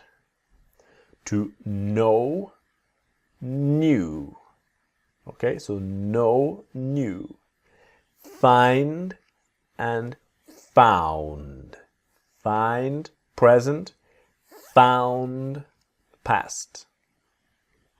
So I met him yesterday. What will happen to the H is I met him yesterday. I met him yesterday. I never knew him. I never knew him. I never knew him. They found him. They found him. They found him. So met him, knew him, found him. This is our focus of practice. Train your ears and to train your accent. So let's get started on our practice. Remember, pause, listen, repeat, and train. He died before I was born. I never knew him. He died before I was born. I never knew him.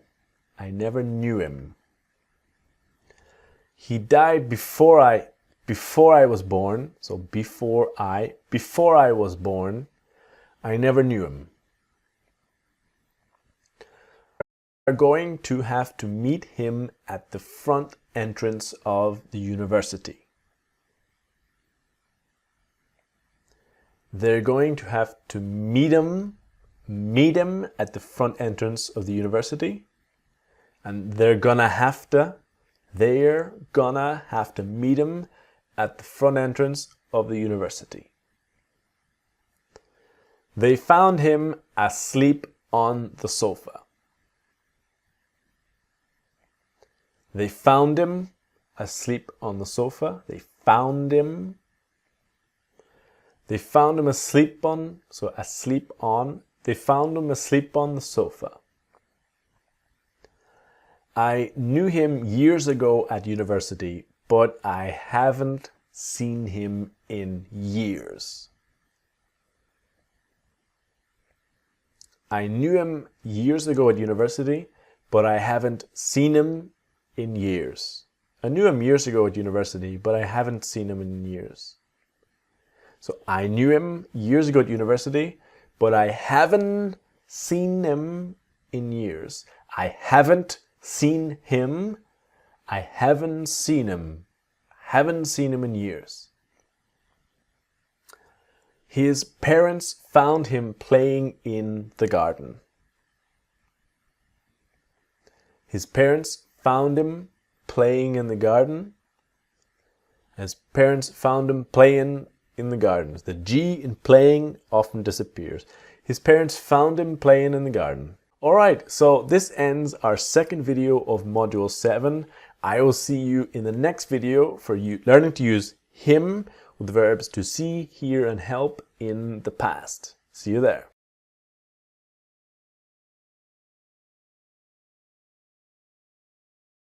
So in this video, I want to show you about the word him to im with 4 essential verbs in the past. To listen to to talk to speak to, and to explain to. A quick revision and essential rule for these 4 verbs: they must have to before him. No exceptions, always with to before him. If we remember that these verbs, they have to before any of the pronouns: me, you, him, her, us, them, to speak to, talk to, listen to, explain to. These are classic normal mistakes that I want you to speak correctly, to get right. So to listen to someone or something is about to give your attention to this idea. That the T is silent. It's not listen, but listen. To listen to, me, you, him, her, us, them. That we don't want the classic mistake of listen him. I wasn't listening him. It's listen to him. I wasn't listening to him. I'm repeating the same idea because it's so important. Must have to before. The same idea here, right? To explain it, this, to me, to you, to him, to her. You see the idea? Must have to with these verbs. Can you explain me? No. Can you explain to me what to do? I need to explain him. No, we don't like that. I need to explain to him the situation. Okay? You're starting to see? So, the 4 verbs in the past: listen, listened, speak, spoke, talk, talked, explain, explained. So let's study the pronunciation slowly. Listened, so the T is silent, listened, and we imagine that the E, so the T and E in listened are silent. So listened, listened, listened. Not listened, listened. Speak, mouth open, speak, spoke. So spoke, right? Speak, spoke. Talk. Now we have ed, but let's imagine the ed is a T. So talked, talk, talked. All right? Explain with the ed, but let's imagine the e disappears and is explained. Explained. Are you listening and repeating? Train always. Explained. So, if we have the word to and him, what will happen? I spoke to him. I spoke to him. I spoke to him. We talked to him. We talked to him. We talked to him. She explained it to him. She explained it to him. She explained it to him.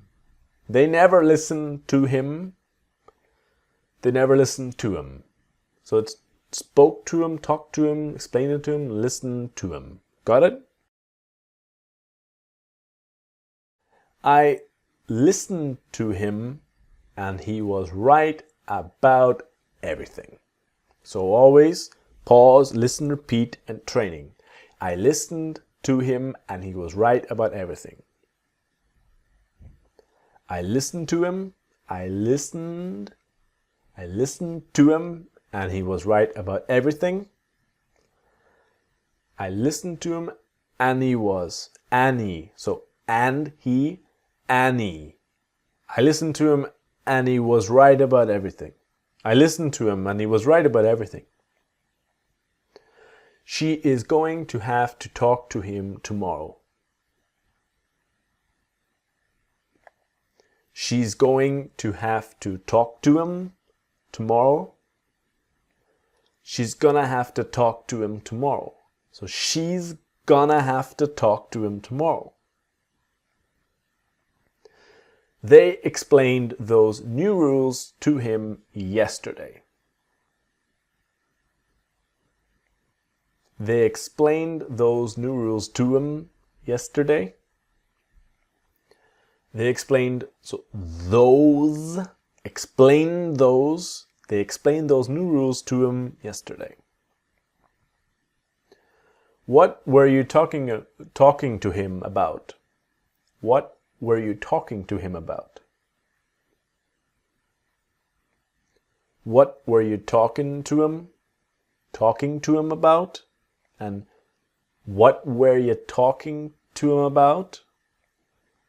So what were you talking to him about? What were you talking to him about? I wish I had listened to him. I wish I had listened to him. And I wish I'd listened to him. Oh, I wish I'd listened to him. She did not explain all those little details to him. She didn't explain all those little details to him. And she didn't explain all those little details to him. She didn't explain all those little details to him. That brings the end of this video. Join me in the next video when we'll start to look at to send, to give, to show, the different sentence structures, and in the past tense verbs as well. See you there. So welcome to video 5 of module 7. This video I will show you about using give, show and send in the past tense with him to him. Ready? Let's go. Let's start with the verbs to give, to show and to send. Nice and simple. In the past tense we have give, present. Now listening and repeating. Remember, your participation is everything on this course. Give, gave. Now, can you see give? Mouth is closed. Give, gave. So that big open gave. Give, gave. Show, and we have ed, but let's imagine the e disappears and is showed. So show, showed. Not showed, but showed. Send, sent. Nice T. Send, sent. Sent, okay? Now, what's always important to remember is about the different possible structures or ways we can use this in the sentence. If we take the object, the file, I gave him the file. Now, when we have the file at the end, after, do not separate give, gave, and him. And this 70%, it's much more common with native speakers to say to give him, give her, give them. But it is possible to say I gave the file to him. Less common, but definitely possible. The same happens here, right? She showed him the video. She showed the video to him. The difference is where we put the video in the sentence. If it comes after him, she showed him the video. She showed the video to him. We sent him the documents. We sent the documents to him. Both are correct. Both are possible, but the first example is the most common. Now, when we talk about the second example, here we have I gave him the file. This is the most common to have give and him connected. It's possible to say I gave the file to him, but the biggest and best example of when we use the to him is when we do not repeat the file, and we say it. I gave it to him. Using the word it or this or that, it's the best example of when we use it. Okay? So let's train our pronunciation. I sent him an email. I sent him an email. I sent, are you listening and repeating? I sent an email to him. I sent an email to him.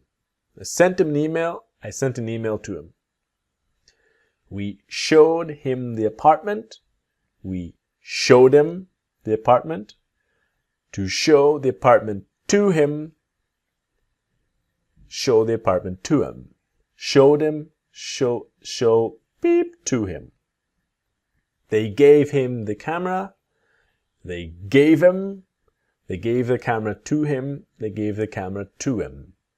Gave him to him. All right? Now, in this practice, we are going to practice both possible sentences. As a sent him out there. Together. Ready? Remember, listen, pause, listen, repeat, and train. I sent it to him, but it never arrived. I sent it to him, but it never arrived. I sent it to him, but it. So, but it never arrived. I sent it to him, but it never arrived. I gave those bottles of water to him yesterday. I gave those bottles of water to him yesterday. And I gave those bottles of water, so bottles of water to him yesterday. I gave those bottles of water to him yesterday. We did not give him enough time to be able to book the flight. We didn't give him enough time to be able to book the flight. And we didn't give him. We didn't give him enough time to be able to book the flight. Did you have time to show those new photos to him? Did you have time to show those new photos to him? And did you have time to show those new photos to him? Did you have time to show those new photos to him? They did not give it to him, so I had to give it to him. They didn't give it to him, so I had to give it to him. And they didn't give it to him, so I had to give it to him. They didn't give it to him, so I had to give it to him. Give it to him. They sent everything they had done to him yesterday. They sent everything they had done to him yesterday. And they sent everything they'd done to him yesterday. They sent everything they'd done to him yesterday. I showed him the car for sale, but he did not seem interested. I showed him the car for sale, but he didn't seem interested. And I showed him the car for sale, but he didn't seem interested. I showed him the car for sale, but he didn't seem interested. Alright, this brings us to the end of this video of give, show, and send in the past. Join me in the next video when I'm going to talk about how we pronounce him in the past with the most common verbs in English. See you there.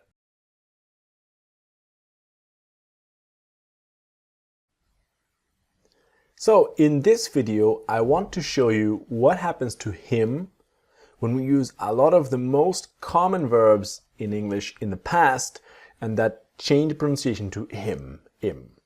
This really is a pronunciation video, so stay with me, pausing, listening, and repeating to train your ears and train your accent to have that native speaking accent. Ready? Let's go. The first group is a group when we never use to. Ever. None of these verbs take to. So if we see here, watched him, followed him, etc., but listen closely to the pronunciation in the past of some of the verbs. So watched him is a T, watched him, watched him. Followed him, followed him. Included him, included him. Understood him, understood him. Remembered him, remembered him. Reminded him, reminded him. Let him, let him, the same in the past. Paid him, paid him.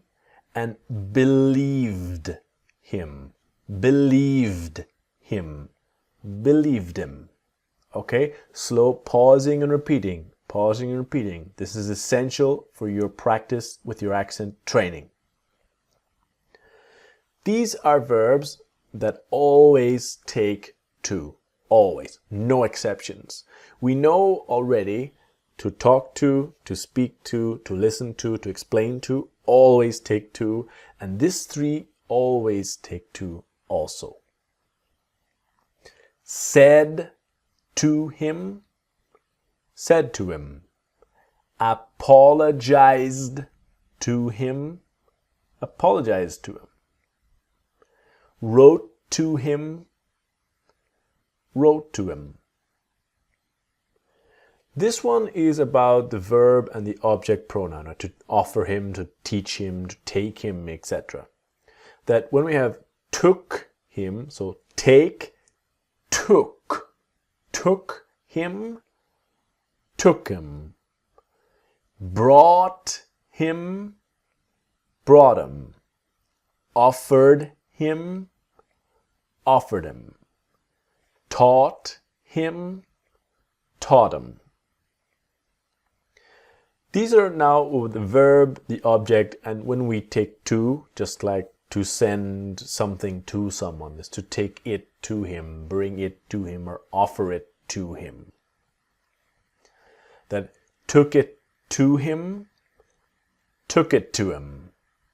Brought it to him, brought it to him. Offered it to him, offered it to him. So slow, pause, listen, and repeat, and train. All right? So that's a simple pronunciation video. Join me in the next video when we look at him with prepositions and conjunctions and the simple basic expressions that we use and what happens to him when native speakers speak quickly. See you there.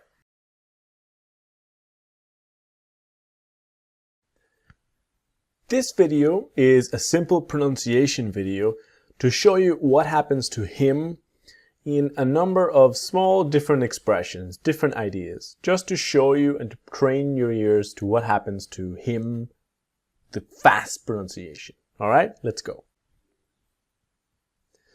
Very similar list of expressions to the last module. Do something for him, agree with him, go with him, etc. But it's all about training your ears and your pronunciation to that im sound. So the first one is about the schwa, we call the vowel, that we have for strong pronunciation and f weak pronunciation. Schwa is the sound, the f. So in the example of I am sorry, but I just cannot do it for him. I'm sorry, but I just can't do it for him. So if you see the can't is the T never disappears and it's always strong. I just can't do it for him. So the next examples of just, the T disappears. I just can't. I just can't do it for him. And the just can't do it for him. Not always for him, but for him. I just can't do it for him. Sorry, but I just can't do it for him. To agree with him, I agree with him. To come with him, go with him. Work with him, work with him. I know, but do you agree with him? I know, but do you agree with him? Do you agree with him? I know, but do you agree with him? Do you agree with him? I would really like to go with him, but it is not possible. I'd really like to go with him, but it's not possible. I'd really like to go with him, but it's not possible. I'd really like to go with him. So I'd really like to go with him, but it's not possible. I'd really like to go with him, but it's not possible. I had never worked with him before. So worked, the T sound. I had never worked with him before. I had never worked with him before. And I had will become I'd. I'd never worked with him before. I'd never worked with him before. I'd never worked with him before. I'd never worked with him before. To complain about him, to talk about him. So when we have the word about before him, the T becomes Tim. Complain about Tim, talk about him. Talk about him. She never complains about him. She never complains about him, and she never complains about him. About him. I do not like it when you talk about him like that. I don't like it when you talk about him like that. Talk about him. And I don't like it when you talk about him like that. I don't like it when you talk about him like that. I don't like it when you talk about him like that. Now, to look at him, look at him. Looking at him. So, at him. Hey, that guy is weird. Look at him. What is he doing? Hey, that guy's weird. Look at him. Look at him. What's he doing? Hey, that guy's weird. Look at him. What's he doing? What's he doing? Hey, that guy's weird. Look at him. What's he doing? So that brings us to the end of module 7. I will see you in the next module when we are going to continue our focus on the ideas of disappearing sounds with that them to M. See you there to learn all the secrets about that. See you there. Welcome to module 8 of the course, how to use the word them like a native speaker. In module 6 and module 7, we saw how to use her like a native speaker and how to use him like a native speaker, the changes in the pronunciation. We are going to continue the same ideas, focusing on the past tense verbs to get that extra practice in the pronunciation and what happens to them when we pronounce quickly. But because the module is very similar, module 8 is very similar to 6 and 7, in the examples they will be a little bit more complicated with the vocabulary and the structures to give you a complete idea of how and why and the situations where we see what happens to them when we pronounce quickly. So let's start with the first video with how to use them like a native with ask, call, and tell. Ready? Let's start. We have the same basic explanation about them, right?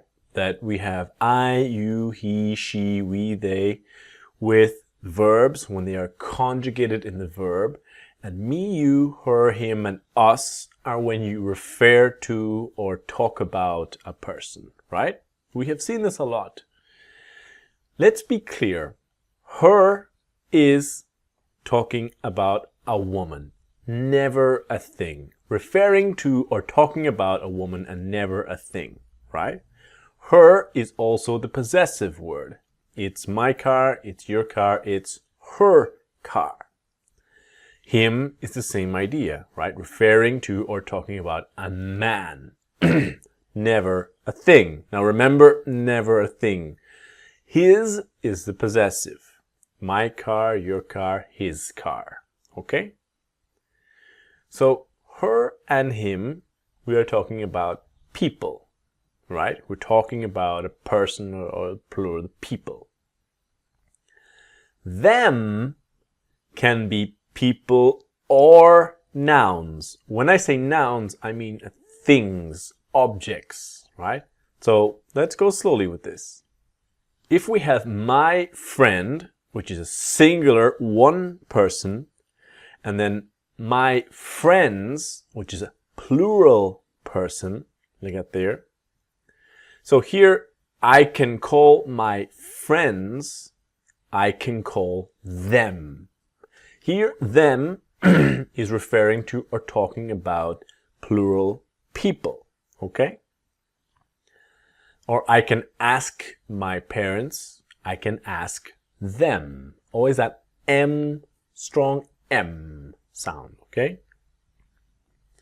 Now, it is a singular pronoun, right? Or singular noun. And them is a plural noun. So it, singular, them is plural. Now, my book is singular noun. My books is a plural noun. So if we have singular, I need my book. I need it.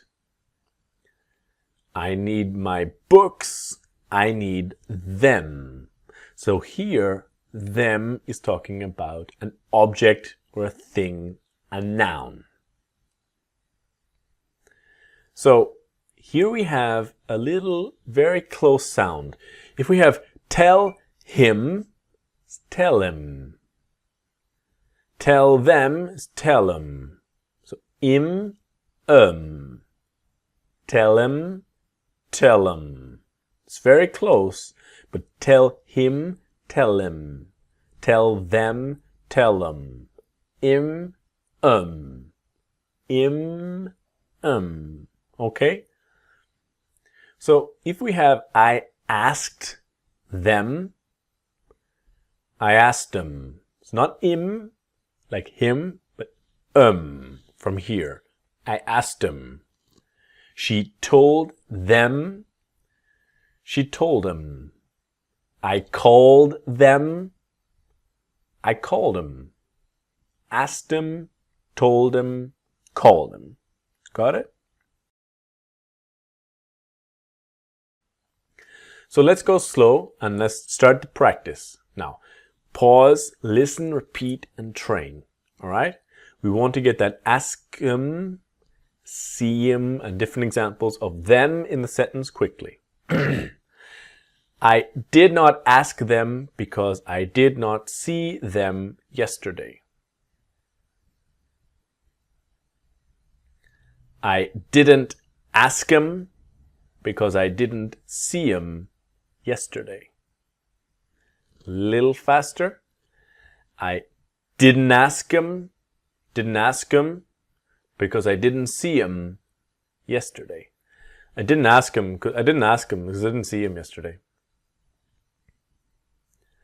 I told them what to do yesterday. I told them what to do yesterday. And I told him what to do. I told him what to do yesterday. We called them yesterday, but they did not call us back. We called them yesterday, but they didn't call us back. So we called them yesterday, but they didn't call us back. We called them yesterday, but they didn't call us back. You are just going to have to ask them to come today.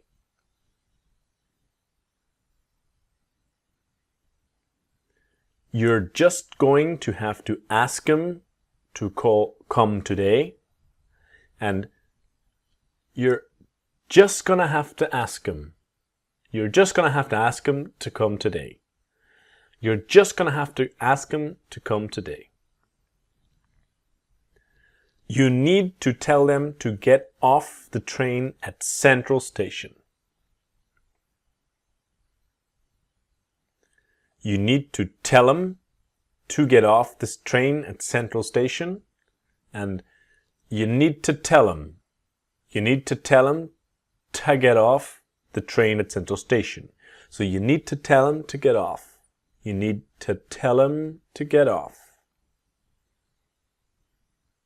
We should not call them now. It is very late. We shouldn't call them now. It's very late. And we shouldn't call them now. It's very late.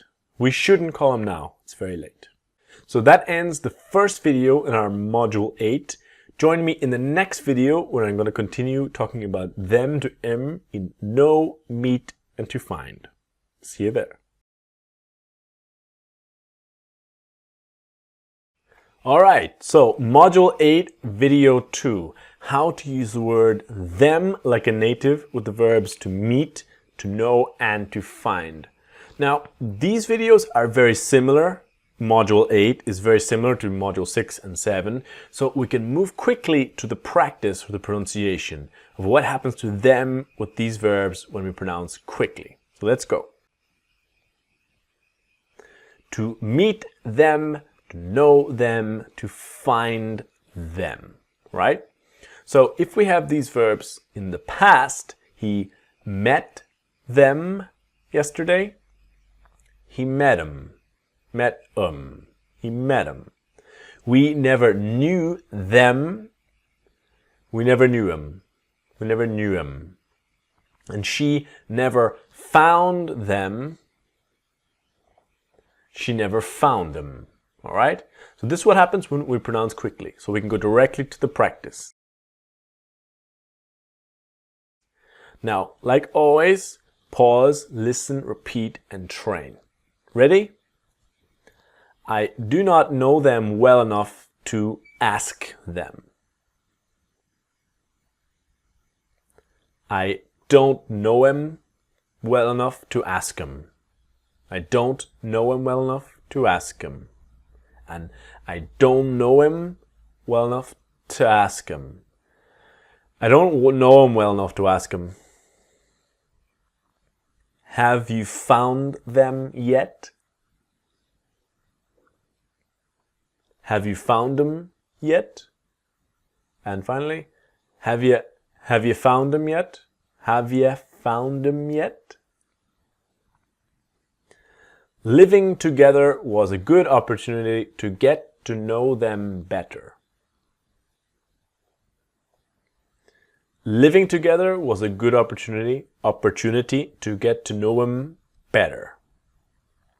And then living. So living, fast, living together was a good opportunity to get to know him better. To get to know him better. Living together was a good opportunity to get to know him better. She met them yesterday, but she did not like them. She met him yesterday, but she didn't like him. She met him yesterday, but she didn't like him. Didn't like him. She met him yesterday, but she didn't like him. We knew we were not going to be able to find them. We knew we weren't going to be able to find them.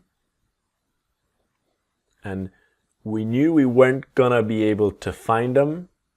And we knew we weren't gonna. We knew we weren't gonna be able to find them. So we knew we weren't gonna be able to find them. All right. So this ends this video. I'll see you in the next video when I'm going to continue talking about them as a native speaker with the verbs to see, to hear, and to help. See you there. All right, in this video, we continue with using them as a native with to see, to hear, and to help in the past tenses and going straight to the pronunciation. Let's go. So we have to see them, hear them, to help them, right? Nice and simple. To see is saw, hear is heard, and help is helped. So see is the present tense, saw is the past, hear, heard, help, helped. All right? I saw them yesterday. I saw him. I saw him. I saw him yesterday. She heard them. She heard him. We helped them. We helped him. We helped him. All right? Saw him, heard him, helped him. Got it? So let's go straight to our practice. Let's not waste any time. We did not see them yesterday. We didn't see him yesterday. Finally, we didn't see him yesterday. We didn't see them. We didn't see him. We didn't see him yesterday. I heard them saying they did not want to start today. I heard them saying they didn't want to start today. And I heard them saying they didn't wanna start today. I heard them saying they didn't want to start today. I heard them saying they didn't want to start today. Can you help them throw out all the rubbish and bottles? Can you help them throw out all the rubbish and bottles? Can you help them throw out? Can you help them? Can you help them? Can you help them throw out all the rubbish and bottles? Are you able to hear them? Are you able to hear them? And are you able to hear them? Are you able to hear them? I would really like to be able to help them. I would really like to be able to help them. And I'd really like to be able to help them. I'd really like to be able to help them. To be able to help them. Help them. So this ends our short, quick pronunciation video. Join me in the next video when I'm going to talk about them with the 4 essential verbs to listen to talk to speak to explain to. See you there. Alright, in this video I want to show you how to pronounce the word them like a native with the verbs to listen to speak to talk to, and to explain to. Ready? Like I said before, I will repeat, I will say it again, these verbs must have to before them, right? All of them, to speak to talk to listen to explain to, me, you, him, her, us, them. No exceptions. You must have to before the personal pronoun. So avoid the classic mistakes.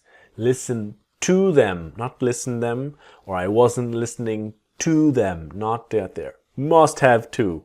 Am I making myself clear? Same again, right? To explain it, to me, explain that, to him, to us, to them, to etc. All repeating myself, but it's so important, it's so fundamental, and such an essential part. So avoid the classic mistakes. It's can you explain to them what to do? I need to explain to them, all right? Very important point. So if we have to listen to them, talk to them, speak to them, to explain to them. It's to listen to them, to them, to them, to them, to talk to them, to speak to them, to listen, to explain to them. All right? To them. This is the sound. So let's get straight to the practice. Pause, listen, repeat, and train, like always. So let's start. I knew she would not listen to them. I knew she wouldn't listen to him. I knew she wouldn't listen to him. And with wouldn't, I knew she wouldn't listen to him. I knew she wouldn't listen to him. I knew she wouldn't listen to him. He does not have a good relationship with them. He hates talking to them. He doesn't have a good relationship with them. He hates talking to him. He doesn't have a good relationship with him. He hates talking to him. And he doesn't have a good relationship, so he doesn't have a good relationship with them. He hates talking to him. So talking to them, talking to him.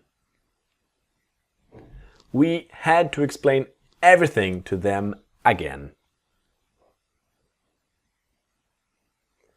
We had to explain everything to him again. Everything to him. To him. And we had to explain, we had to explain everything to him again. We had to explain everything to him again. What time does she have to talk to them? What time does she have to talk to him? And what time does she have to talk to him? What time does she? What time does she have to talk to him? If you had explained to them properly, they would know what to do. If you had explained to them properly, they would know what to do. And if you'd explain to them, so if you'd explain to them properly, they'd know what to do. If you'd explain to them properly, they'd know what to do. So this brings us to the end of video 4. Join me in the next video when I want to talk to you about using them like a native with the verbs to send, to give, and to show. See you there.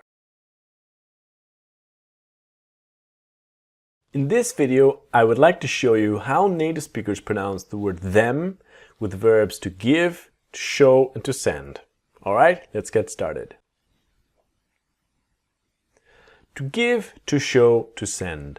Now, we have seen these ideas and these verbs before in Module 6 and Module 7. So we're continuing the same basic idea. We know that we have two ways to start the sentence. I gave them the file. I gave the file to them. The only difference is where we put the object, the file, in the sentence. I gave them the file is 70%. It's more common. In native speakers and speaking, it's much more common to use I gave them, I gave her, I gave him, etc. So we see the same idea. She showed them the video. She showed the video to them. We sent them the documents. They sent the documents to them. Sorry, a little mistake. So they sent them, but it's still the same idea, right? So when we have this to give them the money, send them the email, to show them the house. The pronunciation here is to give them the money, to send them the money, and to show him the house. Now, if we have the other one, to give the money to them, send the email to them, show the house to them, what will happen with the pronunciation is to give the money to him, send the email to him, show the house to him. All right? So we're training this give him, send him, show him, and to him. This is our objective focus for the pronunciation. So let's start our practice. Pause, listen, repeat, and train. All right? It's the sound. Ready? I did not want to give them everything before everything was ready. I didn't want to give him everything before everything was ready. I didn't want to give him everything, so I didn't want to give them. I didn't want to give him everything before everything was ready. I didn't want to give him. She does not want to show all the new photos to them today.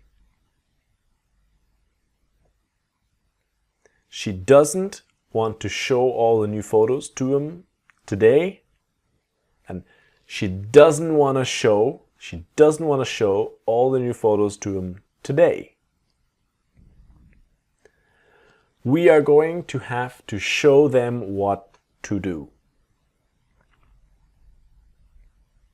We are going to have to show him what to do, and we're gonna have to show him what to do. We're gonna have to show him what to do. We're gonna have to show him what to do. They want to give them a second chance. They want to give him a second chance. And they want to give him a second chance. They want to give him a second chance. Did you get a chance to send it to them last night? Did you get a chance to send it to him? Send it to him last night? And did you get a chance to send it? Did you get a chance to send it to him? To send it to him last night? All right, that ends our video on to give, show, and send. Join me in the next video where we're going to continue looking at them with some of the most common verbs in the past in English. All right, see you there. So in this video, I want to show you how to pronounce them like a native with the most common verbs in English. This is, again, a pronunciation video, so pause, listen, repeat, and training all the time to really get that native speaker accent. Ready? So very similar again, the same group, they never take to. Now some of the verbs are a little difficult to pronounce in the past, so listen and repeat slowly with me. Watched them, watched them, watched him. Followed them, followed them. Included them, included them. Understood them, understood them. Remembered them, remembered them. Reminded them, reminded them. Let them, let them. Paid them, paid them. Believed, believed them, believed them. Now, as you remember, we've got to listen to talk to speak to, and to explain to. The four big verbs that always take to. The other three are to say to apologize to, and to write to. So, said to them, said to them. Apologized to them, apologized to them. Wrote to them, wrote to them. Okay? Now we have the verb and object pronoun, as in took them, brought them, etc. Took them, took them. Brought them, brought them. Offered them, offered them. Taught them, taught them. Always listening and repeating and participating with the content, okay? So the verb and object and to is when this same verbs will take to. Took it to them, took it to him. Brought it to them, brought it to him. Offered it to them, offered it to him. Offered it to him, all right? So this ends our short, snappy, easy video pronunciation.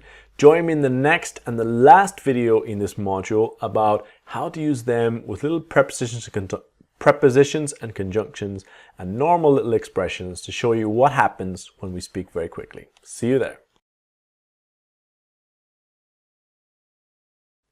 So here we are in the final video of Module 8, how to use them like a native speaker.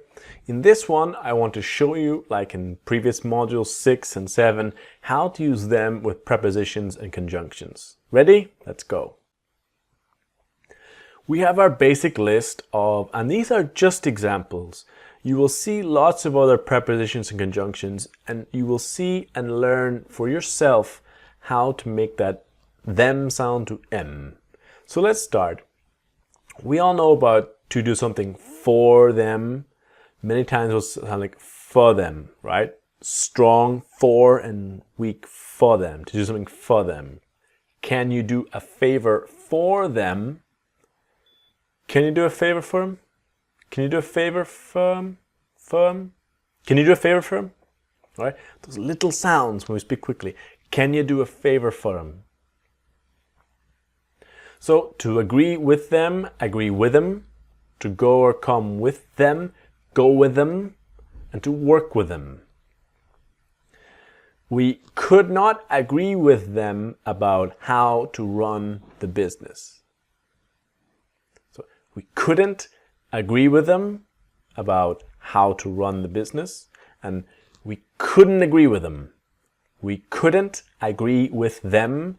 We couldn't agree with them about how to run the business. We couldn't agree with them about how to run the business. If I went with them, I would be too tired to work tomorrow. If I went with them, I would be too tired to work tomorrow. And if I went with them, I'd be too tired to work tomorrow. If I went with them, I'd be too tired to work tomorrow. I really love working with them. I really love working with them, and I really love working with them. Working with them, working with them. So, to complain about them, talk about them, is that push of about them. Talk about them, right? So, about them. Talk about them. I know you have problems with them, but complaining about them is not helping. I know you have problems with them, but complaining about them is not helping. I know you have problems with them. I know you have problems with them. I know you have problems with them, but complaining about them is not helping. Well, let's not talk about them in front of them. Well, let's not talk about them in front of them. And let's not talk about them in front of them. Well, let's not talk about them in front of them. Okay? And to look at them, look at them. Looking at them. At them. She just cannot stop looking at them. She just can't stop looking at them. So lots of letters disappear, but the T in can't is always very strong and always there. She just can't stop looking at him. And she just, so the T in just can't stop looking at him. She just can't stop looking at him. All right, so this brings us to the end of module 8. Join me in the next module when I will start to talk about gotta go, and all the mysteries and secrets about gotta. See you there.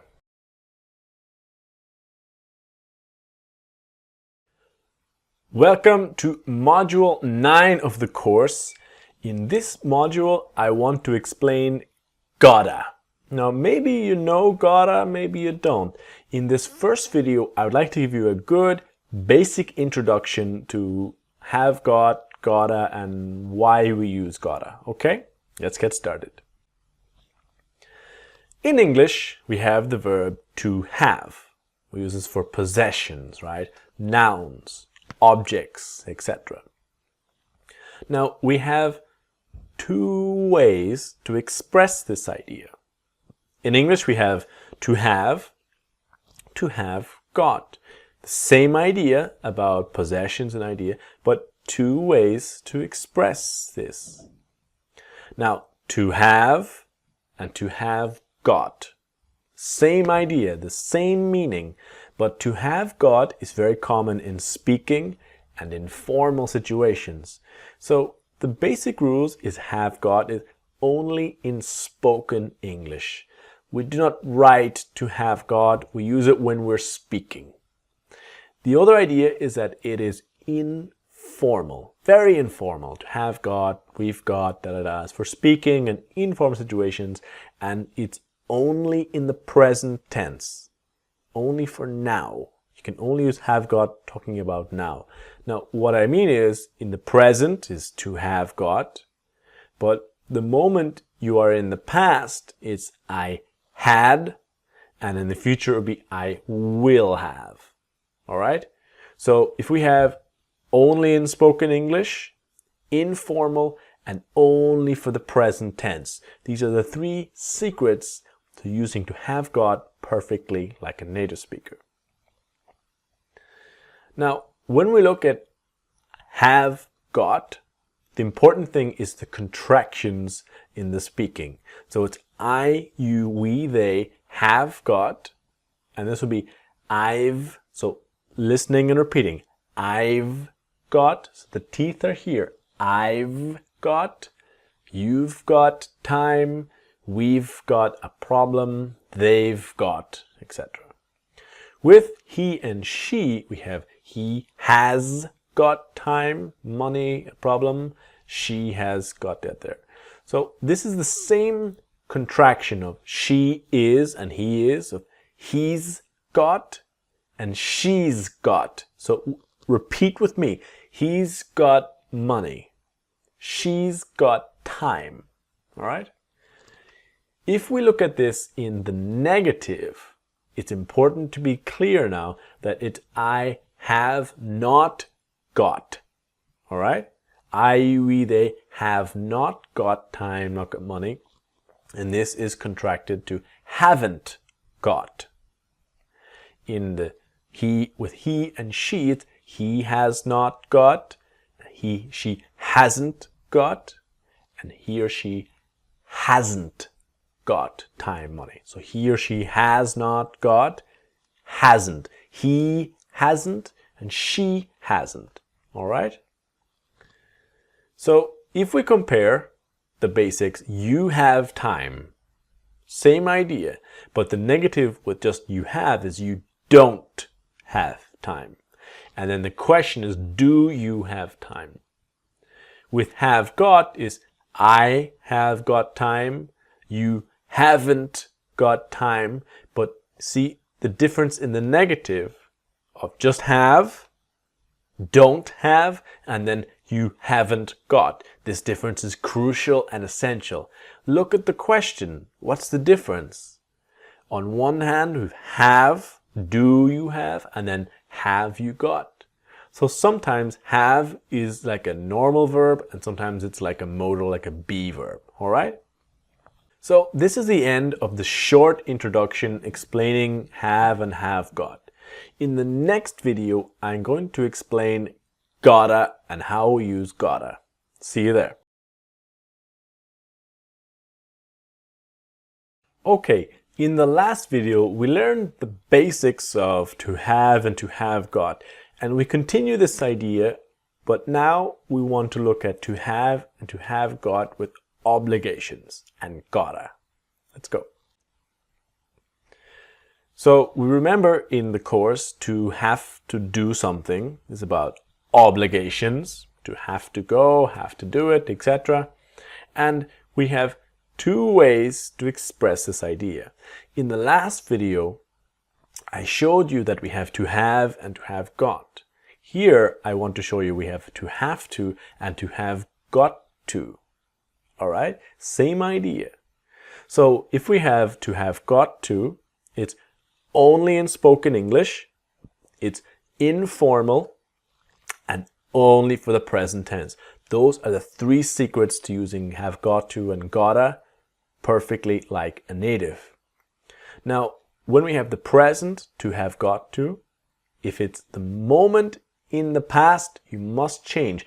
There is no form of have got to in the past or the future. It's I had to and I will have to. All right?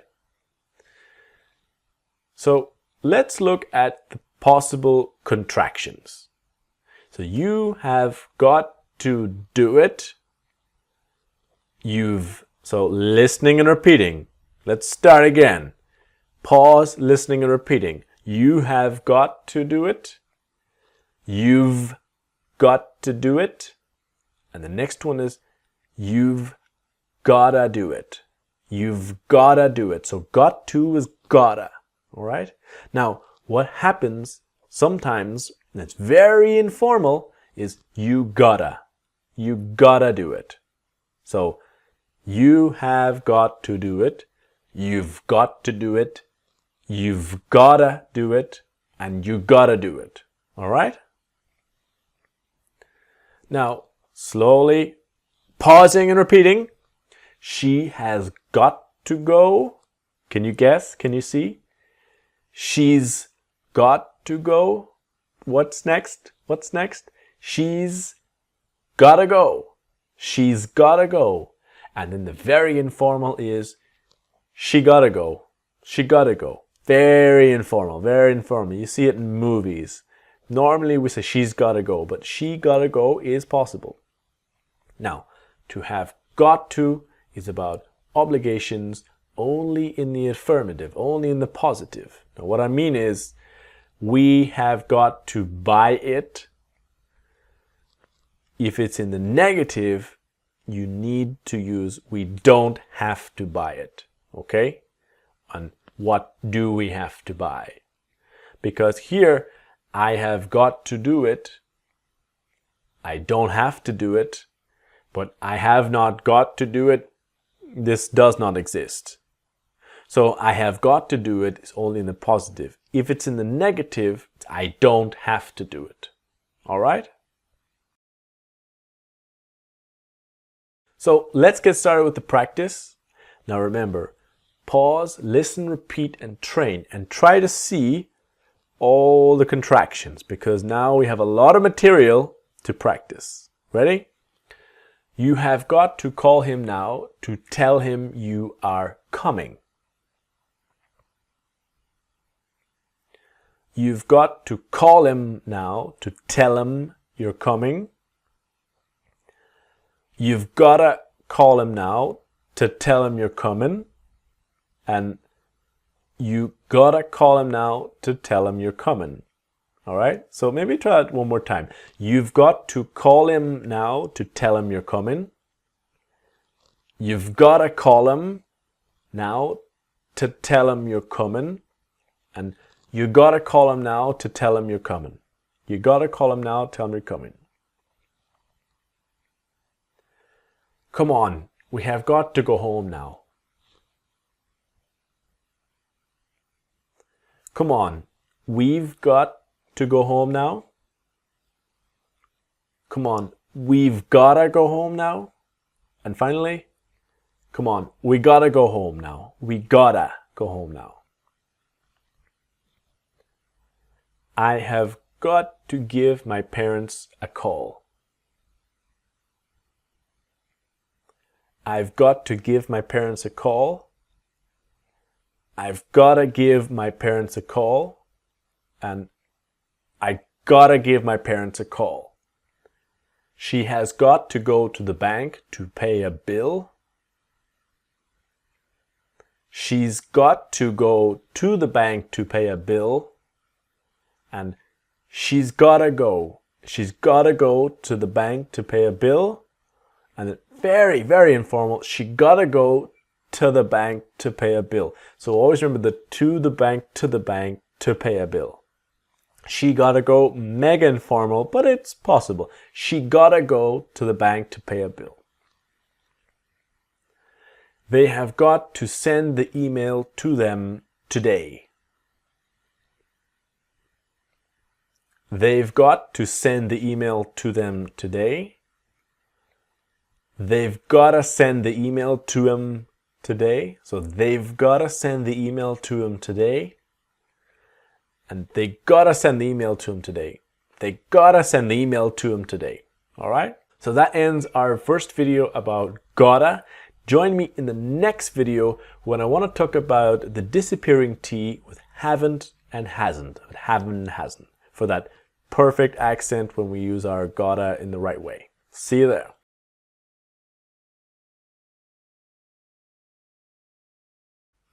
Now, in this short, simple video, if you remember Module 3, the case of the disappearing T, the same thing happens with have not and hasn't. This is what I would like to show you in this video to get that, just that perfect accent. Ready? We know now we have two basic verbs. The same thing with little differences. To have got. Now, when we look at have got, we've got the I've got, the contraction, right? I have, I've. You have, you've. We have, we've. They've got time, money. We're talking about something now in the present tense, and it's a noun, it's an object, time, money, or a problem, right? Now here, he has, he's, she has, and she's, etc. Now in the negative, we are interested now that we, I, you, we, they have not got, haven't got. She, he has not got, hasn't got. But we are interested in what happens when have not, haven't, but quickly it's haven't to haven't. Just like all the other words before, couldn't, wouldn't, shouldn't, don't, doesn't, didn't, haven't, right? So I have not got it now, I haven't got it now, and I haven't got it. Haven't got it now. Has not, hasn't. So this is S because he hasn't. Hasn't to hasn't. All right? It's that hasn't. So haven't and hasn't. She has not got time. She hasn't got time. And she hasn't got time. So it's the quick, fast pronunciation of using have got for now, talking about a possession or a thing. She hasn't got time. And you will see this haven't and hasn't with the rest of the present perfect. I haven't been to, etc. So that same idea, disappearing T. So let's practice. Let's always remember, pause, listen, repeat, and train your accent to get that disappearing T in haven't and hasn't. Ready? Sorry, but I have not got the time to talk about that right now. Sorry, but I haven't got the time to talk about that right now. And sorry, but I haven't got the time. I haven't got the time to talk about that right now. Sorry, but I haven't got the time to talk about that right now. We have not got money to travel this year. We haven't got money to travel this year. And we haven't got money to travel this year. He has not got the patience to learn to play the guitar. He hasn't got the patience to learn to play the guitar, and he hasn't got the patience to learn to play the guitar. He hasn't got the patience to learn to play the guitar. They have not got any cash, only their credit cards. They haven't got any cash, only their credit cards. And they haven't got any cash, only their credit cards. I am sorry, but I have not got any sugar for your coffee. I'm sorry, but I haven't got any sugar for your coffee. And I'm sorry, but I haven't got any sugar for your coffee. I'm sorry, but I haven't got any sugar for your coffee. So this ends our short video 3. Join me in the next video when I can show you other moments when we can use gotta with have got and has got. See you there. Alright, welcome to video 4 of module 9 about when we have got and the word a, that this will become gotta. Let me show you. Countable and uncountable nouns. This is something in English that we have examples of. Countable is a problem, a book, a map, a watch, things we can clearly use a number to show how many. Countable. Uncountable is things that are difficult to use a number. Time, money, food, internet, and cash. These ideas. So some of them are a little confusing. Time is considered uncountable in English. Money also. I know you usually use numbers, but they are examples of uncountable nouns in English. Now, when we're using the word a or a problem, a book, a reason, the idea, if you do not have a or the in your language, the difference is that a problem or a book, it's not specific problem or book. We do not know where, what kind, or what there. If you are traveling and you do not have a map, you need a map, but you don't know which kind. You never saw this map before, or it's a watch or a phone. The idea, it's not specific. So when we look at have got, I have got a problem, the contraction of I've got a problem. What happens next? I've got a problem. Okay, so we are interested in when we have I have got a noun, is I've got a problem and I've got a problem. I've got a problem. So it's connecting. We have not got a phone. We haven't got a phone. We haven't got a phone. Right? So we haven't got a phone. We haven't got a phone. Are you listening and repeating? We haven't got a phone. Have you got a map? Have you got a map? Have you got a map?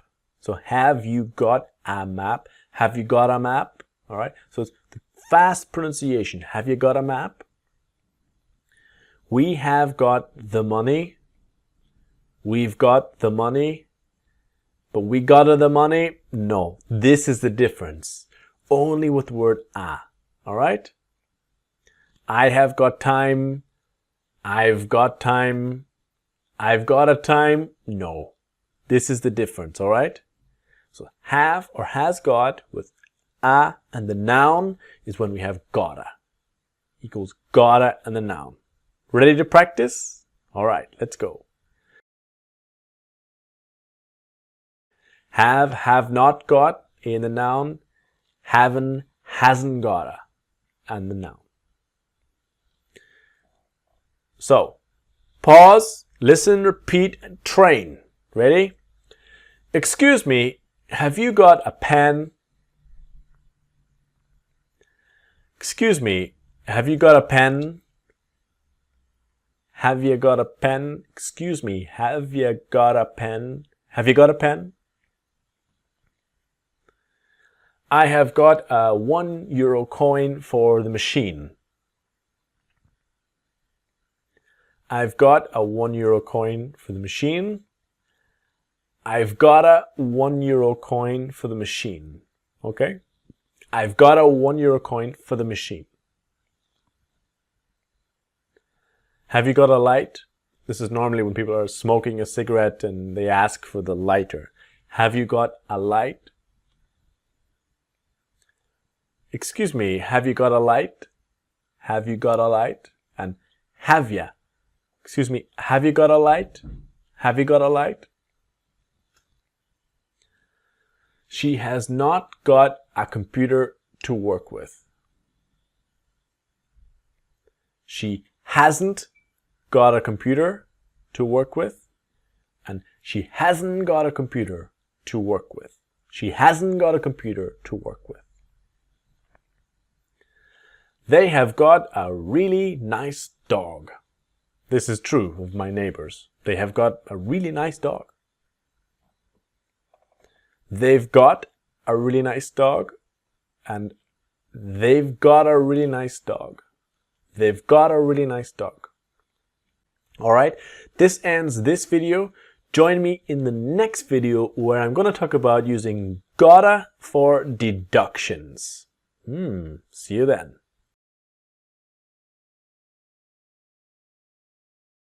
Okay, welcome to video 5 of module 9, the last video in this module before we go to woulda, coulda, shoulda. This video is about gotta for deductions. So let's explain that better. Deduction is when we feel sure that something is true because there's very strong evidence. So let's have an example or two. Your brother takes a bus to a different town and the journey duration is 1 hour. You know it's 1 hour. You are sure and it's a very familiar journey. It's 1 hour. 2 hours later, someone asks you, has your brother arrived there? So you feel sure. It's a 1 hour journey. Yeah, exactly. There's strong evidence that yes, he has arrived. You feel sure.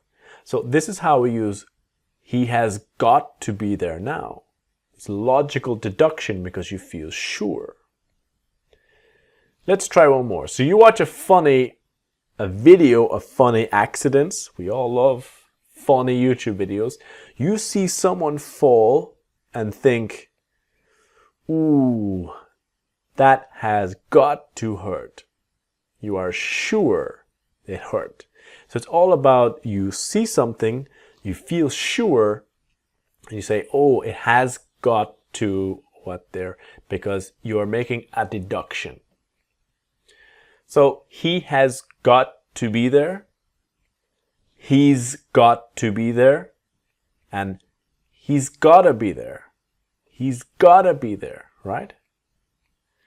If we have the idea of, ooh, that has got to hurt. So you see someone fall, that's got to hurt, and you go, ooh, that's gotta hurt. Familiar moment, right? You're watching the video, the guy, ooh, that's gotta hurt.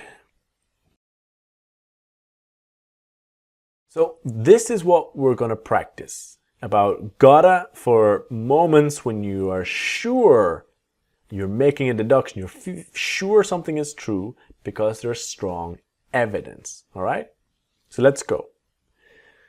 But it has got to be working.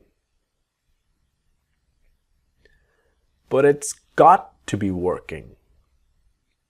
But it's gotta be working. But it's gotta, like a computer and it was working 10 minutes ago, someone says, it's not working, but it's gotta be working. She has got to be ready by now.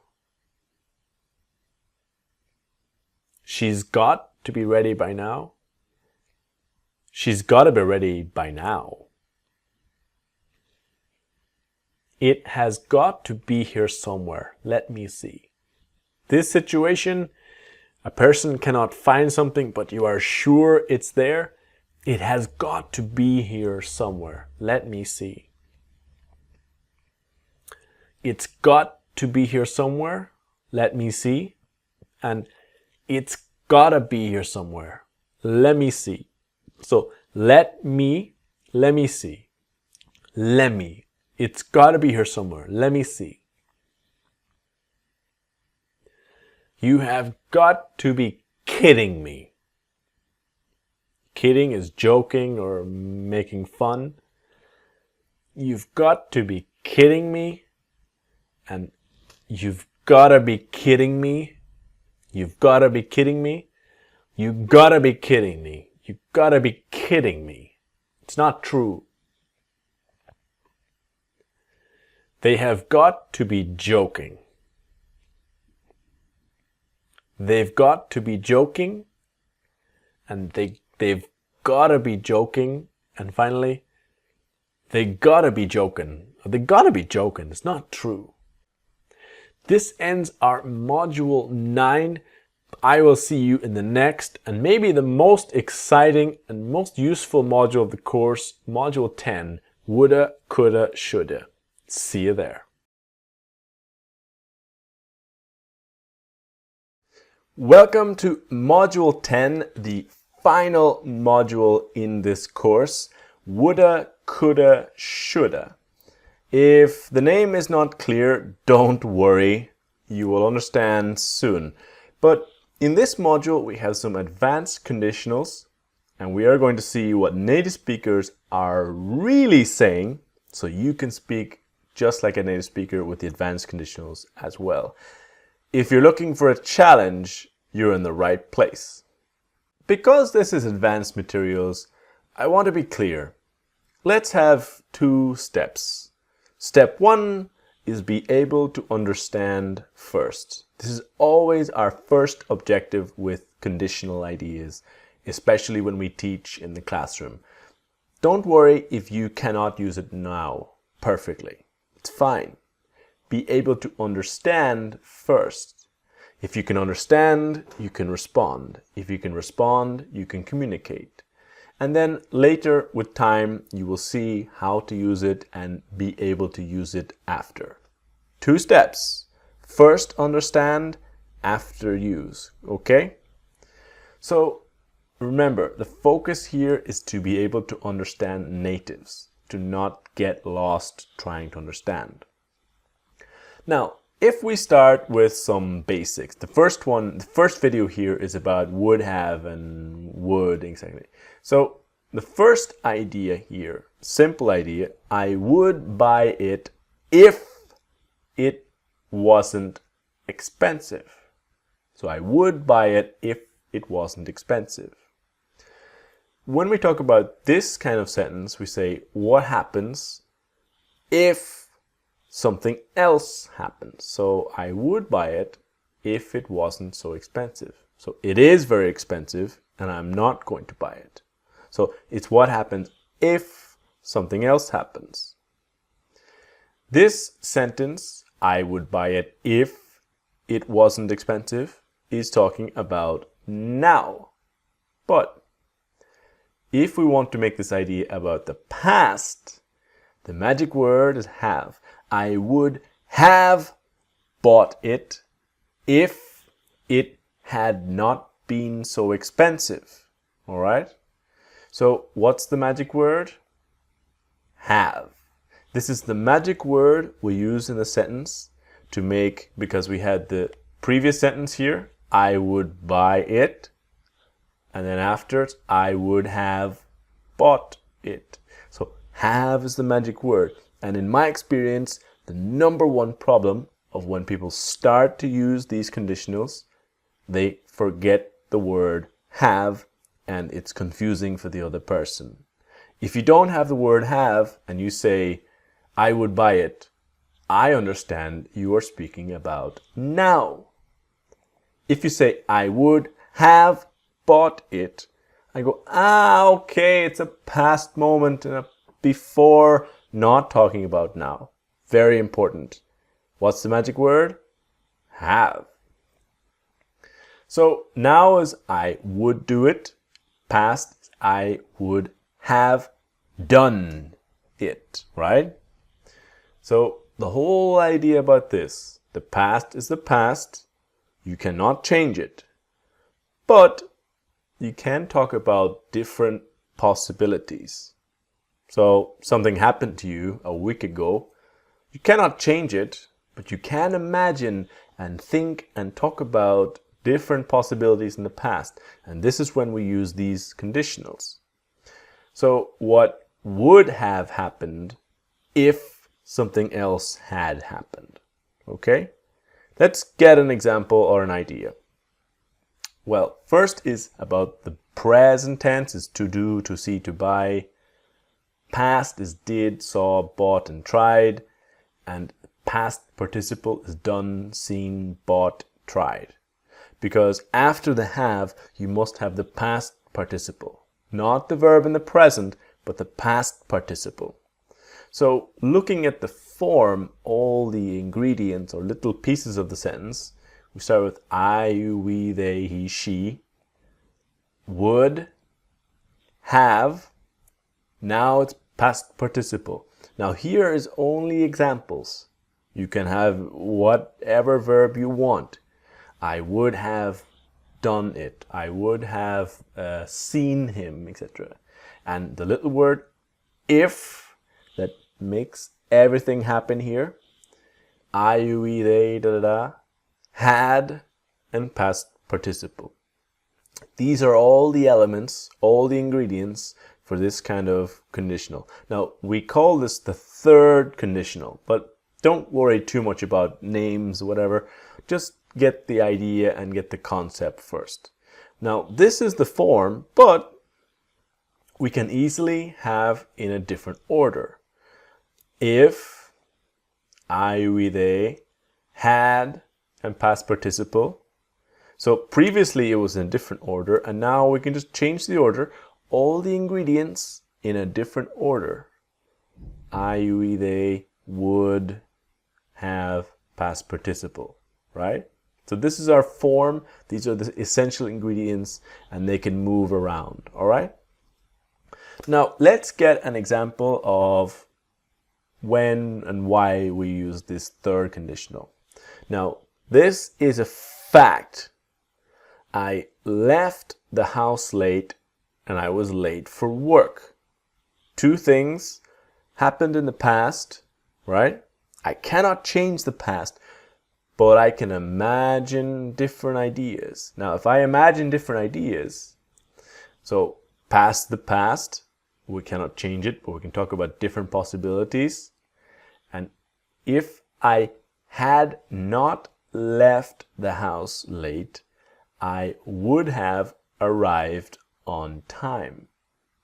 So the previous idea was I left the house late and I was late for work.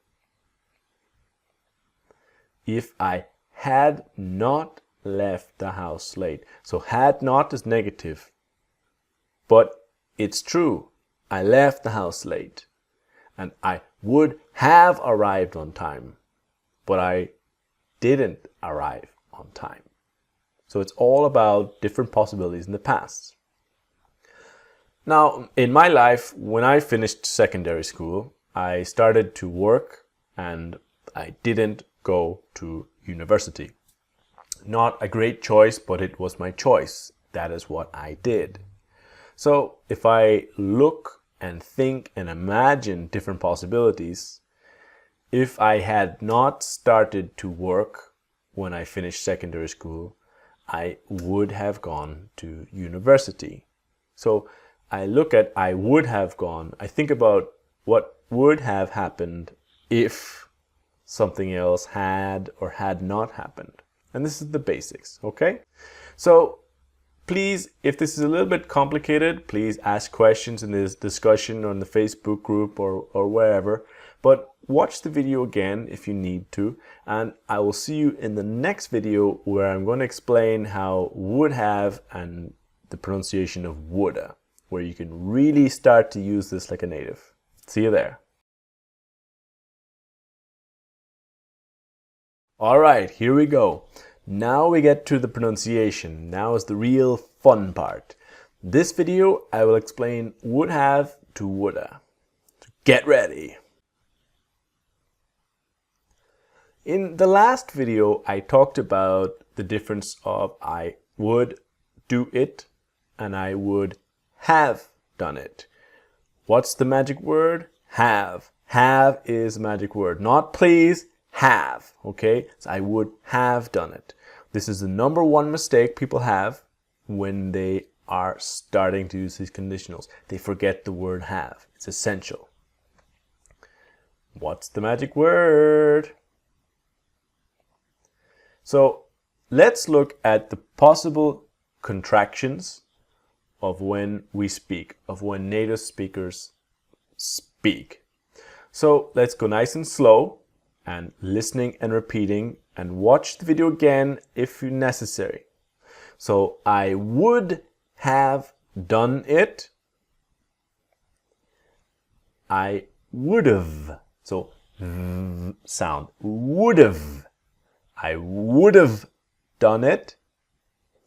And this is correct writing in English.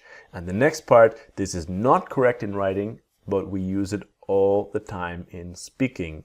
I woulda done it. Woulda done it. Let's do that again.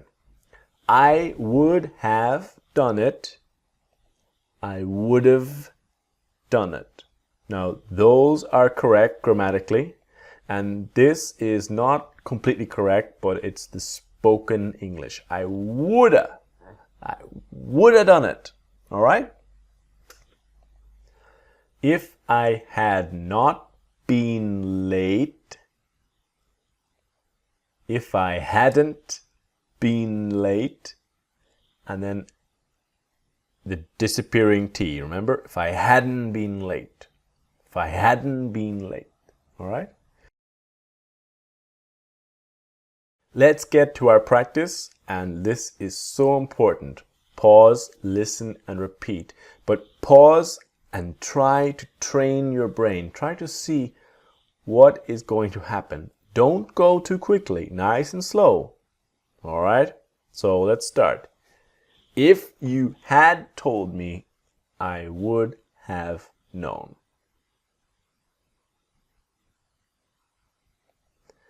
If you had told me, I would have known. And if you'd told me, I would have known. If you'd told me, I would have known. Okay? She would have been able to help you if you had asked her. Are you pausing? Mm-hmm. She would have been able to help if you had asked her, right? So the her to her, asked her, if you had asked her. She would have been able to help if you had asked her. And then she would have been able, so she would have been able to help if you'd asked her.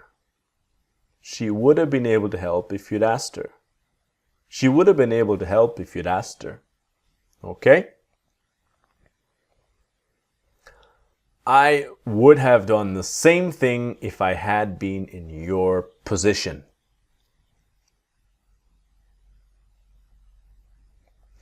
I would have done the same thing if I'd been in your position.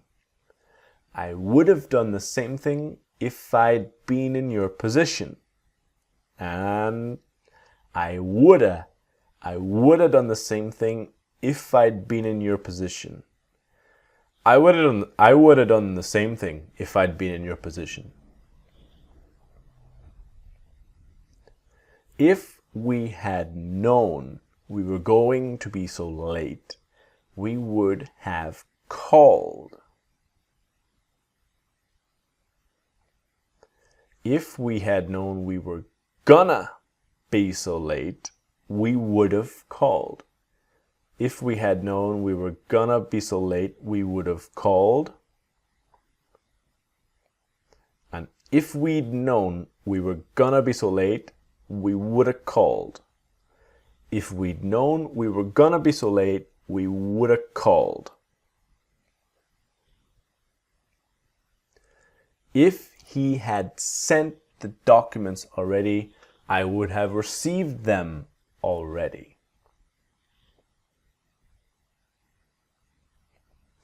If he had sent the documents already, I would have received them already. I would have received them already. And if he'd, so if he had, if he'd sent the documents already, I would have received them already. If he'd sent the documents already, I would have received them already. I would have received them already. So that brings us to the end of woulda. Please, any questions and doubts, don't hesitate to ask or any on Facebook or in the Udemy group, no problem. So I will see you in the next video for when we're going to talk about the negative of would not have and what happens there. See you there.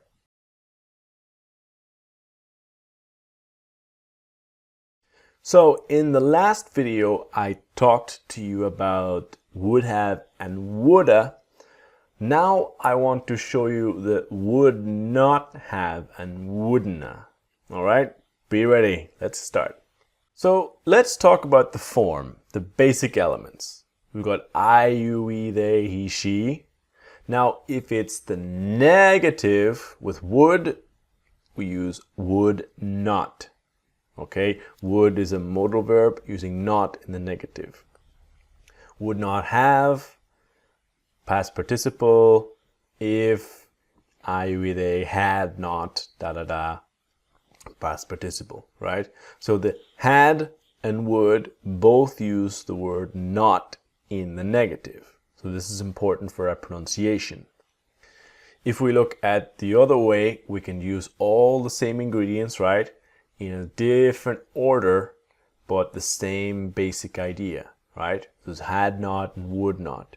But these are all the ingredients, and we can change the order all we want, but you must have all the ingredients to make the third conditional. Now, when we look at pronunciation, so I would not have done it. This is important to be able to understand a native speaker when they want to say I would not have done it. Almost nobody speaks like this. Nobody says I would not have done it. Very rare.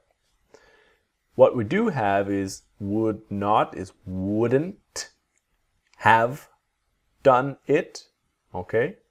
From there, this is correct grammatically in the writing. Now it's I wouldn't have done it. Wouldn't have done it. And now two things are going to happen now. First, the T in wouldn't will disappear. And the have or if will become an a. Wouldn't. I wouldn't have done it. Complicated, right? When we start here, I would not have done it. I wouldn't have done it. I wouldn't have done it. And we speak quickly. I wouldn't have done it. I wouldn't done it. All right? This is real. This is really what native speakers are saying. I wouldn't have done it. Oh, I wouldn't have done that. All right? So this is what we're training. Wouldn't. So go slow, pause, listen, and repeat always. So let's go to our practice, and let's always remember, pause, listen, repeat, and train, okay? It's those little sounds you need to listen and repeat to be prepared to understand, and then later to start to use. Ready? I would not have bought a new phone if I had not broken my other one. So go slow. I wouldn't have bought a new phone if I hadn't broken my other one. I wouldn't have, so would not have, I wouldn't have bought a new phone if I hadn't broken my other one. Next part, so the T in wouldn't disappears and the have will become an a. I wouldn't have bought a new phone if I hadn't broken will become hadn't broken my other one. I wouldn't have bought a new phone if I hadn't broken my other one. I wouldn't have bought a new phone if I hadn't broken my other one. He would not have sent it if I had not told him to send it. So he would not have sent it. He wouldn't have sent it if I hadn't told him to send it.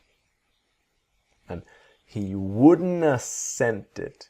He wouldn't have sent it if I hadn't told him to send it. So he wouldn't have sent it if I hadn't told him to send it. He wouldn't have sent it if I hadn't told him to send it. Told him to send it. If he had known it was going to be so expensive, he would not have bought it. If he'd known it was gonna be so expensive, so if he'd known it was gonna be so expensive, he wouldn't have bought it.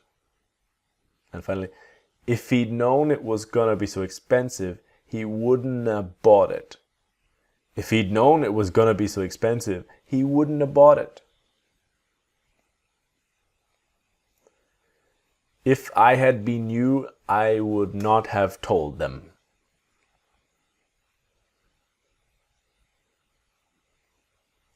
If I had been you, I wouldn't have told them. I wouldn't have told them.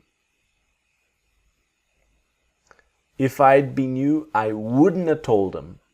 I wouldn't have told them. Okay? I would not have given it to them if I had known they were not going to use it. I wouldn't have given it to them if I had known they weren't gonna use it. I wouldn't have given it to them if I had known they weren't gonna use it.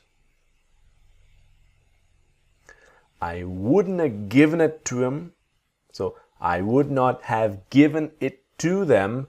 I wouldn't have given it to him if I had known they weren't gonna use it. I wouldn't have given it to them if I had known they weren't gonna use it. Alright, this brings us to the end of our video. Would not have to wouldn't. I hope you enjoyed it. Please watch it again. If it's a little bit complicated, contact me with questions, anything you need. See you in the next video when I will talk about could and could have. See you there.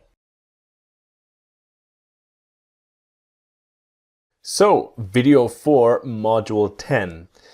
The last 3 videos we saw would have, etc. Now, in the next video, this video, I want to give you an introduction to could and could have. All right, let's go. When we use the word could, the first basic idea is about future possibilities. We could go to the beach. I could help you. Things that are possible sort of now and in the future. I could do it. I could whatever, right? So future is, or now is we could go today, right? Past possibilities is using could have. We could have gone yesterday. So this is very similar to would and would have, the same idea, right? What's the magic word? have. Could have. Because if we have now in the future, I could go now, I could buy a new computer, I could whatever. To make this idea into the past, you need the word have. I could have gone. And this is crucial.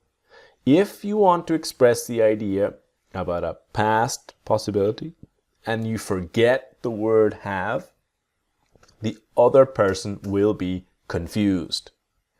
If you say, I could send it, when what you really mean is, in a past moment, past possibility, I could have sent it, but you say, I could send it, the other person understands you are talking about now or the future. What's the magic word? Have. Have is a magic word that makes this sentence into the past. Now, after have, you need the verb in the correct past participle, not the normal verb. But have is the magic word. The past is the past. We cannot change it. We use could have to talk about, imagine different possibilities in the past. So let's get an example. Your friends ask you, Terry, would you like to go to the beach with us today? And I say, oh yeah, I would love to go to the beach. That would just be so amazing. But no, I have to stay at home and wait for someone to fix the shower. Imagine I call someone and I'm calling all the time, please come. And they finally say, yes, I will come today to fix the shower. And I'm saying to my friends, no, not going to the beach. I have to stay at home. Maybe this is a familiar situation. You waited all day, but the person to fix the shower never arrived. Familiar? Yeah, maybe, yeah. And you feel frustrated and you think about different possibilities in the past. You think about that, you lose a day, you think, oh, I could have gone to the beach with my friends. So the past is the past. I did not go to the beach, but I stop and think that guy did not come and I waited and now I could have gone to the beach with my friends, but I didn't. So this is the idea. This is the basic concept. Now, the essential parts to this kind of sentence, this conditionals, I, you, we, they, he, she, could. What's the magic word? Do you know it? Do you? Have, I could have, and the past participle. Now remember, if you do not have in the sentence, you just put could, you will confuse the other person. It's so important. All right? So that's the end of this basic introduction of could and could have. Watch it again if necessary. And join me in the next video when I'm going to start showing you how to use could have, and coulda. See you there. So in the last video, I gave you a basic introduction to could and could have. Please, if you're not sure, watch it again. And in this video, we're gonna see what native speakers are really saying using these conditionals, but could have and coulda. Ready? Let's go. In the last video, I showed you the basics. I could go there now. It's talking about now or the future. Past is I could have gone there, right? Always that magic word makes the difference. What's the magic word? Now, maybe it's annoying for me to repeat this, but people always forget the magic word. So let's look at the pronunciation. This is very, very similar to would and would have. It's pretty much the same thing. What happening is the word have is slowly getting smaller, right? So if you pause now, can you guess? Can you guess what I'm going to say? Pause and try. Back, good, right. So I could have gone there. I could have gone there. What's next? I coulda. I coulda gone there. I could have gone there. I could have gone there, and I coulda gone there. If I had not been late, if I hadn't been late, and if I hadn't been late, the basic disappearing T. But the important thing is the coulda. So let's get straight to the practice. Now this is so important about pausing, listening, repeating, and training. All right? And the sound I'm looking for is the coulda. Coulda. So let's start. If it had not been so cold, we could have gone to the park. If it hadn't been so cold, we could have gone to the park. If it hadn't been so cold, we could have gone to the park. And if it hadn't been so cold, we could have gone to the park. Could have gone to the park, right? They could have told you the truth.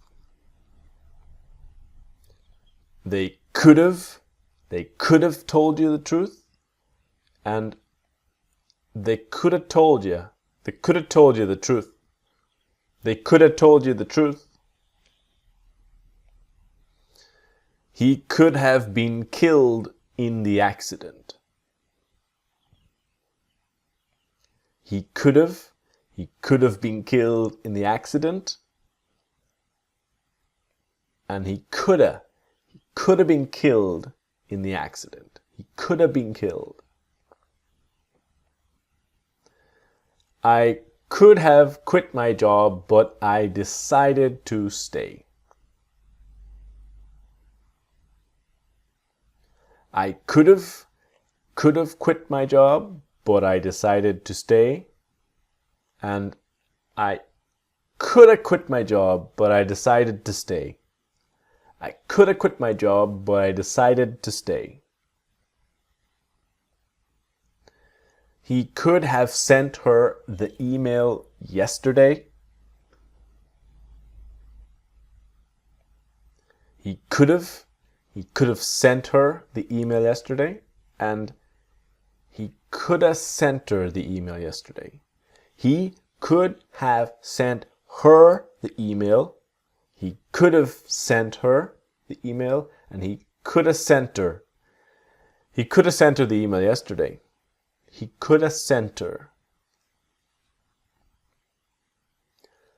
We could have told them before, but we did not. We could have told them before, but we didn't. And we could have told them before, but we didn't. We could have told them before, but we didn't. All right, so that ends this video. I'll see you in the next video when maybe you can guess it's about could not have to couldn't. See you there. All right, so we continue our exploration of could have, and this is very, very similar to wouldn't, but now it's could not have to couldn't. Let's go. When we talked about could, we talked about possible things in the future. But obviously, when you use could to could not, it's about impossible things in the future. So we could not buy a car, impossible. We could not take you there, impossible, right? So this would be about the future. Same basic idea as in it's possible or impossible, but talking about now or the future, we could not buy a new car. What's the magic word? What's the magic word? Have, right? Impossible things in the past with the magic word, we could not have bought a new car, or we could not have taken you there. All right? So it's the same basic idea. What happens in the pronunciation? So I could not have known. It's a situation with have in the past, And it was impossible in the past. It was impossible for me to know this. I could not have known. To I couldn't have known. To I couldn't have known. So next, the couldn't, the T will disappear, and the iv or have will become a, right? I couldn't have known. I couldn't have known, right? Couldn't. So this is what you're training your ears to understand and be able to understand when native speakers. He couldn't have known that. He could not have known that. He couldn't have known.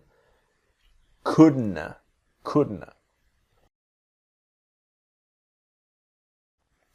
So let's get straight to our practice. Pause, listen, repeating, and training that accent of the couldn't, right? This is a classic sentence here. Let's start. I could not have done it without you. I couldn't have, I could not have, I couldn't have done it without you. And then I couldn't have done it without you. Couldn't have done it without you. I couldn't have done it without you. All right? She could never have known it was going to be so difficult. She could never have, so now after the never, it's the have, right? She could never have known it was gonna be so difficult. And she could never have known. She could never have known it was gonna be so difficult. She could never have known it was gonna be so difficult. Okay? They could not have saved him even if they had tried to.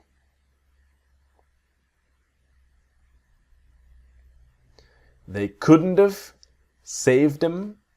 They couldn't have saved him even if they had tried to. And they couldn't have saved him even if they'd tried to. They couldn't have saved him even if they'd tried to. They couldn't have saved him even if they'd tried to. We could not have helped them even if we had wanted to. We couldn't have helped them even if we had wanted to. We couldn't have helped them, and we couldn't have helped them. We couldn't have helped them, even if we'd wanted to. So we couldn't have, we couldn't have helped them, even if we'd wanted to. We had, we'd, right? They could not have known there would be a natural disaster. They couldn't have known there would be a natural disaster. And they couldn't have known there'd be a natural disaster. They couldn't have known there'd be a natural disaster. So this ends this video. I'll see you in the next video where I'm going to start talking about should and should have. Alright, here we go. In the last two videos of the course, I want to talk about should, should have, and shoulda. Let's go. So if you remember from before about the disappearing T, about should not and shouldn't to shouldn't, the idea of should, it's about opinion or advice. Basic ideas. You should do, it's a good idea or a good advice.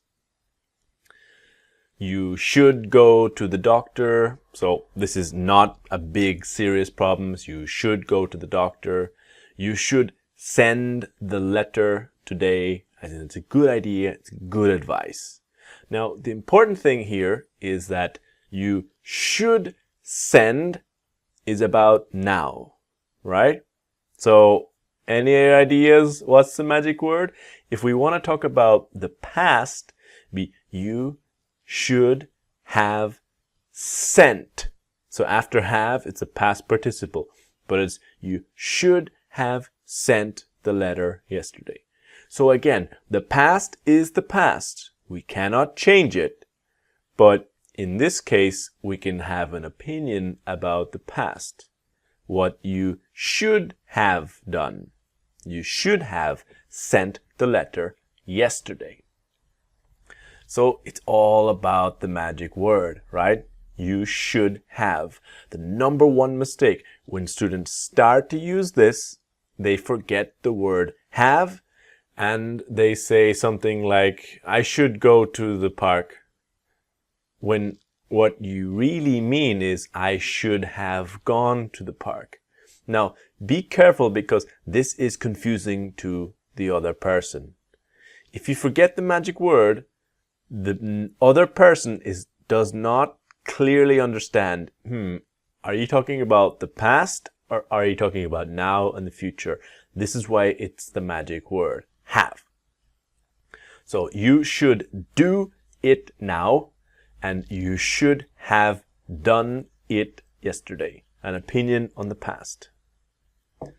So I, you, we, they, he, she should and have and the past participle. After the have, you must go into that past participle of done, been, gone, etc. Okay? Been, done, wanted, or whatever. All right?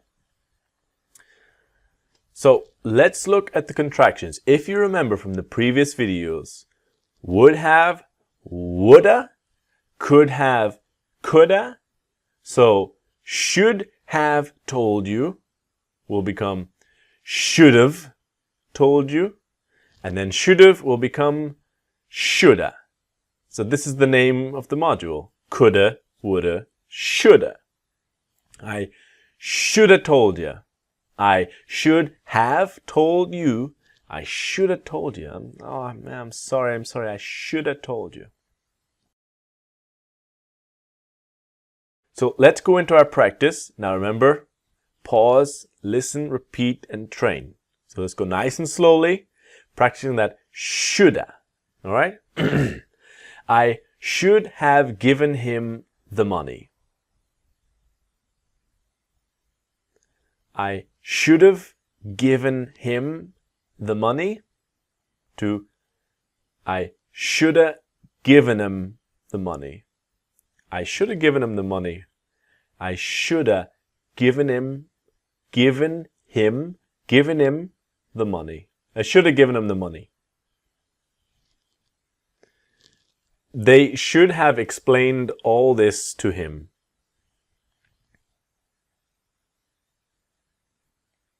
They should have explained all this to him, and they shoulda explained all this to him.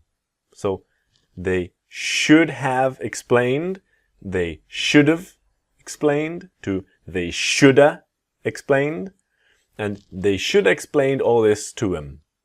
To him, to him. They should have explained all this to him. He should have listened to them and their advice. He should have listened to them and their advice, and he should have listened to them. He should have listened to them and their advice. He should have listened to them. You really should have been more careful. You really should have been more careful. You really should have. You should have been more careful. And you really should have been. You should have been more careful.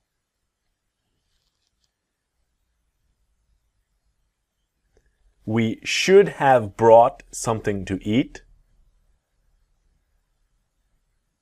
We should have brought something to eat, and we should have brought something to eat.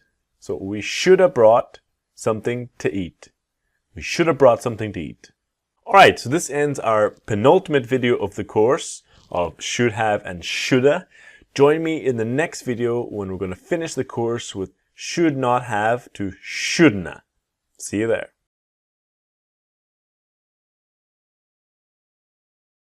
In this final video of the course, congratulations to get here, we are going to look at should not have to shouldna. Let's go. So we are learning all the basics, all repeating the same things. We saw of I would have, I woulda. I would not have, I wouldna.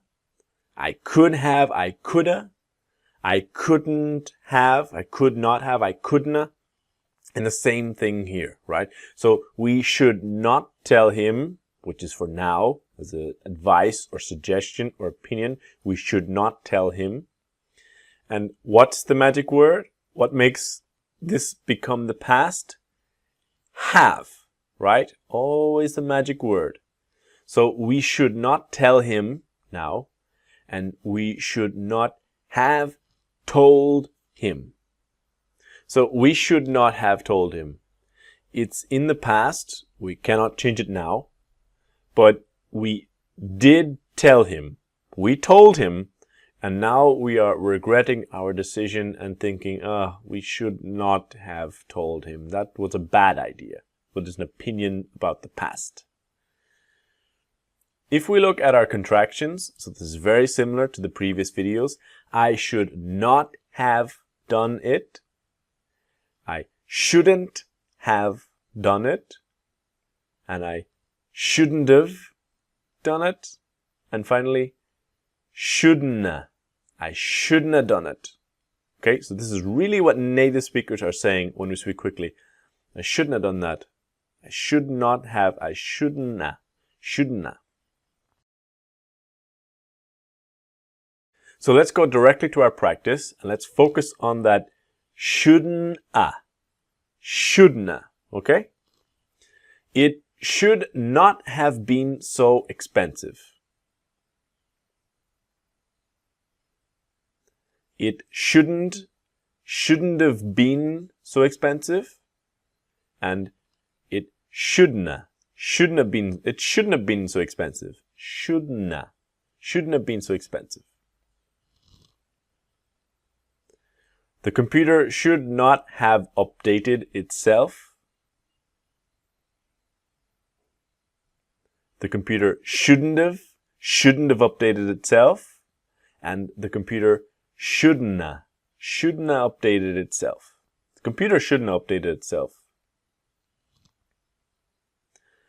We should not have drunk so much coffee before the journey.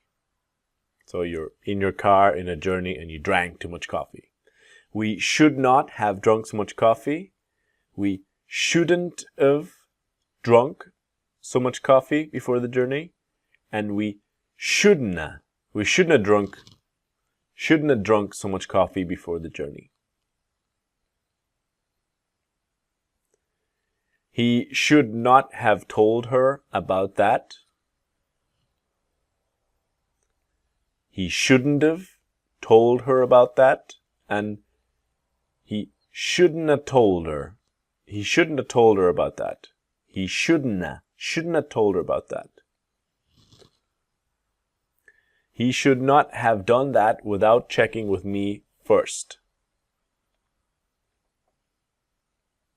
He shouldn't have done that without checking with me first. And he shouldn't have done that without checking with me first. So shouldn't have done that without checking with me first. So this ends our course, How to Understand English Native Speakers.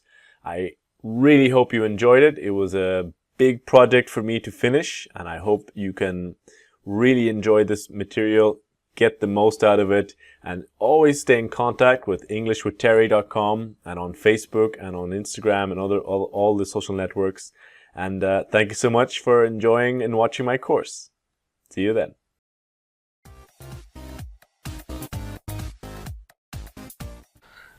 When I was in high school, I was a really lazy student. I was not motivated at all, you know. all I wanted to do was just party and play guitar. And I had this really naive idea that I would be a rock star, and go and study music. So I didn't actually go to university directly after high school. I decided to take a year and I started to work. Started to work in a hotel, cleaning in the kitchen. And I hated it. I really hated the job. I don't even really like cleaning in my kitchen now. Can you imagine cleaning for 10 hours? So at the time, I felt like it was a terrible decision. I felt it was like the worst thing in the world. I felt like I had no future or anything. But the really cool thing was the Brazilians, I made really good friends with Brazilian guys working there in my town. And I could see that they had serious problems with communication at work. Like they couldn't really speak and understand English so well. And because they were my friends, I started to help them.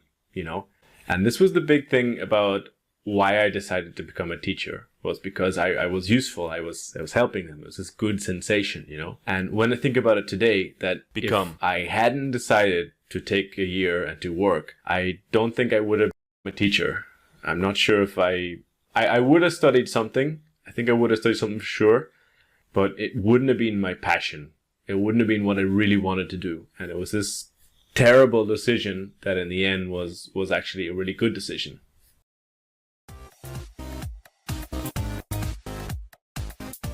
So that was my story about how I became a teacher. Now in the conversation, I used several of the third conditionals, the conditional sentences we have seen in the last module. And now I just want to give you some more examples, right? So let's remember the idea. Now I became a teacher. The past is the past. I cannot change it. I can look at the past and make opinions and talk about different ideas, but I can't change it. The sentences I use are not real. Now, let me explain that a little better. So one of my examples was, if I had not decided to work for a year. Now, this is not real because I decided to work. I did not go to university. I decided to work for a year in a hotel. And the idea of I would have studied something. But again, I didn't study anything. Now, later in life, I went to university, but directly after high school, I didn't. This is the crucial concept, that it's not real. If I hadn't decided to work for a year, I would have studied something. So again, I'm just imagining a different reality. If I had not decided, if I am imagining the reality where I had not decided, but I did, and I did not study, so it's not real. It's about the idea of what would have happened if another thing had not happened. Okay? Now let's look a little bit at the pronunciation. Now in these sections, it's really, really important that you train the pronunciation with me. It's only training and repetition and again that really helps you use these sentences fluently and in your own conversations. So let's go. If I had not decided to work for a year. Now, had not will contract to hadn't with a T. If I hadn't decided to work for a year. And when we go a little faster, you see the T disappears and it connects with the next verb, right? Hadn't. That strong N, hadn't, and it connects to the next verb. If I hadn't decided to work for a year.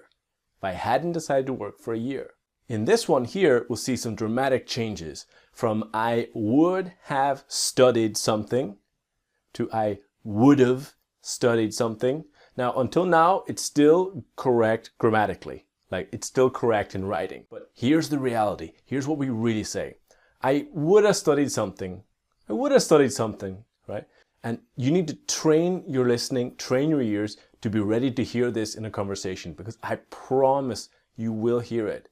A lot of people spend time looking at grammar books and whatever, waiting to hear I would have studied something, but the reality is I would have studied something. I would have studied something. Now I talk about the idea that, if I had studied something, it would not have been my passion. Now, I was very lucky, very fortunate that when I went to university, I studied Spanish literature and translation. And that was amazing and I loved it. I had 4 amazing years and I learned so much and I had amazing teachers and it really was my passion. But my point here is that I'm looking at my past. I cannot change my past, but I can have opinions and ideas about it. What I'm saying is, if I had studied something, it would not have been my passion. But this never happened. I didn't study something. It was only later that I studied something that really was my passion. So it's not real. That's the concept of this unreal conditional. If I had studied something directly after high school, it would not have been my passion. Now the pronunciation here can change a lot. From it would not have been my passion. Now always repeating with me. It wouldn't have been my passion. It wouldn't have been my passion. Now it's still correct until now, but it's the next part where the T will be silent and the have will become right? So it's, it wouldn't have been. It wouldn't have been my passion. Train with me so that you're ready and you're listening and you're speaking. It wouldn't have been my passion. Now, this is all about the cause and effect in past sequence of events. I look at my past and I think about my decisions. And I look at those different possibilities in the past, right? Where if I had not decided to work, I would have studied something and it wouldn't have been my passion. So past decisions, when you think about your previous past decisions, like what made you make this decision? I'm talking about those big decisions, like what did you study? Did you travel to a different country to live? Did you marry someone or go out with someone? What would you have done if you had not taken this decision? So these are the questions for you to answer and to think about, to start making your own sentences with, well, if I had not studied, I don't know, economics, I would have studied, I don't know, law. If I hadn't studied economics, I would have studied law. So think about it now. If you studied in university and if you had chosen a different subject, a different idea, what would you have done? Okay guys, that ends this video. I'll see you in the next video where we will see another of my personal stories talking about how I became inspired to learn languages. Alright my friends, I'll see you in the next video.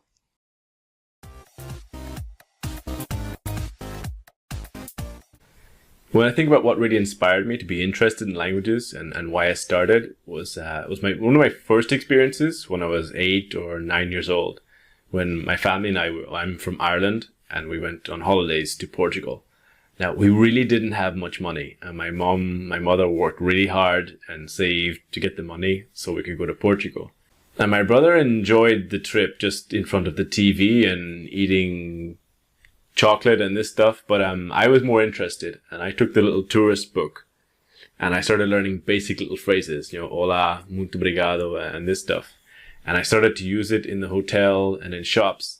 And I never forgot that positive reaction from people. They're like, wow, who's this little tourist speaking our language, And I never forgot that. Later in life, when I started high school, I did my first class in French. And it was just like a revelation. It's like, wow, like this is what I want to do, And one of the factors was I had a really good teacher. And he wasn't normally a French teacher. The French teacher normally, she had a baby, so she wasn't working that year. He normally worked with construction and woodwork and metal. So he was very high energy. He was very big on strict and discipline, And when we were training pronunciation, he was like, stand up everybody! Train the pronunciation! And a lot of high energy. And I reacted really positively to this, And I remember I went home that day. And I told my mother, I said, I would love to speak a language, fluently. And what she said really stayed with me. She said, yeah, you can do it. Yeah, for sure, you can do it. And it was this encouragement that really made the big factor, And when I think about it, that if my mother hadn't been so encouraging, maybe I wouldn't have believed in myself. Maybe I would have decided, oh, it's too difficult and not do it, or if I hadn't gone to Portugal and I wouldn't have had that positive reaction from Portuguese people and that positive reaction early in life and that crazy high energy teacher, he helped a lot as well.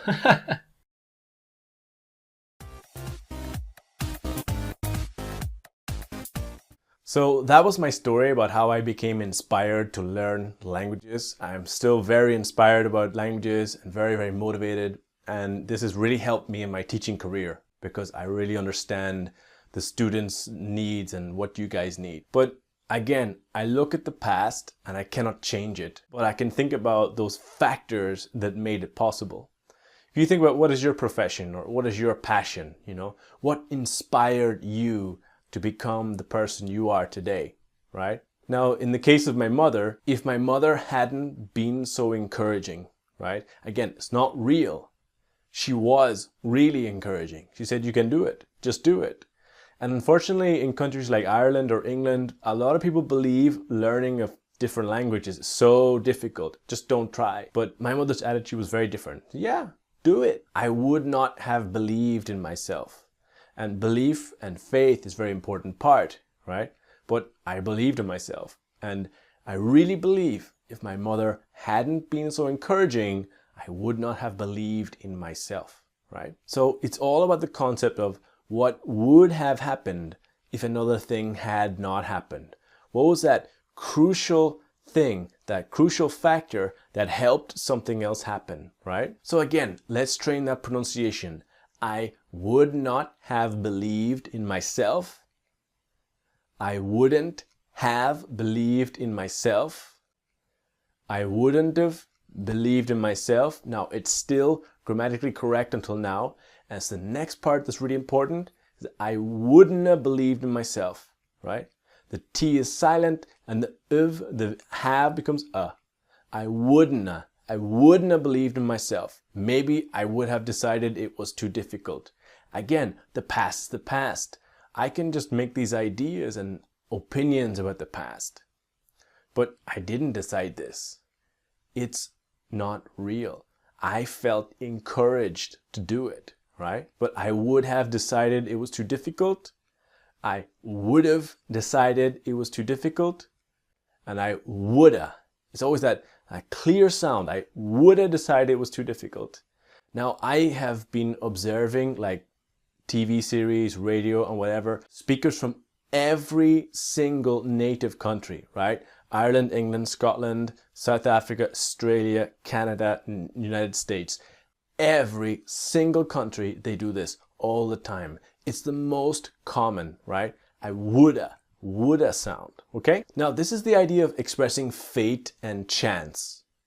That what is something really cool that happened in your life that you are grateful for? What's something really positive? Now, if that really cool thing hadn't happened, what would have happened? Now, one of the light and easier ways is about romantic relationships. When people are very happy in their relationship and they think about, well, if I had not met that person, I would never have started my family. I would never have moved to this country, right? But it's all about what's that cool thing in your life. And if it hadn't happened, what would have happened? Okay? Just questions, ideas for you to think about your own answers and your own ways to use these conditionals. So in the next video, I'm going to tell you my story about when I was 2 years old and I almost died. See you there, guys.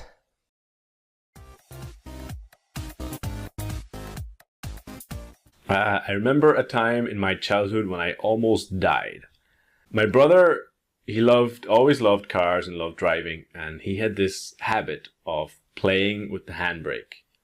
But he was older than me, he's 3 years older, and he understood when he could. He used to play releasing the handbrake, but only in places and situations he knew where the car would not go very far. And of course, I was younger and I wanted to copy my older brother. I wanted to do everything he could do.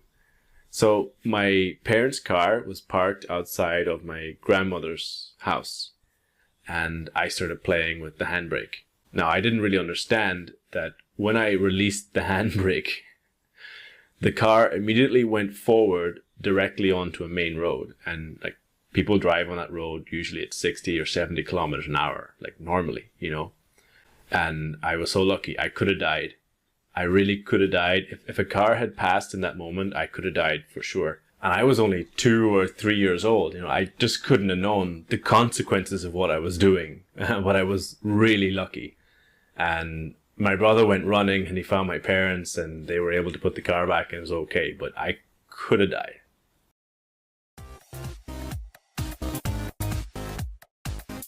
Well, crazy story, but true. I almost died in my parents' car in front of my grandmother's house, playing with the handbrake. And for a long time, a very long time, I did not want to learn to drive because of this. It created a real trauma that took me a long time to get over, you know. But when we look at the grammar that I used, or the kind of sentences that we use, could have to talk about different possibilities in the past. Now again, the past is the past. I was 2 years old. I will never be 2 years old again. It's not real. The sentences I use are not real. The simple example is I could have died. It was a close accident. I didn't die. Here I am. I'm alive. If a car had passed in that moment, but a car did not pass, I really could have died, right? I didn't die. But I look at the past. I cannot change it, but I can look at those different possibilities and think about it. If a car had passed in that moment, wow, I really could have died. Could have is very similar pronunciation to would have, right? Could have died. Now remember, training with me, I could have died, I could have died. And then finally, I could have died, right? Try to train the pronunciation with me now. I could have died. I coulda died. Now, I was only 2 or 3 years old. I just could not have known the consequences.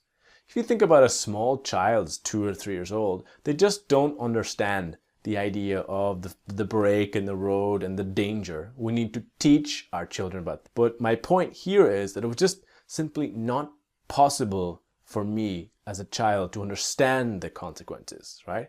Again, it's what could have happened, exploring different possibilities in the past.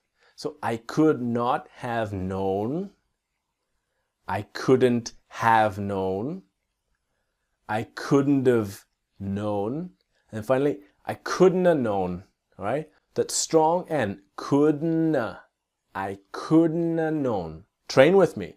I couldn't have known, all right?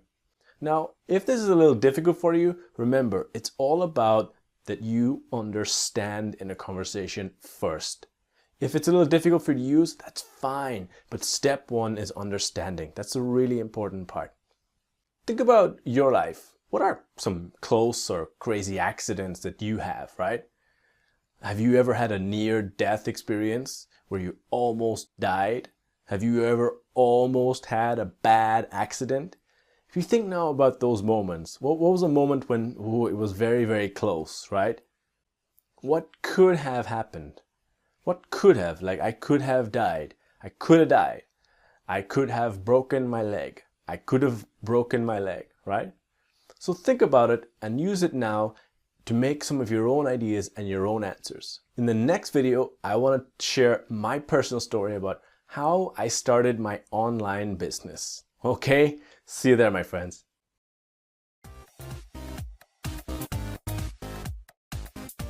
How did I start my online business? Well, I was a teacher in a school, in a language school for many years, and I was a little bit frustrated because I was always making new materials and making really cool classes, and I wanted to reach more people. You know, I was only teaching 15 or 20 people in my class every week, and I was making cool video materials and everything. So I really started to think, you know, that I needed a tech guy. This is what I was always repeating. I need a tech guy. I need someone who understands technology better than me to help me, you know.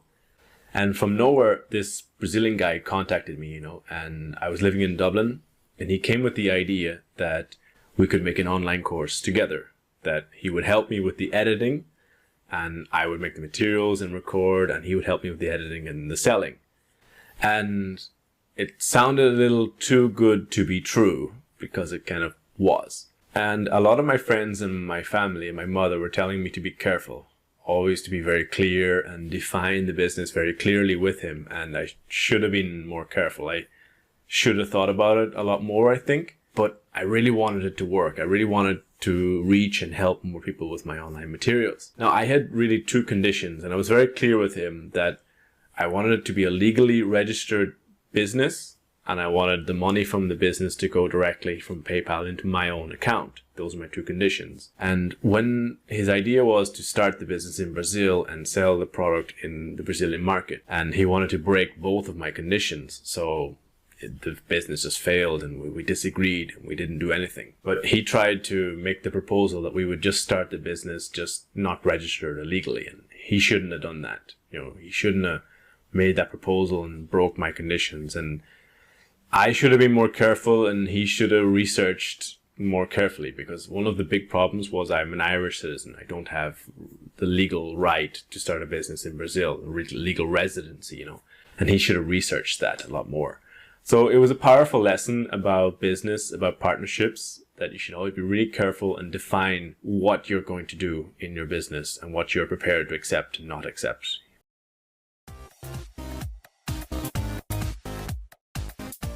So this was my story about how I started my online business. Now, if you know anyone or you have your own business, you know that it's all about mistakes. You make a lot of mistakes when you start a business and you learn a lot. They can be very powerful lessons. In my case, it was a very powerful lesson about what not to do, especially with a partnership. You need to define everything very clearly in a partnership. So let's look at some of the conditionals I used in my story. Now remember, in this one here, it's like opinion or advice, right? Should. And we use should have to talk about opinions about the past. Now again, I can't change it. I can't change my mistakes or what I did or what my ex-partner did. But I can have opinions about it now. And this is the crucial idea. Past is the past, and it's not real. Right? The sentences I'm using are not real. That he should not have made that proposal. His proposal was ridiculous. He wanted the money to enter his bank account, and then later he would transfer the money to me one time every month. This is crazy. It's not a way to have a business. So he made the proposal. He should not have made that proposal, but he did it. So let's look at the pronunciation. Again, very similar to would have and could have. But let's train the pronunciation together. He should not have made that proposal. He shouldn't have made that proposal. He shouldn't have made that proposal. And then he shouldn't. That strong N, silent T, and the have becomes a. He shouldn't have made that proposal. Now, I should have been more careful. I was a little naive. I wanted this to be true. I wanted it to be quick and easy money, but life is not like that. I should have been more careful, and I wasn't careful enough. That's the reality. He should have researched more carefully, especially about when you have different nationalities doing business in different countries. You need to know the law, but he didn't research carefully, and that's the point. So here, I should have been more careful. I should have been more careful. And then I shoulda. I should have been more careful. I should have been more careful. Okay? Now, there's a lot of reasons why we will use should have. One is regrets, things that you did that you're sorry about and you feel bad about. Accidents, is it clear you talk about what you should have done and should not have done. Mistakes, talking about your own mistakes, criticizing other people, what other people did in the past. Maybe you need to do this sometimes in a work meeting. You need to be clear with people and say, well, no, you made a mistake. You should not have done this. You shouldn't have done that, right? Or admitting a mistake or an opinion about how someone else did something, right? So that's a lot of ideas about how you can start to use it about your own life, and about how other people affect you and how you can form opinions on their past action. So the next video is the craziest personal story I have. It's a time of how I broke my tooth again. All right, see you there, my friends.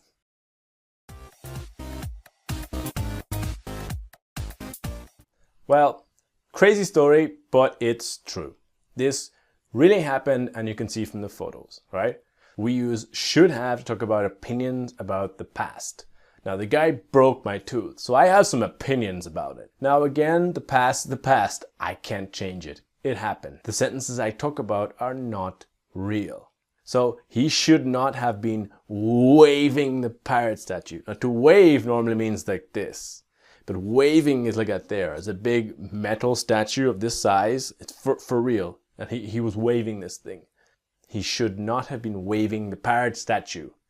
He should not have been waving the parrot statue, right? It's a negative, but it's not real. He was waving it, yeah? So again, let's train that pronunciation. He should not have been waving the statue. He shouldn't have been waving the statue. Are you training with me? He shouldn't have. He shouldn't have been waving the statue. He shouldn't have been waving the statue, right? Always that strong N. Shouldn't. He shouldn't have been waving the statue. True story. This is really obvious. He should have been more careful. He wasn't careful. He could have hit me in the eye. He didn't hit me in the eye. He hit me in the tooth. I'm not sure which was worse, but, well, he broke my tooth. So again, let's just train the pronunciation to really get this. Remember, it's repetition and speaking out loud in your own voice that really helps you get fluent in this, if you really want it. He should have been more careful. He should have been more careful. He should have been more careful. And the next one, he could have hit me in the eye. He could have hit me in the eye. He coulda hit me in the eye. So again, we use this should have and should not have. We're talking about blaming people. Talking about what someone else did wrong. Now, he's my friend and I forgave him. It was an accident. I can have opinions about it, but it was an accident, you know. Someone else's mistake. What else could have happened and what could have been worse, all right? So, crazy story, but it was true, all right? Do you have any crazy stories or any ideas or crazy accidents out there that can help you start to use this grammar for yourself? I think some of you do. So, in the next module, I'm going to talk about some more pronunciation stuff, really important module. It's about past ED pronunciation of regular past tense verbs. All right, see you there, guys.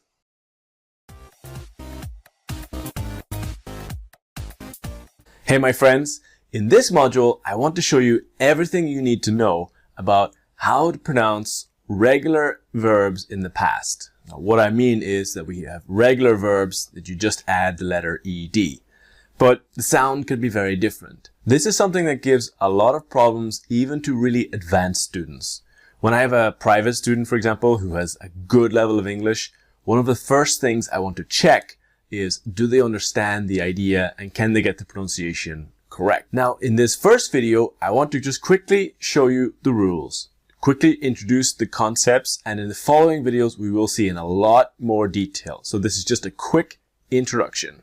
All right, let's go. So with regular verbs in the past, you simply put the letters ED at the end of the verb.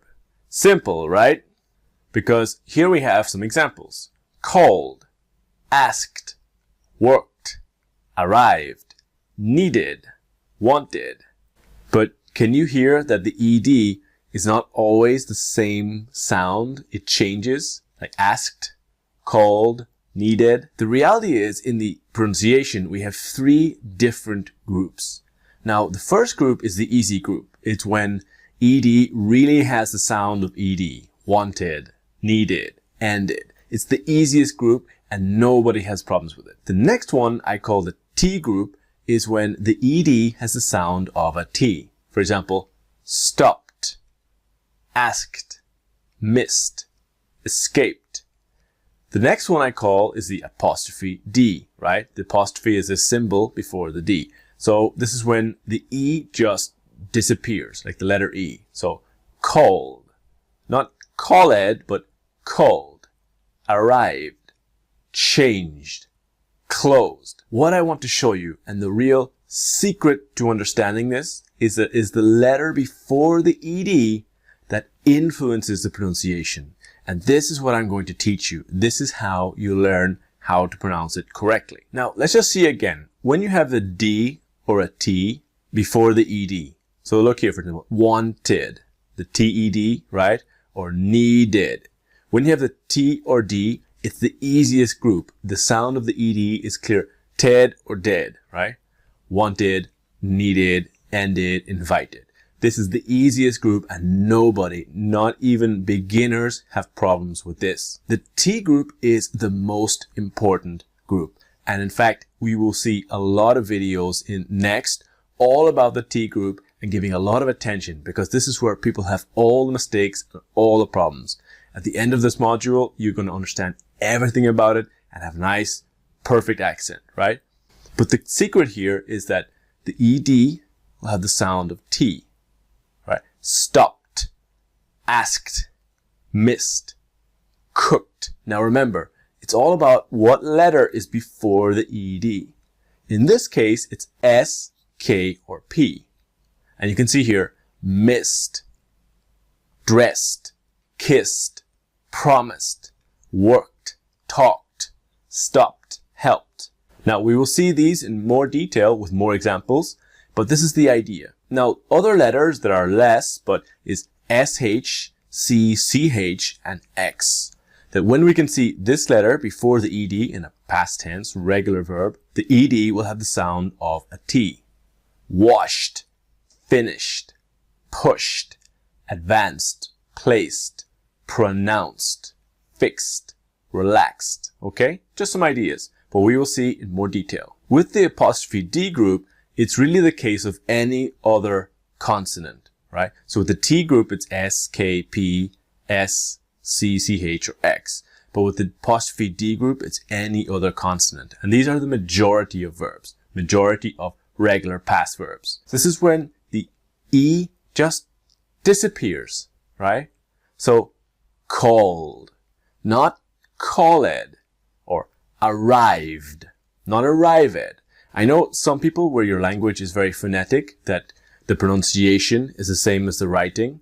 This is maybe a challenge or a little frustrating, but just stay with me and learn this, because it's important to have that nice accent, to not say called or arrived.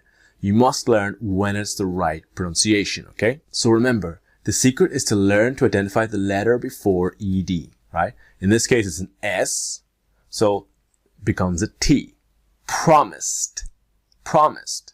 And this is what I will show you in the next videos, all right? Now, another really, really important thing, and I see this every time I work with a student. I try to teach them the rules, and they don't have patience. They want to pronounce it quickly, super fast, immediately. But please be patient. Train your pronunciation now in 2 steps. Step 1 is say the verb in present tense.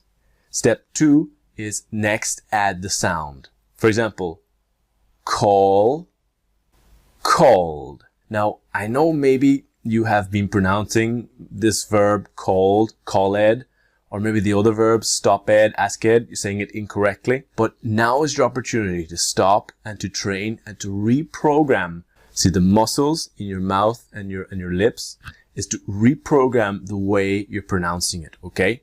So now's 2 steps. Call, called. Call, called. If you train this way, I promise you'll have better results and you won't be called right there. Slow down, all right? So if you are not sure if this was a lot of information, the ED group, like with wanted, needed, is the easiest. Nobody has problems. Look at the letter before ED. If it is an S, K, P, S, H, C, C, H, or X, it has a T sound, right? If the verb ends with any other letter, it's the apostrophe D group, all right? Now we're going to see this a lot more. Remember, patience, patience. It's all about going slow and training just a little bit. You're not going to need to train this for weeks and weeks and months. If you just train this now, repeating 5-10 times, if you have a difficult verb, always pausing and participating, you will have amazing results, but you must be patient. Pronounce the verb in the present after you put the sound of apostrophe D or T. Call, called. Work, worked. All right. So that ends this video. In the next video, we're going to start looking at the T group verbs that end with the letter K. All right. See you there, my friends.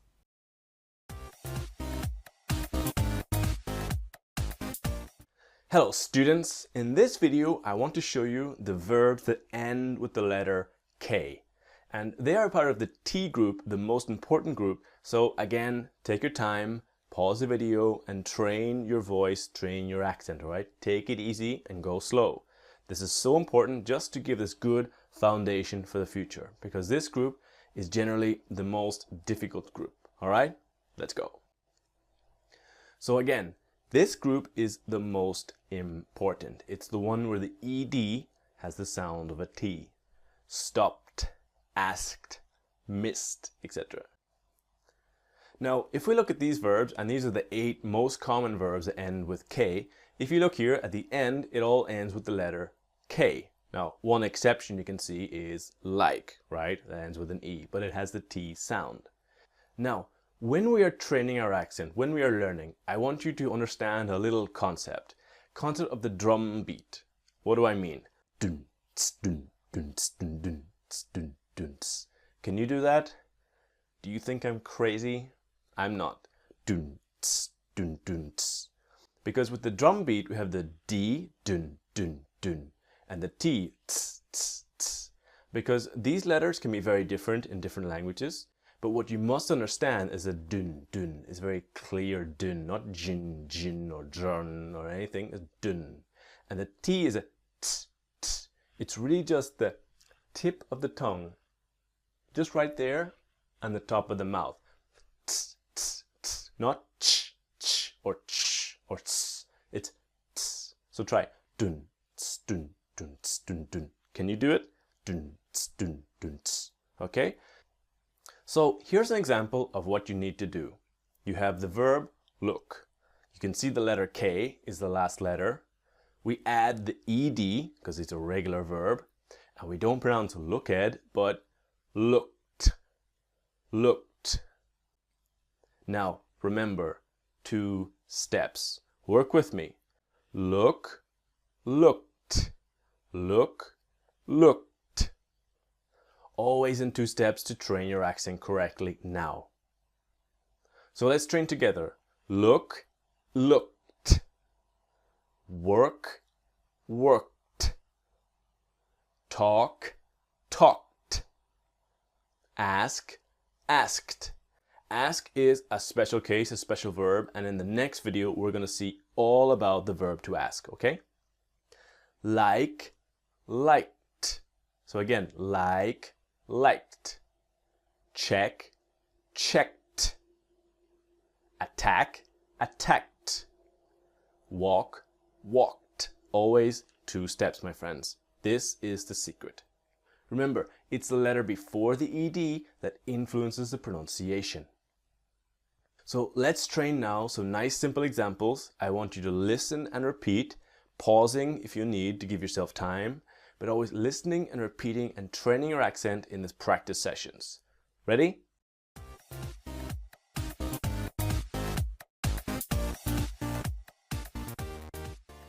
Where did you work before this job?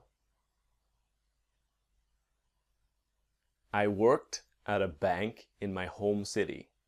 I worked at a bank in my home city. Have they ever worked with this software before? Have they ever worked with this software before? Yes, they've worked with it extensively. They've worked with it extensively. Where did he look for his keys? He looked everywhere. He looked everywhere. Did they have time to check all the details? Yes.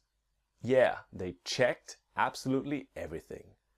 They checked absolutely everything.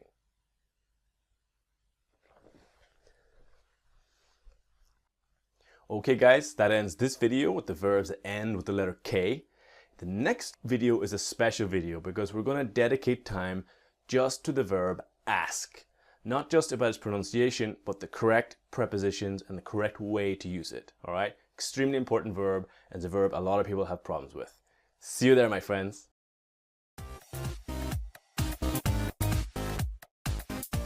Hey guys, in this video I want to focus completely on the verb to ask. It's so important and we use it every day, and I see so many students with problems with this verb. Okay, so let's go. To ask. Now, when we think about to ask, we can use it in different ways. One way is information. You want to know something, right? Or you need or want an object or a thing. Another way is help or action from another person. Okay, so let's explain that with a little more detail. We talk about information. I'm going to ask her where the shop is. So you are a tourist in a new city and you are looking for a specific shop and you don't know, and you want or you need the information. And you see a woman who is working and I'm going to ask her where the shop is. Now, what's important here, there's no preposition. That when you are asking about information, I'm going to ask her where the shop is. The classic problem is people say, I'm going to ask to her where the shop is. And this is not correct in this case, okay? Or even worse is to say, I'm going to ask for her. No, that's not correct. In terms of asking about information, this is not the right way.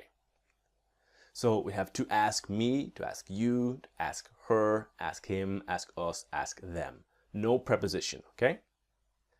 The second idea is when you need or want an object or a thing, right? If you take example for you are working in a company and you are working really well and you want to ask for a promotion at my job. So I want to ask for a promotion at my job.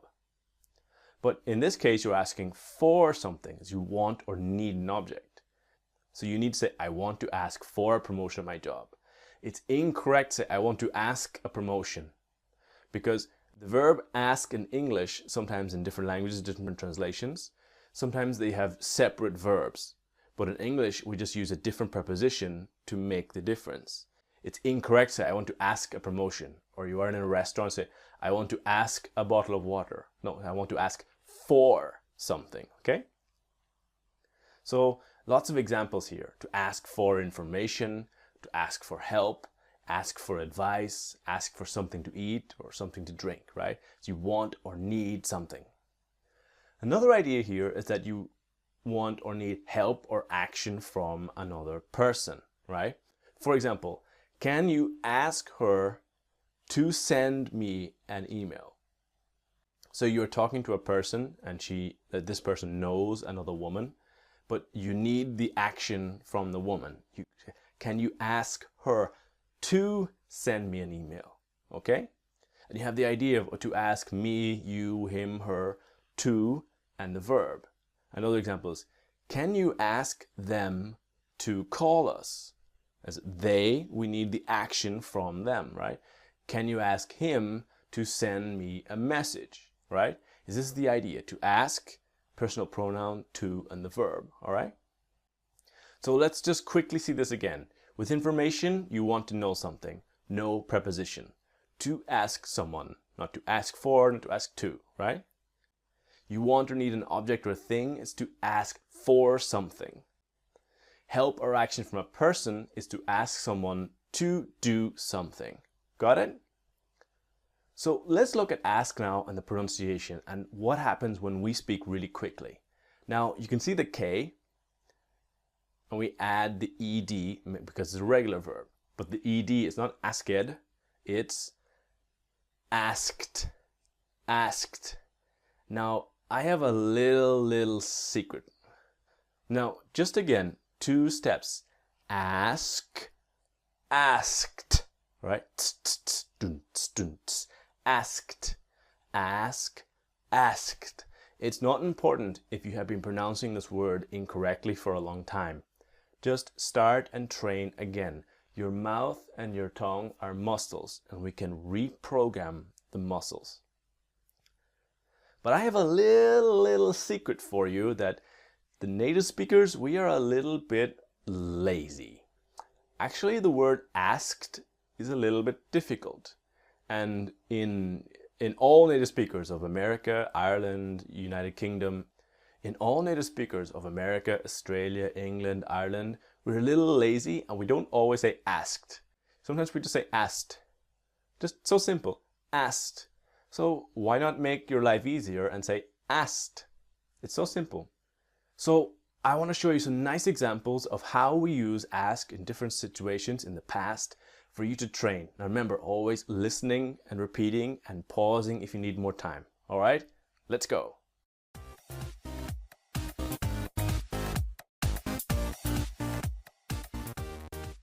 I asked them, but they didn't know.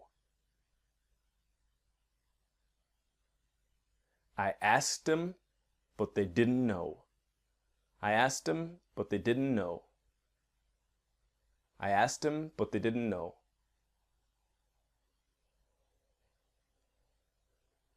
He asked her to meet me in front of the entrance to the university. He asked her to meet me in front of the entrance to the university. He asked her to meet me in front of the entrance to the university. She asked for a promotion, but she needs to do more interviews.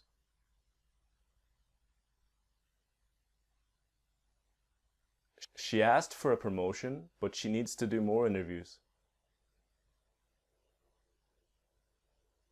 She asked for a promotion, but she needs to do more interviews.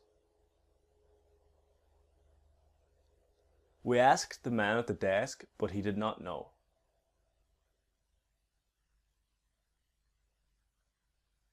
We asked the man at the desk, but he didn't know.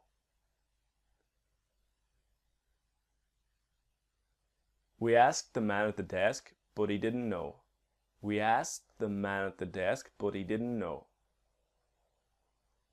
They asked me so many questions.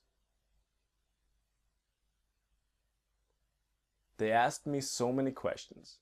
They asked me so many questions. They asked me so many questions. They asked me to write a letter of motivation. They asked me to write a letter of motivation. They asked me to write a letter of motivation. Okay guys, that ends this video about the verb ask. I hope it was useful for you. In the next video, we continue with the T group, the most important group, and this time it's verbs that end with the letter P. See you there, my friends.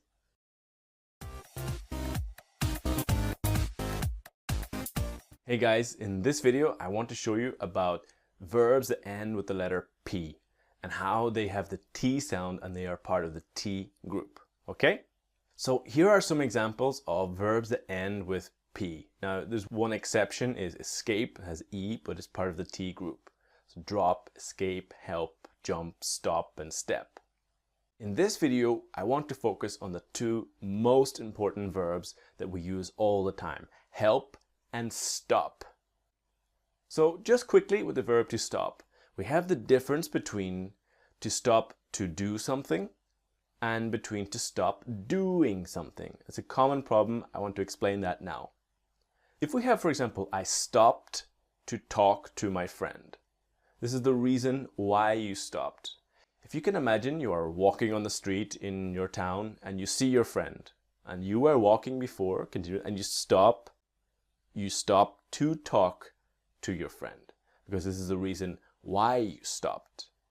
Now, I think everybody can remember a time when you had a problem with your friend or a fight or an argument, and for a period, I don't know, 1-2 weeks, the activity of talking, you stopped the activity completely. As in, you stopped talking to my friend, right? This happens with human beings and people.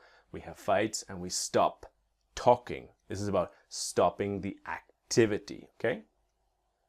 Now, when we're using the verb help, we can use it in two ways.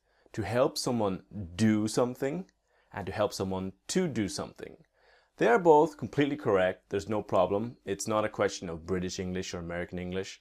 But you can see the frequency to help someone do something is much more common and a much better option. Native speakers, we prefer this one, to help someone do something. Now, one thing that is not correct is to say to help someone doing something, all right? That's not okay. So let's train again. Remember, it's always about 2 steps. Train with me. Help, helped. Help, helped. Stop, stop, stopped. All right, pause if you need the time and train and train and train. It's not important if you have been pronouncing this word for a long time incorrectly. Just stop and train now. Stop, stopped. Okay? So let's remember a little bit of what can happen with the word her, him, and them, right? Her will become him would be im, and them would be em. All right? Very similar. Now, if we say helped her, be helped her. Helped him, helped him. Helped them, helped them. All right? This is to prepare you in your listening so that in conference calls or job or meetings or whatever, you are ready to understand. Okay? So let's train some nice examples with the 2 essential verbs to stop and to help. Remember, always pausing the video and training and stopping and training. Okay? Let's go.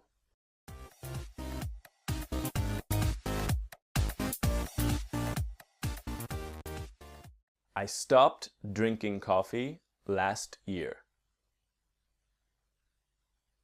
I stopped drinking coffee last year. I stopped drinking coffee last year. I stopped drinking coffee last year.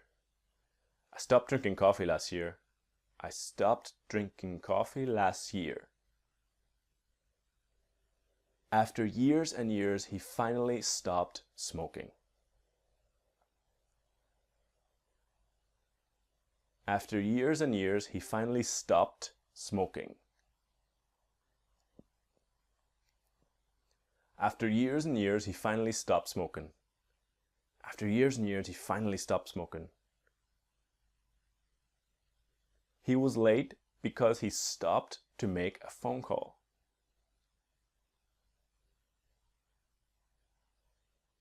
He was late because he stopped to make a phone call.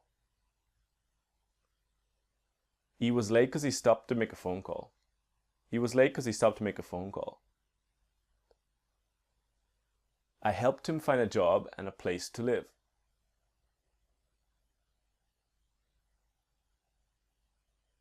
I helped him find a job and a place to live. I helped him find a job and a place to live. I helped him find a job and a place to live. We helped them find what they were looking for.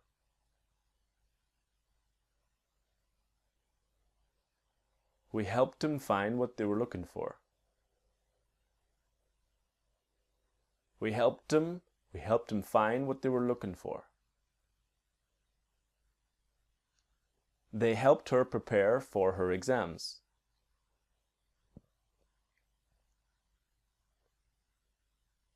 They helped her prepare for her exams. They helped her. They helped her prepare for her exams. They helped her prepare for her exams. Okay guys, that ends this video of the verbs that end with the letter P. In the next video, we continue with the T group, the most important group, with verbs that end with the letter S. Okay, see you there, my friends.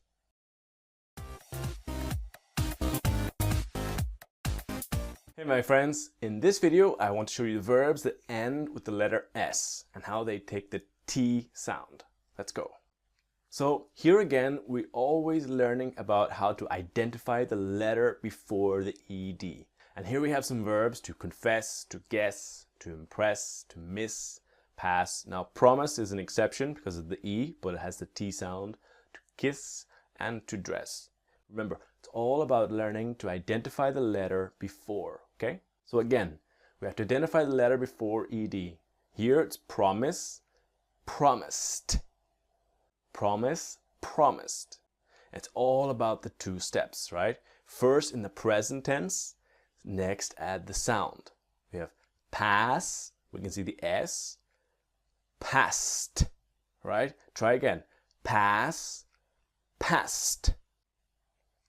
Now let's focus on two really essential verbs here, to pass and to miss. So let's explain exactly how we use these verbs. We have two verbs in English that are similar but different, to pass and to spend. One idea is to pass time, another idea is to spend time. Now, what's the difference? To pass time is really to use free time by doing something, right? For example, a pastime is a hobby, like video games or martial arts or football, right? To spend time is to dedicate time to an activity. And this is a little bit different because to pass time is to use your free time. It's when you don't have anything important to do and you're just passing time, To spend time is using your time productively. For example, today I'm spending my time recording videos and making the course. This is productive, this is work, right? But I pass my free time watching Netflix. Now again, to pass time is to use your free time, but it's also the idea of to pass a test, like success in an examination, test, or course. For example, a very common mistake here is the verb to pass in different translations. Here, really, like we spent 2 weeks in France on holiday. And this is really much better than to say we passed 2 weeks in France on holiday. Now, an example here is to say where we live is really boring. We pass the time watching Netflix. It's the idea we have nothing better to do. Now, to miss is the idea to lose a chance or an opportunity. And the classic mistake people have is I lost the bus. Now, it's really I missed the bus, because lost is about possessions and things that are yours, like my clothes, my house, and my car, right? They are mine. But the bus, the public bus, it's not yours. You did not lose it. You missed the bus. And of course, the other idea with miss is when you haven't seen someone that you care about for a long time and you want to see them again. You know, I miss you. Like when you have a girlfriend and boyfriend and the boyfriend is traveling for work and it's 3 weeks that they have not seen each other. You know, I miss you. It's this emotional idea. Now, other important words that are adjectives are here impressed, embarrassed. And a lot of students have problems with pronunciation. It's really impressed, embarrassed, right? His English is really good. I'm really impressed. Or I'm so embarrassed, right? Now, little exceptions here that have the S at the end are confused, amused, surprised, and used. And really the S has the sound of a Z. It's not really an S here, it's more confused, amused, surprised, and used. Now, used is a curious case. It's actually both. Like, I used a computer to make this course. It's an action or service. And then I used to do it is a past habit in a routine, which is a little different.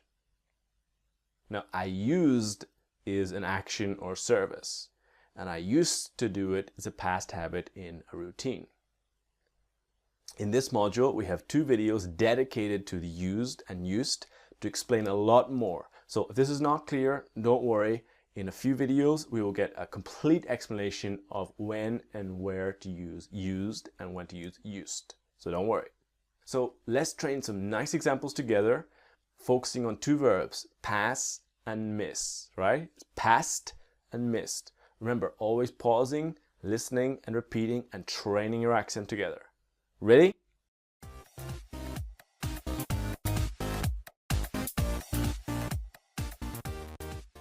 So, did he pass the test? Yeah, he passed with a great score. He passed with a great score. What did you think of his project? I was really impressed. I was really impressed. He was 45 minutes late for his interview.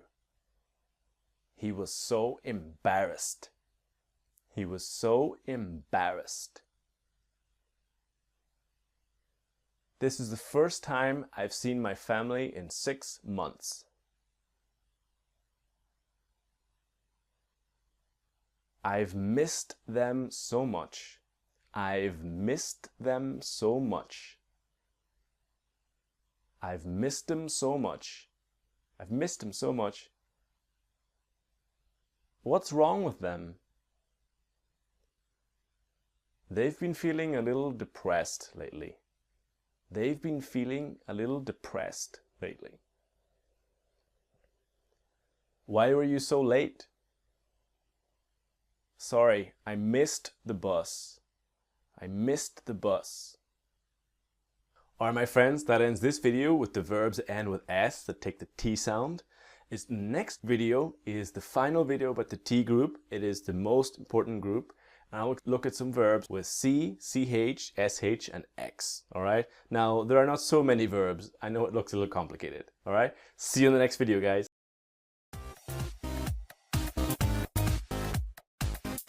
Hey guys, in this video I want to show you about verbs that end with either C, CH, SH, or X, alright? And they take the T sound. Now, we don't have so many verbs, but some of them are very common and some of them our students really have problems. And I want to help you and show you how to have a really nice accent with these verbs. Let's go. So we have examples here of SH, crash, brush, punish, push, wash, wish, and vanish. This is sh sound, okay? Although on C or CH, advance, attach, like email, attached, place, practice, pronounce, search, and watch. Watch is a very, very common one. And X, now we don't have so many verbs here, but we have ones like relaxed, or fix, or mix, all right? Now, here is where the drum beat is really important again. Now remember, dun, tss, dun, dun, tss. It's that tss, tss, tss, tss. Very, very clear. We don't want to sound a ch, ch, or chu, or ch, advanced.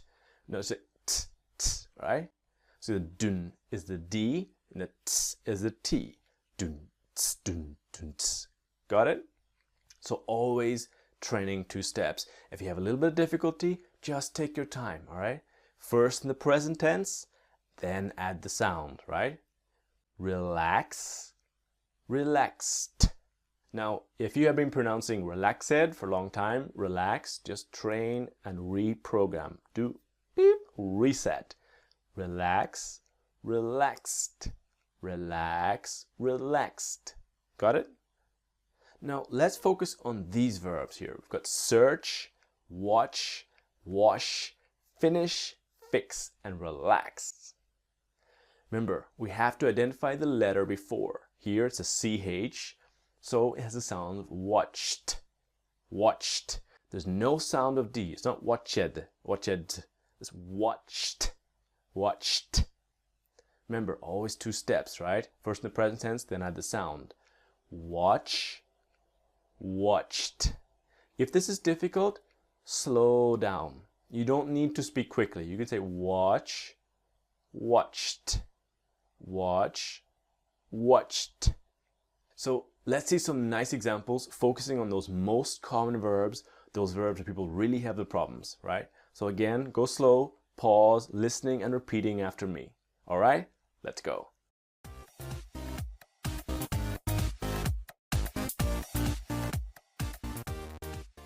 What's his English level? He has an advanced level of English. He has an advanced level of English. I washed it 5 times, but the stains are still there. I washed it 5 times, but the stains are still there. I washed it 5 times, but the stains are still there. I fixed my brother's phone yesterday. I fixed my brother's phone yesterday. I fixed my brother's phone yesterday. We searched for a cheaper flight, but we could not find anything. We searched for a cheaper flight, but we couldn't find anything. We searched for a cheaper flight, but we couldn't find anything. We searched. They watched the movie yesterday, but they weren't impressed.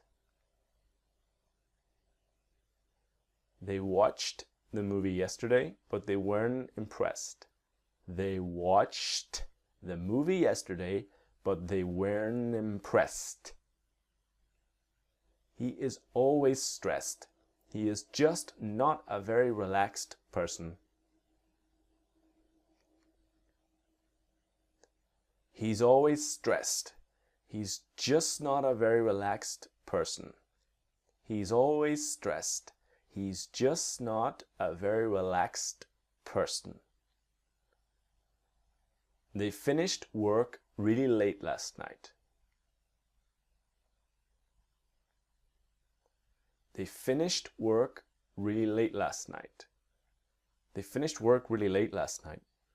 Okay guys, that ends this video with the X, C, CH and SH. I hope it was helpful because I know a lot of students have a problem with this. So watch it again if necessary, always listening and training. I know these verbs are somewhat not so easy, but I know you can do it, okay? So in the next one, I want to look at the apostrophe D group, but when the E completely disappears, all right? See you there, guys.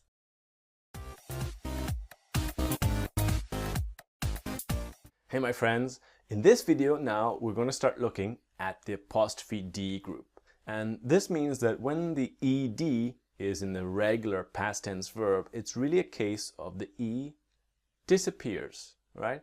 So let's go see it now and let's see some examples. So let's look now, we have the three groups. We have the ED group, we have the T group, and we have the apostrophe D group, okay? We have three possible sounds for ED. The first group is super easy. It really has the clear ED sound and nobody has problems with this group, right? Wanted, needed, ended. The students with the most basic English don't have problems with it. Other examples are contacted, expected, wanted, wasted, visited, projected, accepted. Very easy, very phonetic, and no problems. So really we have two groups that are the most important. The T group and the apostrophe D group. So how do we know the difference? I remember doing this in schools and language schools and trying to show students, and they're like, well, okay, great, there's three groups, but how do I know the difference? How do I know when to pronounce one to the other?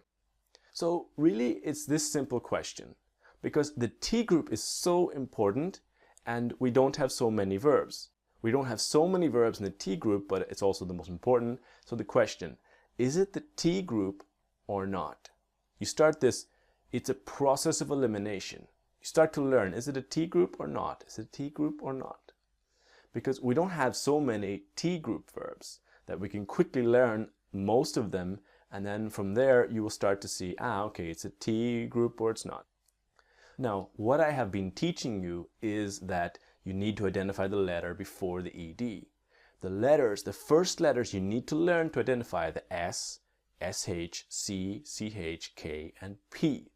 If you learn to identify these letters first, it becomes a process of elimination. It's the question, is it a T group or not?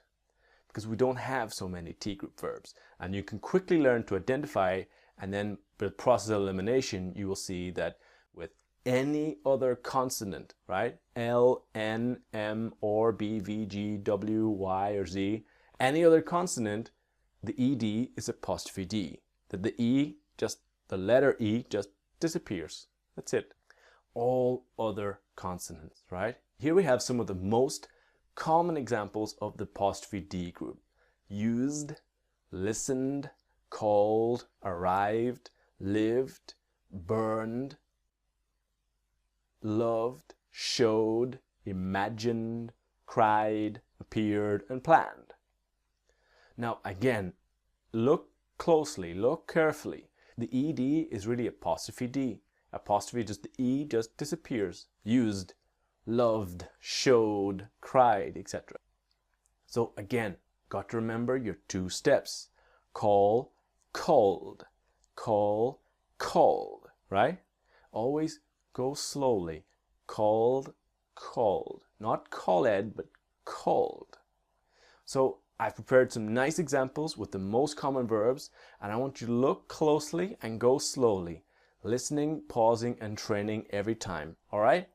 Let's go.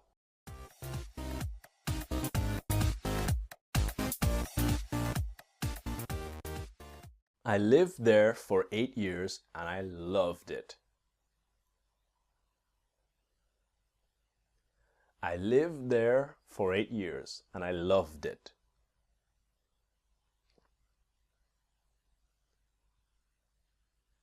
They listened to us with total attention. They listened to us with total attention. They listened to us with total attention. He called me yesterday to tell me what happened.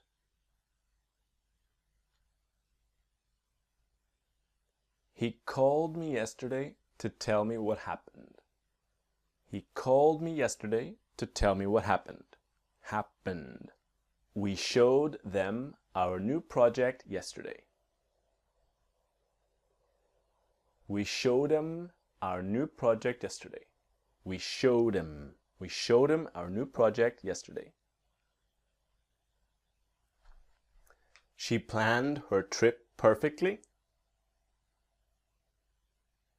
She planned her trip perfectly.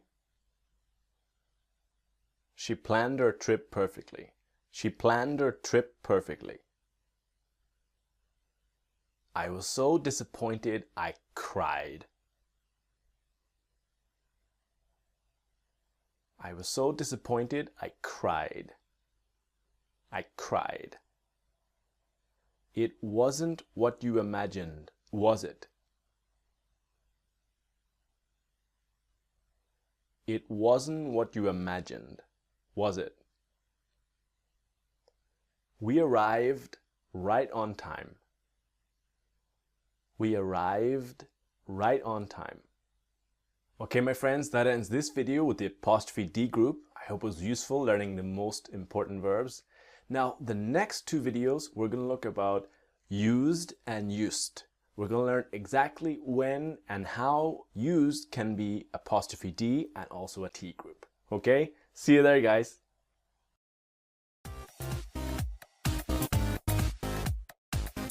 Hey my friends, in this video I want to show you about used to and usually. I want to explain the differences about when we use used and when we use used, and when are some of the classic mistakes students have. Alright, let's go.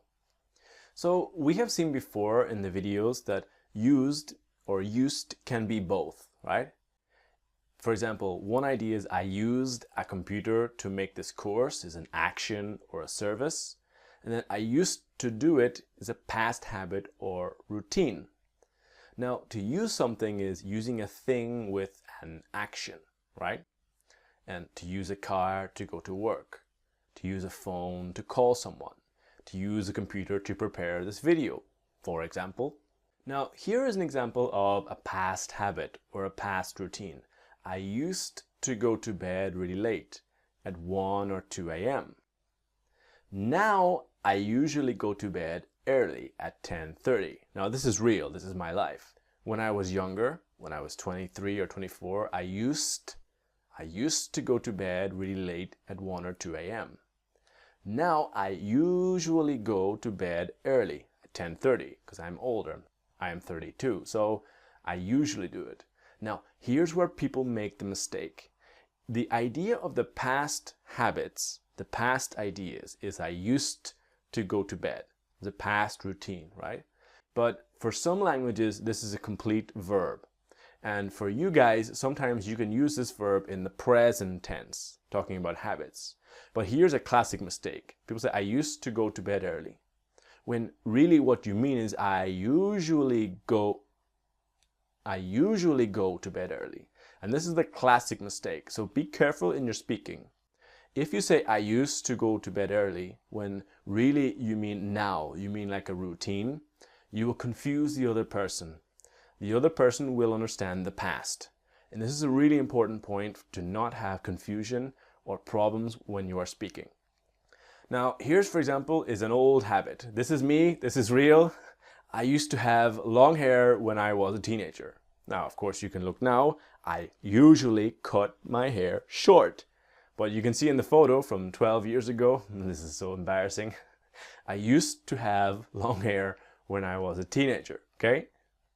Now again, used is both. I used a computer to make this course, action or service. I used to do it, the past habit in a routine. So when you have an action or service, the S is really like a Z. I used. Try with me. I used. And then the past, I used to do it. And really when you have used to, it's like in the rest of the course, have to, gotta, wanna. So used to. That's much, much better, more native pronunciation. I used to do it every day. I used to do it. I used to do it every day as a past habit, past routine, okay? So let's see some nice examples about using it in two different ways. One is used, another is used to. Ready? Let's go.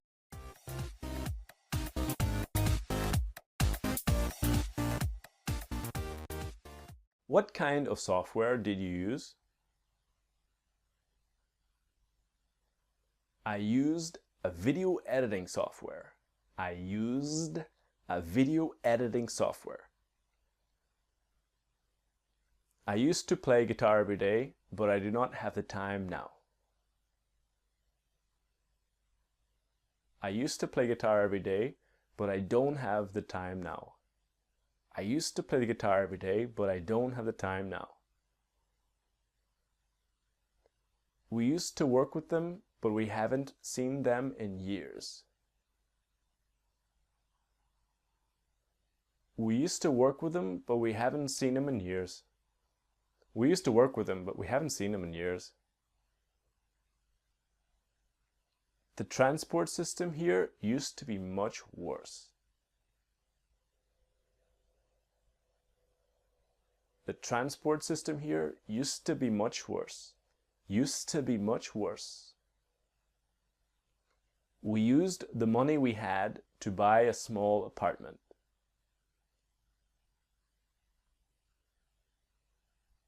We used the money we had to buy a small apartment. We used the money we had. Okay guys, that ends this video about used and used to. In the next video, I want to explain about how we can use used in two very important expressions about to get used to doing something and to be used to doing something. Expressions we use every day, and I'm going to show you all the little secrets to have a great accent and make no mistakes in the grammar. See you there, guys.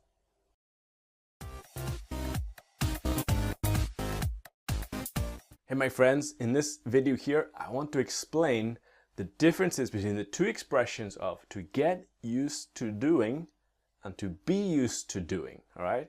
Something that creates a lot of confusion for people, especially in the pronunciation and also little points in the grammar. So let's explain it and let's look at it together. For example, what is a difficult thing in your life that you have learned to do? What's something difficult? Learning to drive, right? For me, it's difficult, or it was difficult. Speaking 100% English at work, I think for some of you that is difficult, right? Or living in a new country. If you change country, it's a completely new experience and it's a lot of new experiences and you need to adapt. The critical point here is that you need to adapt to new experiences. So let's take the example of driving because I think it's an example we all have in common, right? So remember your first day in the car? Can you remember it? Can you remember the first time you were starting to drive? Maybe you were feeling nervous, afraid, everything is new. You're trying to learn these new controls, right? It's kind of difficult. But 2 years later, it's normal. You feel confident. It's easy. So what happened? What's the difference? From your first day in the car to 2 years later, what happened? You adapt, you learn, you become more familiar. The controls that were difficult in the beginning now are normal and easy, right? So crucially is the idea of you adapt, okay? Now, the idea, the expression here, to get used to doing something, is the idea to adapt to something. This process of becoming more familiar and learning, and something is easier and easier and easier. So let's remember again, the first day in the car. I was nervous, I was afraid, oh my God, a car, right? 2 years later, it's fine. 2 years later, you are used to driving because you are adapted, it's normal. And here, the expression to get used to driving, you are adapting, you are getting used to driving. So this is the meaning, this is the idea of to get used to. It's this, to get used to doing something is the process of adapting, right? We can think of many examples. You can think of your first day in your job. The first day, everything was new and you're like, oh my God, what do I do? And you're learning. And 1 month, 2 months later, it's fine. It's normal because you get used to the situation, okay? Now, we can use it in different ways. We can use it with get used to and a thing or a noun. And then we can also use it to get used to with a verb and ing, right? So one idea is I'm getting used to the weather. I am adapting. The experience is new and I am in the process of adapting. Or I am getting used to life in this country. If you go to a very different country, there's a lot of new experiences and difficult parts. Now, weather is a thing. This country is like a thing, right? But when we use it with a verb, look closely. I am getting used to speaking, ing, speaking English every day. I am getting used to speak English every day is wrong. And you must understand this. This is the crucial mistake students have, right? I'm getting used to speaking English every day. Now, speaking here is a general reference to the activity, is a general idea, okay? Now again, to get used to doing something is the process of adapting. To be used to doing something is an adjective, right? Now, for example, my girlfriend is Brazilian and I speak Portuguese fluently. So it's very, very normal. I am used to speaking Portuguese every day. It's completely normal, no problem. But here I am describing myself. I am describing how I am adapted to this experience. It's not new, it's not difficult, it's completely normal for me. Now, other ways you can use it is I am used to it. When the it is just describing, it's like a pronoun, just substituting the experience. When I talk about speaking Portuguese every day, I am used to it. I don't need to repeat, I am used to speaking Portuguese every day. I can simply say, I'm used to it. And that's it. Now, one problem here is a lot of other languages say, I am used. And in English, it's sort of, to what? You are used to what exactly? It was difficult before, but now I am used. No, it's not correctly. I am used to it. All right? So be careful. Don't use it alone. You must use I used to it. Got it? Now, when we use to be used to something, right? It's the verb to be. So it can change. I am used to it now. I was used to it. I would be used to it. I will be used to it, right? It's not important, right? Now, I used to do it is past habit. And this is the real difference, and this is what you must understand. I am used to doing it is like an adjective. You are describing yourself. It's not important about the verb to be. It can be I am used to doing it now, or I was used to doing it now.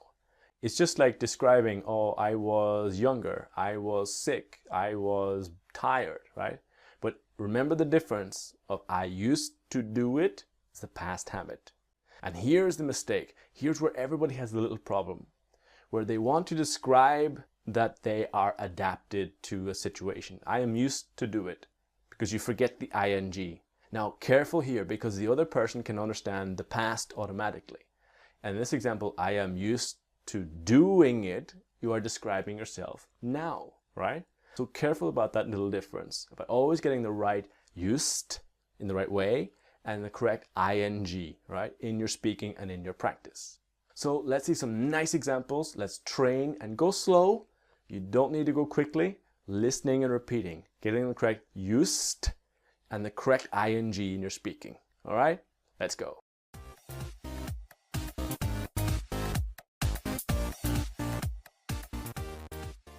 It was really difficult at first, but I got used to speaking English at work every day.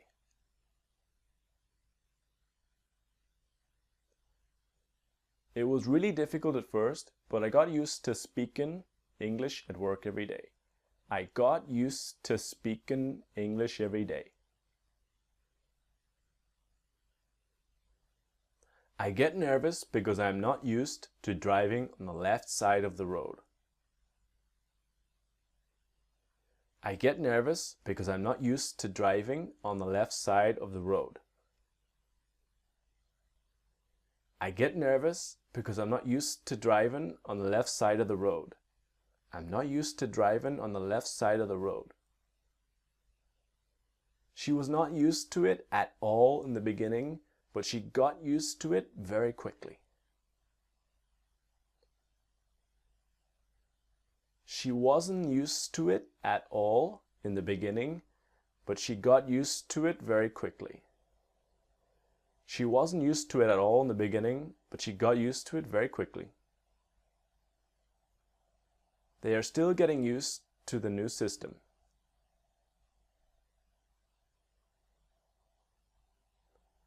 They are still getting used to the new system. They are still getting used to the new system. If I ran 5 kilometers every day, I would be a lot more used to running. If I ran 5 kilometers every day, I'd be a lot more used to running. I'd be a lot more used to running. If I had not worked so hard at it, I would not have got used to it so quickly.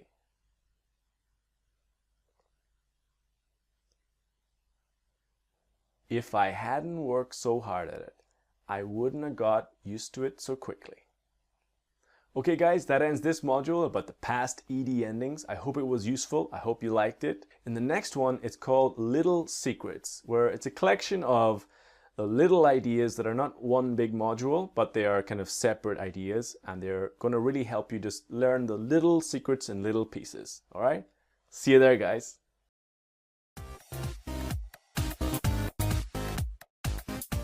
Hey guys, the name of this module is Little Secrets. This is because this is a module where there's little things I want to show you that are important, that are not part of a complete module or complete topic in themselves, but they are important just to see them and to understand them. So in the first 4 videos, I'm going to focus on the prepositions to and for.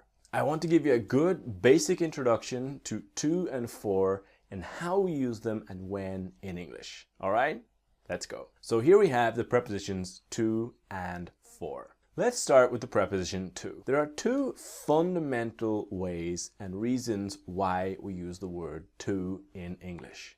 The first is the infinitive, and the second is the concept of movement and direction or communication. Now they're all very similar in the movement, direction, and communication. The infinitive is very simple. We have seen this many times in the videos that we have the word to plus the verb. To send, to buy, right? And generally we have it after I want, I need, I would like, and I'm going to, and the verb. We have seen this many times. Now when we want to talk about movement, the first verb of movement is to go to. The fundamental idea of go, it's movement. You're moving. Other ideas are to arrive to walk to fly to drive to. You need to start to see the image in your mind, this idea of to as movement, that you are moving from point A to point B. It's to go to arrive to walk to. Now a classic mistake, because in some languages To and for is only one word. And a lot of students have problems and they say to go for, or to arrive for, to walk for. And this is not correct in this case, not in the idea of movement. Now, two exceptions in English to the idea of movement. It's home and there. It's to go there and to go home. Not to go to there or not to go to home. So be careful with this. In a lot of languages, you usually have a preposition before the word home, to go, but in English, it's to go home. Now, direction or communication. So let's see some simple examples. To talk to someone. Think about this for a second. If you are talking to someone, you are in the same direction. You are communicating. I don't talk to someone like, hey, how are you? That they are not looking at the person. I talk to you, as in my words, my ideas are in your direction. To show something to someone. It's the same as your attention is directed at the person. To explain something to someone. Again, if you're explaining, you're communicating. It's in this idea direction and communication. To listen to someone. So if you listen to someone, your attention is in the direction of the person. Do you see what I mean? Do you get the idea? Or to send something to someone. Again, that's a perfect example. If you send a letter or send money, you're sending the thing or object in the direction of the person. And this is part of these verbs of communication. Now, when we talk about for, the fundamental idea is why. What an intention. What is your intention with this thing? Why? The second idea is quantity of time or money. All right? So let's look at the first one and let's see some examples. You have why or what intention. Now, I need money for the rent. If you say, I need money, just I need money. But why? Why do you need money? What reason? What intention? I need it for the rent. So again, why do you have the money? What reason? What intention? I am going to prepare food for my friend. So again, I am helping him. This is my intention. This is my idea. This is what I want to do, right? I'm going to prepare the food for my friend. What is the intention of my action? Or if you can imagine that your mother is checking the letters that arrived that day, and she tells you, this letter is for you, right? So a letter arrives with your name on it, that somebody wrote and prepared the letter with the intention that you receive it. So again, it's the idea. What is the intention? What is the objective with this thing or this object? This letter is for you. What was the intention of the person? The person who wrote the letter wanted you to receive it. Now, quantity of time or money. You can say, I was able to pay for everything myself. So pay for something, pay for everything. They paid 200 euros for it. Let's say they bought a new camera. They paid 200 euros for it. Or we're going to Portugal for 3 months, right? The idea that the quantity of time or the quantity of money. Now, some important verbs with for are not so clear about the intention always, but these verbs, they just always use for. For example, to wait for, to ask for, we have seen in the last module, and to look for. So this is the classic mistake, because a lot of other languages don't need a preposition with the verb to wait. I am waiting my friend. Waiting, no, I am waiting for my friend. Or to ask for a favor when you need or want something, like we have seen in the last videos. To ask a favor is this classic mistake that you need to say, ask for a favor. Now here we have to look for something and to search something, and they're a little different. They're similar but a little different. To look for something is when you don't know where it is. To search something is you are searching the area, right? Let's take the example of to look for a house. You arrive in a new city and you're looking for a house as you don't know where it is.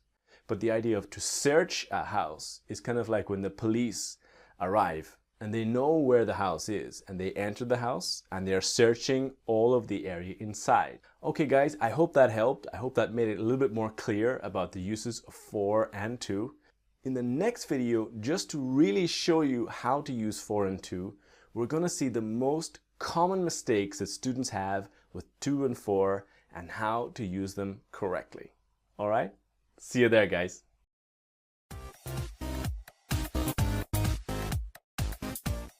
Hey guys, in this video, just to show you exactly about to and for, I want to show you what I have seen after years and years of working with students, the 5 most common mistakes that students have with to and for and how to avoid them. Ready? So the 5 most common mistakes with to and for. Mistake number 1 is this. If you look carefully, you can pause the video now and you can read and check. What is the mistake? I want buy. I need go. I would like see. I'm going call them. Can you see the mistake? Is that English in the infinitive is to plus the verb, right? That we use after I want, I need, I would like, and I'm going. We will always use to and the verb. A lot of different languages, you don't have this system. For a lot of different languages, the infinitive is just one word, so be very, very careful to never forget it when you're using it with want, need, would like, and going. Now, when we have the modal verbs, what we call the modal verbs are can, must, will, should, could, would, might, and may, okay? Now, this is the classic example. I can do it. This is the correct version. But a lot of people, they learn the infinitive and then they forget when they're using can, they say I can't to do it. And this is completely incorrect. I can do it. Or here, for example, it's can do, must do, will do, should do, could do, etc. And you can't use to in any case here at all. You will never have to with any of these verbs. Got it? Another one here is the mistake about using for and a place. Because to go for a party, to go for Italy, what you need to remember is that to is about direction and it's about movement, right? So with the verb for example, it'll always be go to a party, to go to Italy. Never for in the sense of direction, okay? Mistake number 3 is when people put the word for in front of a verb. Look here carefully. Pause the video and read. Can you see the mistake? I need money for buy a new phone. We went there for meet our friends. What's the mistake? Now, here the idea is that you're explaining why, what reason, or what purpose. And a lot of other languages, they put for, or the same word in translation, in front of the verb to explain why I'm doing this. I need money. Why? For buy. No. It needs to be to buy a new phone. All right? So when you want to explain why you are doing something, okay, I am studying this course. Why? I am studying this course to improve my English, okay? So you can't put for in front of the verb, not in this way. Mistake number 4 is the difference between it's important for me and it's important to me. Now, what's really important to remember is that they are both grammatically correct. We can say both. It's important for me and it's important to me. Now, the little difference, or another example is it's crazy for me or it's crazy to me. Now, you need to be careful here. When you're using for me, it's something that affects me directly. It has clear consequences in my life. It's really part of my experience. And when you talk about it's important to me, it's the idea of it seems it's my opinion. It does not affect me directly, but it's what I think. It's my opinion about something. Another one here is this classic mistake. We had a very long meeting and for this, I was really late. Now, can you see the mistake? Can you see the problem? For is not because of. When a lot of different languages, they will use the translation of for sort of as an explanation why. It's because of. For this problem, I was really late. But really, it's because of this problem, I was really late. Okay? So be careful with that. Alright guys, so those were the 5 most common mistakes with to and for, so that you can really start to use it correctly and use it in the right way. In the next video, I want to show you the little secrets about what happens to the word to when native speakers speak quickly. We have seen this a lot in the course, but I want to explain it more clearly and in more detail about how to can become ta. See you there, guys.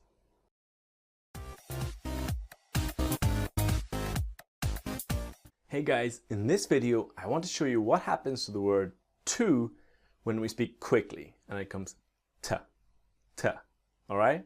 Let's go. So the first concept, and we have seen this a little bit before, is about the idea of schwa. What is schwa? You can see that funny little letter there that we're going to see a lot in the videos. Schwa is the very soft It's like a soft vowel.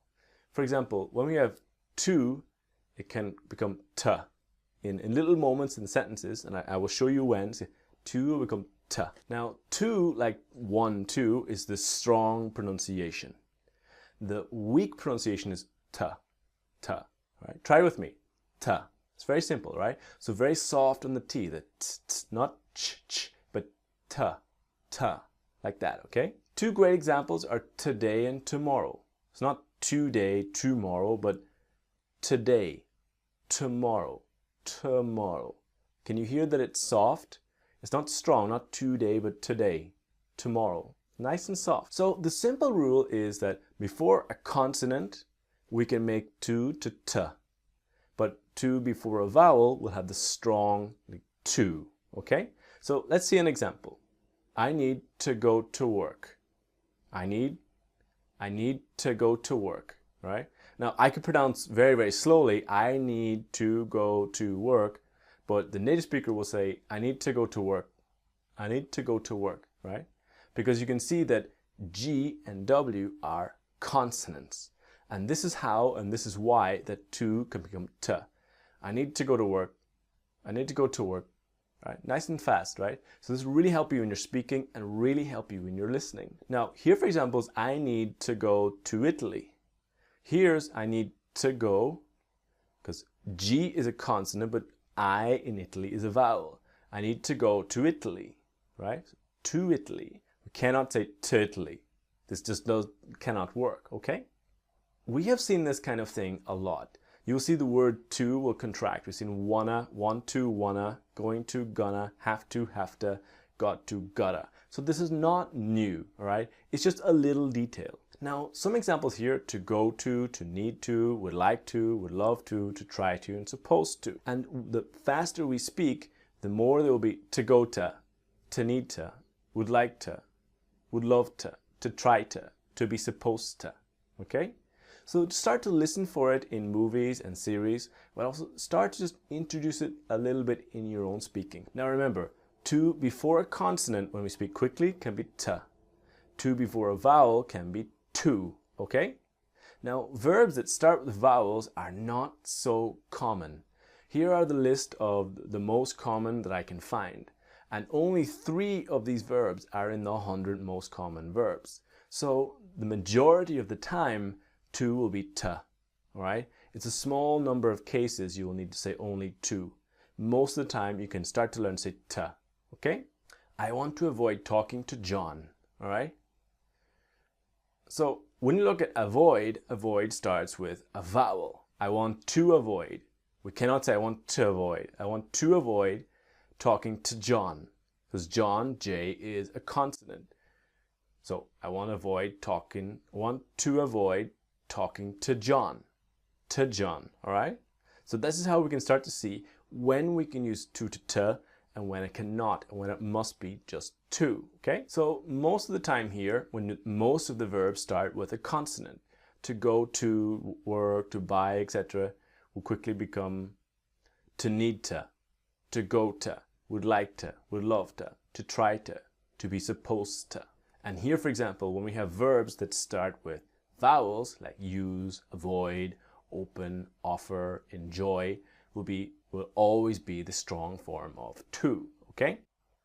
Now, if we look at the pronouns like to me, to you, but you have to remember what happens to her, him when we speak quickly, right? Because it'd be to him, to her. But just remember that to her become So the H disappearing will be a vowel, be to her, to him, to us, to em, all right? So you got to be just careful about there when you're using it quickly. But this is more important for your listening, so that you can understand more than your speaking, okay? So let's see some nice examples for you to start practicing, and we'll get a nice slow out there. The real focus here is to get the nice need to go, right? Or to connect the to t after the verb. Ready?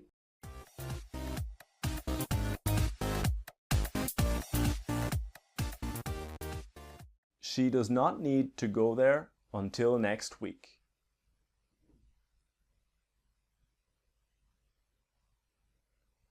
She doesn't need to go there until next week. She doesn't need to go there till next week. She doesn't need to go there till next week. We would love to go back to that city someday. We'd love to go back to that city someday. We need to tell him today. We cannot wait until tomorrow. We need to tell him today. We can't wait till tomorrow. We need to tell him today. We can't wait till tomorrow. He would like to go as soon as possible. He'd like to go as soon as possible. He'd like to go as soon as possible. We are going to try to find a cheap flight for you. We're going to try to find a cheap flight for you. We're going to try to find a cheap flight for you. We're going to try to find a cheap flight for you. I was supposed to do it yesterday, but I did not. I was supposed to do it yesterday, but I didn't. I was supposed to do yesterday, but I didn't. Alright, my friends, I hope you liked it. That was the end of this video about to, ta, alright? In the next video, I want to look at some essential things that you need to know about for, so that we can go a little deeper into the preposition for and really explain it before we go into pronunciation. Okay guys, see you there.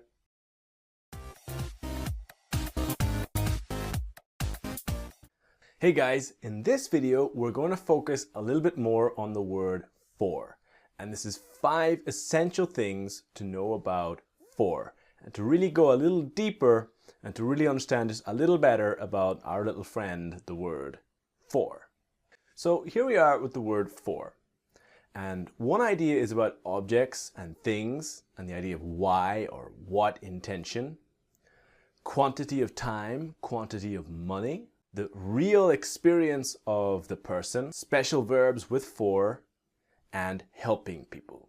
So let's explain that a little better with some more examples, right? So we had the example before of I need the money for the rent. Why do you have the money? What is the intention, right? What reason? Why? What intention? So here another example, the files are ready for you. You have the files, you have this thing. What is the intention? What is the result you want with this thing? This letter is for you. I have a present for you, right? The second idea again is quantity of money or time, right? That I was able to pay for everything myself. They paid 200 euros for it. They were going to Portugal for 3 months. Now the next idea is the real experience of the person. So let's explain this a little bit more detail. Now sentences that we have here, the example is like it's, adjective, for, and the personal pronoun. Now what I mean is sentences like it's possible for me, it's important for you, it's difficult for her, it's essential for us, right? These kind of examples. And let's just take an example. Now for me, learning and speaking different languages. It's important for me. I am a teacher, I am a linguist. I travel and I use my languages and it's very, very important. I use it every day. This is real life consequences. Now, the other idea is that for other people, now to me, it's important that other people learn. For example, in the primary schools here in my country of Ireland, people don't really learn other languages. They don't learn French or Spanish. But it's important to me. I value this. I think it's important. So this is the difference of learning and speaking different languages. That it's important for me, personally, Terry McGonigal, but it's also important to me in that my opinion, my idea, I think other people should do this. Now, another example would be people in difficult situations. You have like war, conflict, extreme poverty, etc. And it's terrible for them. They are living in the situation. It affects them. It has real consequences for them. Now, it's terrible to us because we see this on the news. We watch this and it seems horrible to us, but it doesn't directly affect us. So this is the clear difference between it's terrible for and it's terrible to, just to be completely clear. Now, when we look at languages like English, French, Spanish, Portuguese, or really any language, in general, we talk about what affects us directly. We talk about our real experience. So both sentences are completely correct. They have a different meaning, like it's normal for me, affects me, and it's normal to me, like it's an opinion. But the reality is when we speak in any language, 70% of the time we talk about our real experience. So generally you are going to use the first one, it's normal for, much more than the other one, it's normal to. You can hear both, it's possible, but you will use the first one a lot more. Now we need to remember always the important verbs with for, right? To wait for, to ask for, to look for. Then we have to remember that we cannot say to wait someone, it must be to wait for someone. Not to ask something, but to ask for something. Not I am looking a new computer, but I am looking for a new computer, to look for something, right? Now the final idea is about helping people, that you are doing something for someone. So I am doing this for you. It's the idea that I am helping you. Now this week, for example, and this is true, I am going to take care of some plants for my mother. My mother is going on holiday to Italy and she asked me to take care of her plants. I say, okay, I am helping her. So this is the idea. This week I'm going to take care of some plants for my mother. Now here's the instructions she gave me. She said, take this here, inside there's special food for the plants, and put it here. These are the exact photos she sent me, right? So this is the idea, to do something for someone, right? Is it helping someone? But it's also possible to say to do something to someone. And this is a little different. Now, to do something for someone is to help someone. To do something to someone is to do something bad to someone. If you can imagine some crazy reality where I do not take care of the plants, but I destroy or I break the plants, then this is, I am doing something to my mother. I'm not doing it for her, because for is positive and I'm helping, but it's to do something to someone. Now, here's another example. We have seen before in other videos to send something to someone, that the person will receive it. It can be an email, can be a letter, can be money, right? But to send something for someone is also possible, but a little different. I cannot say it's completely incorrect. Now, in the difference here is to send something for someone. If you can imagine a situation where your friend is working, he is too busy, and he needs to send a letter, but he's too busy and he cannot go. But you can go for him. You can go in his place. You can help him to send something for someone. And this is the idea of that you're helping them, right? Now, here again is a similar idea. To sell something to someone, the person will receive it. I have something, I sell it to you, you give me money, and you receive the thing or the object.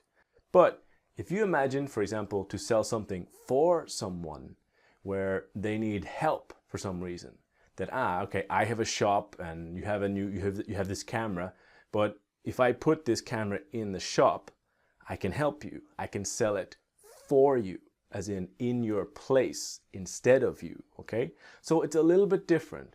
Both sentences are correct, but they are different in meaning. Okay guys, that ends my 5 essential things to know about for. I hope it was helpful and useful. I'll see you in the next video when we're going to start looking about how for can become f in the pronunciation, about how fast pronunciation will change when we speak quickly. See you there, guys.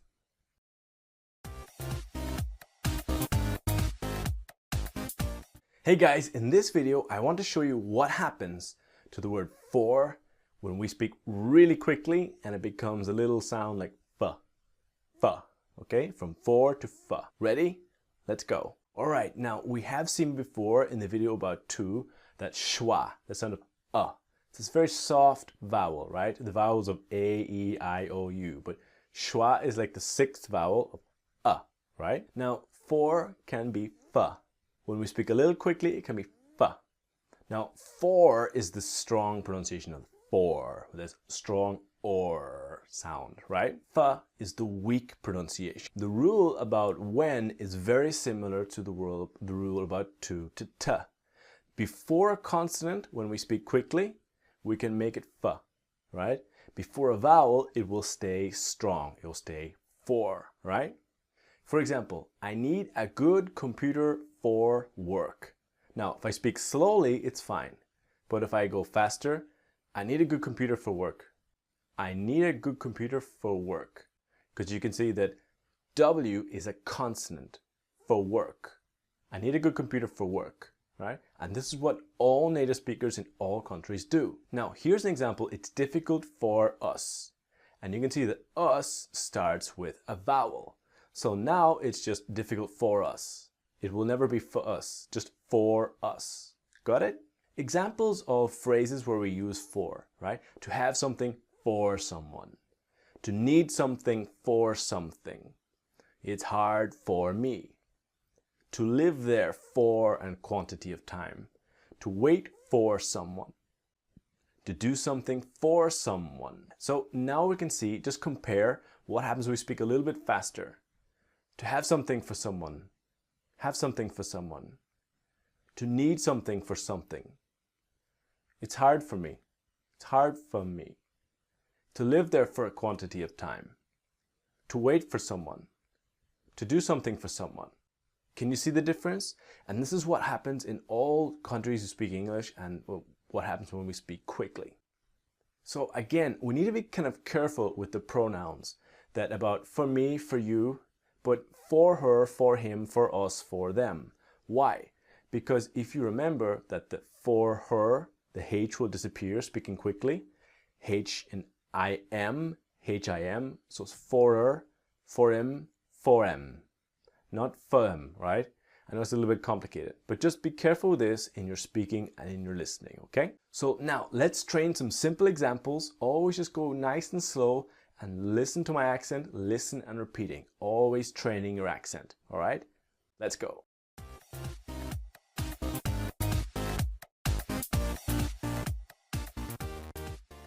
I can do it later for you if you want.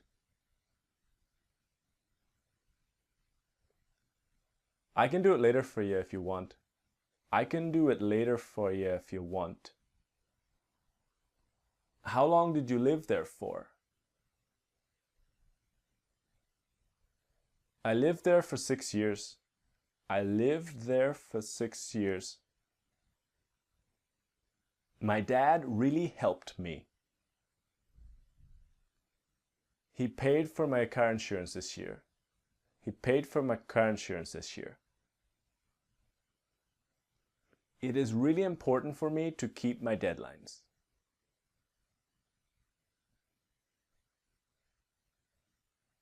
It's really important for me to keep my deadlines. It's really important for me to keep my deadlines. We are looking for someone to start working here immediately. We're looking for someone to start working here immediately. We're looking for someone to start working here immediately. Is it really so hard for you to pay attention to what you're doing? Is it really so hard for you to pay attention to what you're doing? Is it really so hard for you to pay attention to what you're doing? Okay guys, that ends this video about for to f. I hope that was nice and clear and helpful. In the next video, I want to talk about another little word called of, and how of can become a. Okay? See you there guys.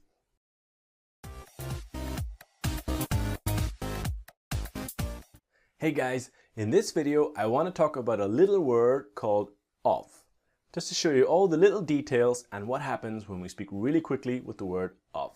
All right, let's go. So the first thing, let's be really clear about the pronunciation. We have of and we have of, okay?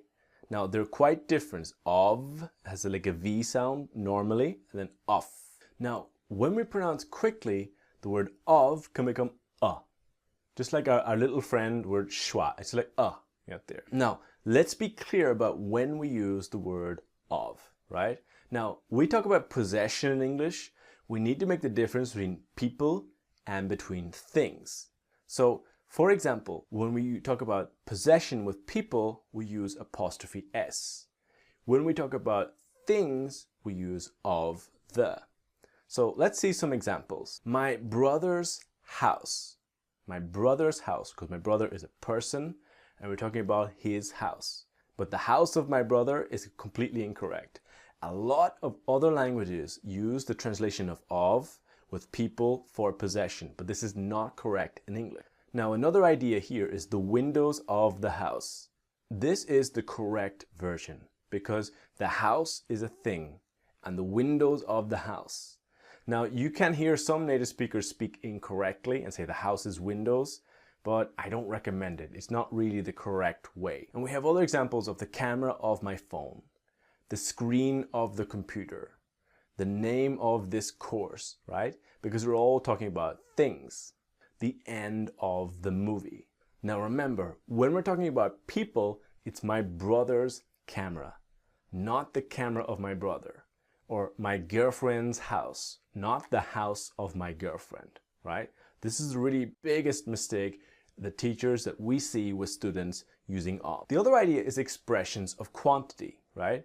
With a lot of, tons of, loads of, a bunch of, right? Many of. There's lots of different expressions of quantity that use of. Other ideas are when you have like a container, you have a glass of milk, a cup of tea, a bottle of wine. Now, another really important way we use it is with adjectives. To be tired of doing something, to be bored of doing something, to be afraid of doing something, to be capable of doing something, right?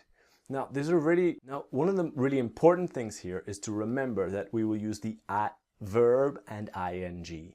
To be tired of doing something. Not to be tired of to do something, and definitely not to be tired of do something. Now, a lot of people have little problems with this because they don't understand why it's the ing. Ing here because it's a general reference to the activity, okay? So just be careful about that. Other times we have just of with specific verbs. To hear of something, to think of something, to remind me of something. So let's just see when and why of will become a, right?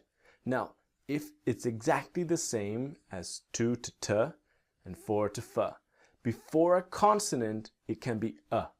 Before a vowel, it will always be of. This is the basic rule. Here, for example, the end of the movie, the end of the movie, the end of the movie. Not end, we can say slowly, end of the movie, but really we always say the end of the movie. Now here I have a lot of work to do. I have a lot of work to do. I have a lot of work to do, right?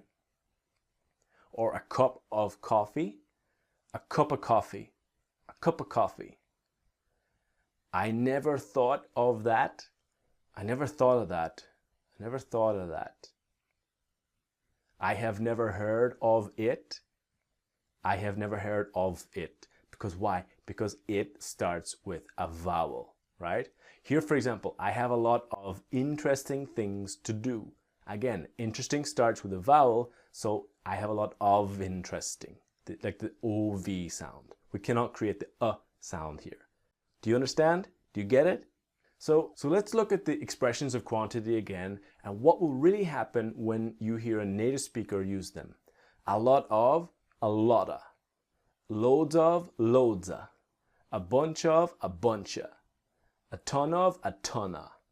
All right, I think you're ready. So let's train some nice simple examples and really just take slowly, easy, listen and repeat, all right? Train your ears so that in a conversation, conference call, or an interview or whatever, that you're ready, okay? Let's go.